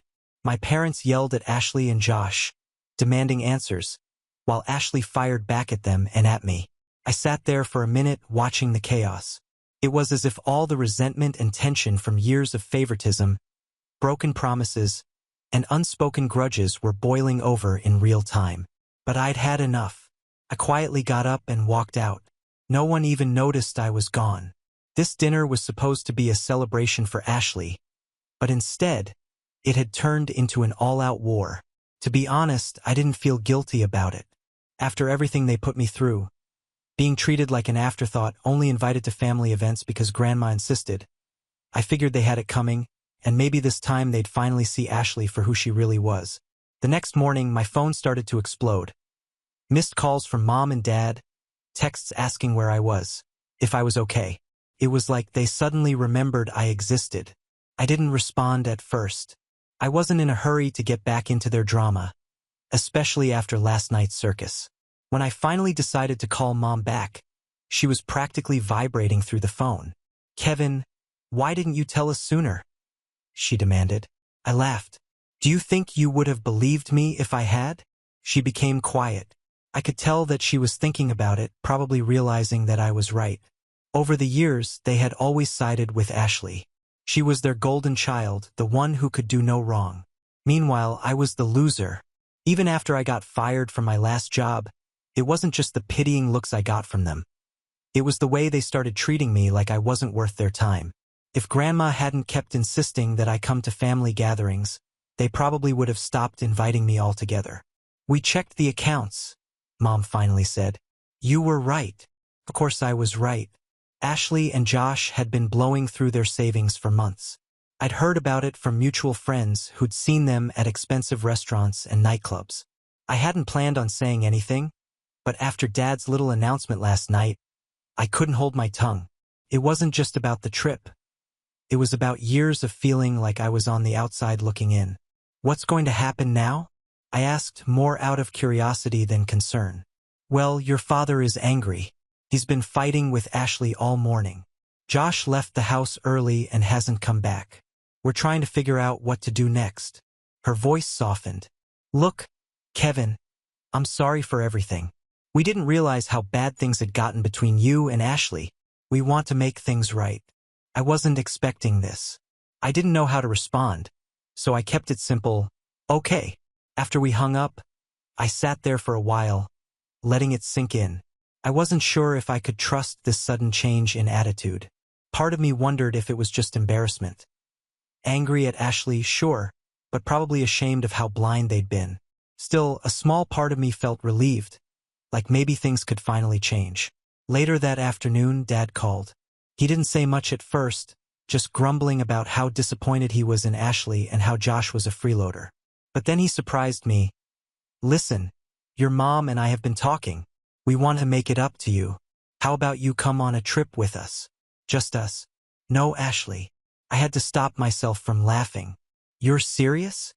"Yeah, we were thinking of taking a road trip up the coast. Something simple just to spend some time together. We owe you that much." This was definitely new. A year ago, the idea of my parents inviting me on a trip, just me, would have been unthinkable. And here they were, trying to make things right. It felt strange, but also somehow satisfying. like all those years of being overlooked were finally paying off. "I'll think about it," I said, trying to sound casual. "Good, let us know," Dad replied before hanging up. I knew this was far from over. Ashley wouldn't go down without a fight, and I doubted Josh would stick around much longer, especially now that my parents were turning against her. But for the first time in a long time, I felt like I had the upper hand. It wasn't about revenge. Okay, maybe a little bit, but it was more about finally getting some recognition. They couldn't ignore me anymore. The next day, I got another call, but this time it was from Ashley.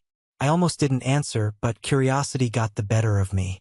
I figured she would either apologize or yell at me. It was always one or the other with her. "You really think you're hot now, don't you?" she hissed the second I answered. I sighed. "What do you want, Ashley?" "You had no right to bring that up in front of everyone," she said. "You ruined everything. Josh is pissed. My husband might leave, and Mom and Dad won't stop interrogating me. All because you couldn't keep your mouth shut. Maybe you should have thought about that before you spent all their money." I shot back. "This isn't my fault, Ash. You did this to yourself. You think you're better than me? You've been unemployed for months. You're basically living off Grandma's charity. The only reason they invited you to dinner was because she begged them to." "That's true, but I wasn't going to let her see it." "Funny how you're the one who's broke now, not me," I said. "Good luck explaining that to Mom and Dad." She let out a frustrated growl and hung up. Typical Ashley, always trying to shift the blame to someone else when things didn't go her way. I figured that was the last I'd hear from her for a while, but I was wrong. Later that day, Mom called me again. "Kevin, can you come over? Things are escalating." "Escalating? How?" "Josh packed up his stuff and left. Ashley is in a bad place right now. She's saying some disturbing things." I hesitated. Part of me wanted to stay out of it, but I couldn't help but feel a little guilty. I didn't want anything bad to happen to her, no matter how much we clashed. "I'll be there soon," I said. When I arrived at my parents' house, the atmosphere was tense. Ashley was in the living room, pacing and ranting about how everyone was against her. Mom and Dad were sitting on the couch, looking exhausted. Josh was nowhere to be seen. "Are you happy now?" Ashley spat as soon as she saw me. "Josh left because of you. Josh left because he doesn't want to face Mom and Dad," I replied. "Don't put that on me. You don't understand anything," she snapped. "You think I'm just some spoiled brat. But I've been under so much pressure. Josh has been unemployed for almost a year. We didn't want to tell anyone because we knew you'd judge us. That took me by surprise. I had no idea that Josh was unemployed. So why didn't you ask for help instead of spending all that money? We thought we could handle it ourselves. We thought things would turn around, but everything went downhill, and now I'm the bad guy." It was the most honest thing I'd heard her say in years. For a moment, I almost felt sorry for her. But then she added, "And of course, you couldn't wait to kick me when I was down." "That's not what this was about," I said, shaking my head. "I just wanted Mom and Dad to see the truth." "Yeah, well, congratulations. Mission accomplished." Before I could answer, Dad stood up and said, "Enough. We've all made mistakes here, but this fighting is not helping anyone. Ashley, you have to take responsibility for your actions, and Kevin, you're not off the hook either. We should have been there for you when you lost your job. We're a family, and we need to start acting like it." It was a rare moment of clarity from Dad. He was usually the last person to admit a mistake, but I wasn't sure how much of this family unity speech I believed. Too much damage had been done over the years. Still, it was a start. After a tense silence, Ashley finally muttered, "Whatever," and stormed off to her old bedroom. I stayed a little longer and talked to Mom and Dad about everything that had happened. They seemed determined to make things right with me, which felt strange after being treated like an outsider for so long. But I wasn't going to make it easy for them. They'd have to earn my trust again. As I was leaving, Dad stopped me at the door.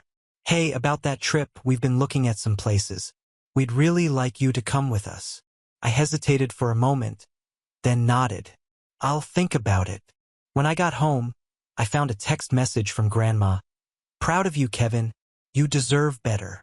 It hit me harder than I expected. She was the only one who'd always been in my corner, and now, for the first time, it felt like my parents were finally coming around. But I knew it wasn't over. There were still a lot of cracks in our family that needed to be mended, and Ashley, I had a feeling her problems were just beginning. I didn't expect to hear from Grandma so soon after everything that had happened, but she called me early the next morning. Her voice was calm, but there was a sharpness to her tone that I hadn't heard in a long time. "Kevin, I thought you should know what happened to your sister," she began. I sat up, already feeling a sense of dread. "What did she do this time?" Grandma sighed. "She came over late last night. She was drunk and angry at me for always supporting you. She said you had turned Mom and Dad against them, and it was all my fault for coddling you." I wasn't surprised. Ashley was always obsessed with being the golden child, and after last night's explosion, she must have felt like her image was crumbling. But what Grandma said next took me completely by surprise. She tried to threaten me. "Kevin, can you believe that?" "Wait, what do you mean, threaten?" "She said if I didn't make things right, she'd tell everyone I was losing it and try to get control of my finances. She said she would convince your parents that I was no longer fit to live alone." I was stunned. "She said that?" "She did." Grandma's voice hardened. "But she didn't expect me to fight back. I told her that I would not be blackmailed by my own granddaughter. I warned her that I would call the police if she didn't leave." "Did she leave?" I asked, feeling a knot of fear form in my chest. "Not at first. She tried to bluff me, said I wouldn't dare. But you know me, Kevin, I don't play games. I called the cops right in front of her.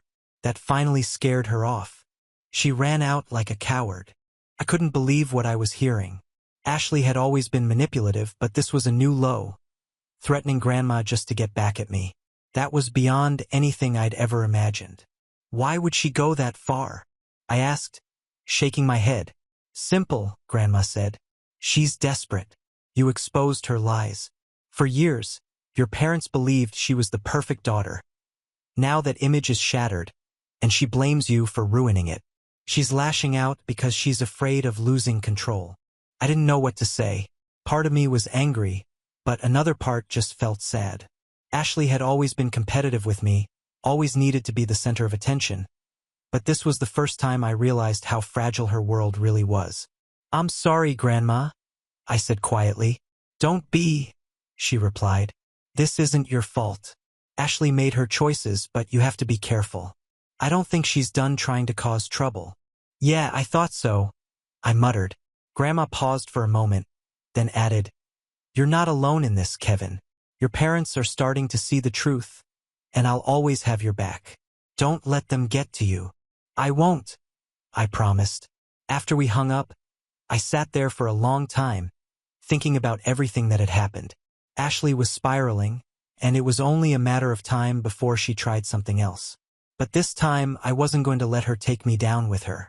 After the incident at Grandma's, word spread fast. I didn't need to tell Mom and Dad anything. Grandma had already filled them in, and that was the final straw. My parents cut Ashley off completely. No more money, no more support. They stopped taking her calls, blocked her on everything, and made it clear that until she took responsibility for her actions, she wasn't welcome in their lives.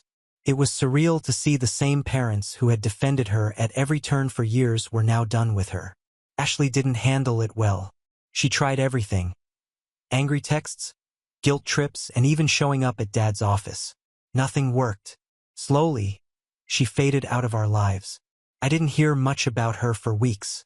Josh, meanwhile, officially moved out and filed for divorce. He wasn't a great guy, but I guess even he had reached his limit with her. I figured Ashley was probably couch surfing somewhere, biding her time until she found a way to claw her way back.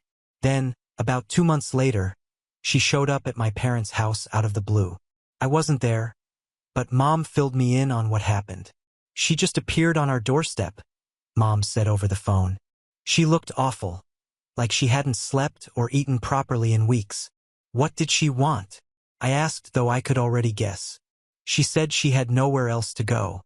She begged us to let her stay, just for a while. Said she was ready to start over and fix things. And we told her no." I was honestly shocked. "You really turned her away?" "Yes. Your father and I agreed we couldn't enable her anymore. We told her she needed to take accountability for everything she'd done to us and to you, and until she did that, she couldn't stay here. How did she take it? Not well, Mom admitted. She got angry, accused us of abandoning her, said we were brainwashed by you and Grandma, but we stood our ground. Eventually, she left. I let out a breath I hadn't realized I was holding. For once, my parents had put their foot down. It was weird. Part of me felt bad for Ashley. She was my sister, after all. But another part of me felt vindicated. She had always gotten away with everything, always been the favorite. Now she was finally facing the consequences. What do you think she's going to do now? I asked. I don't know, Mom said softly. I just hope she figures things out.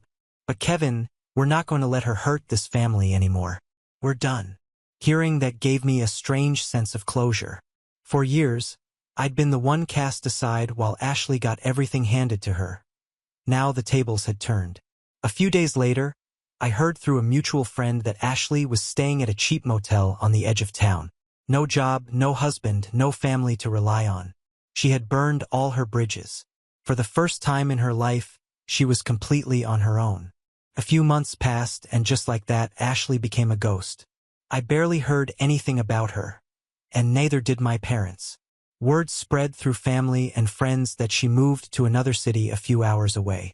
No one knew exactly where, and honestly, no one seemed eager to find out. It was like everyone finally saw her for what she was. A manipulator who couldn't handle not being in control. As for me, things actually started improving. Mom and Dad were making a real effort. We spent more time together, had normal conversations without the usual tension, and even talked about the things that had happened over the years.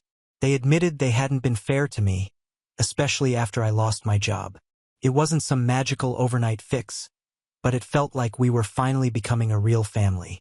The road trip Dad had mentioned, we actually went on it, just me and my parents. It was weird at first.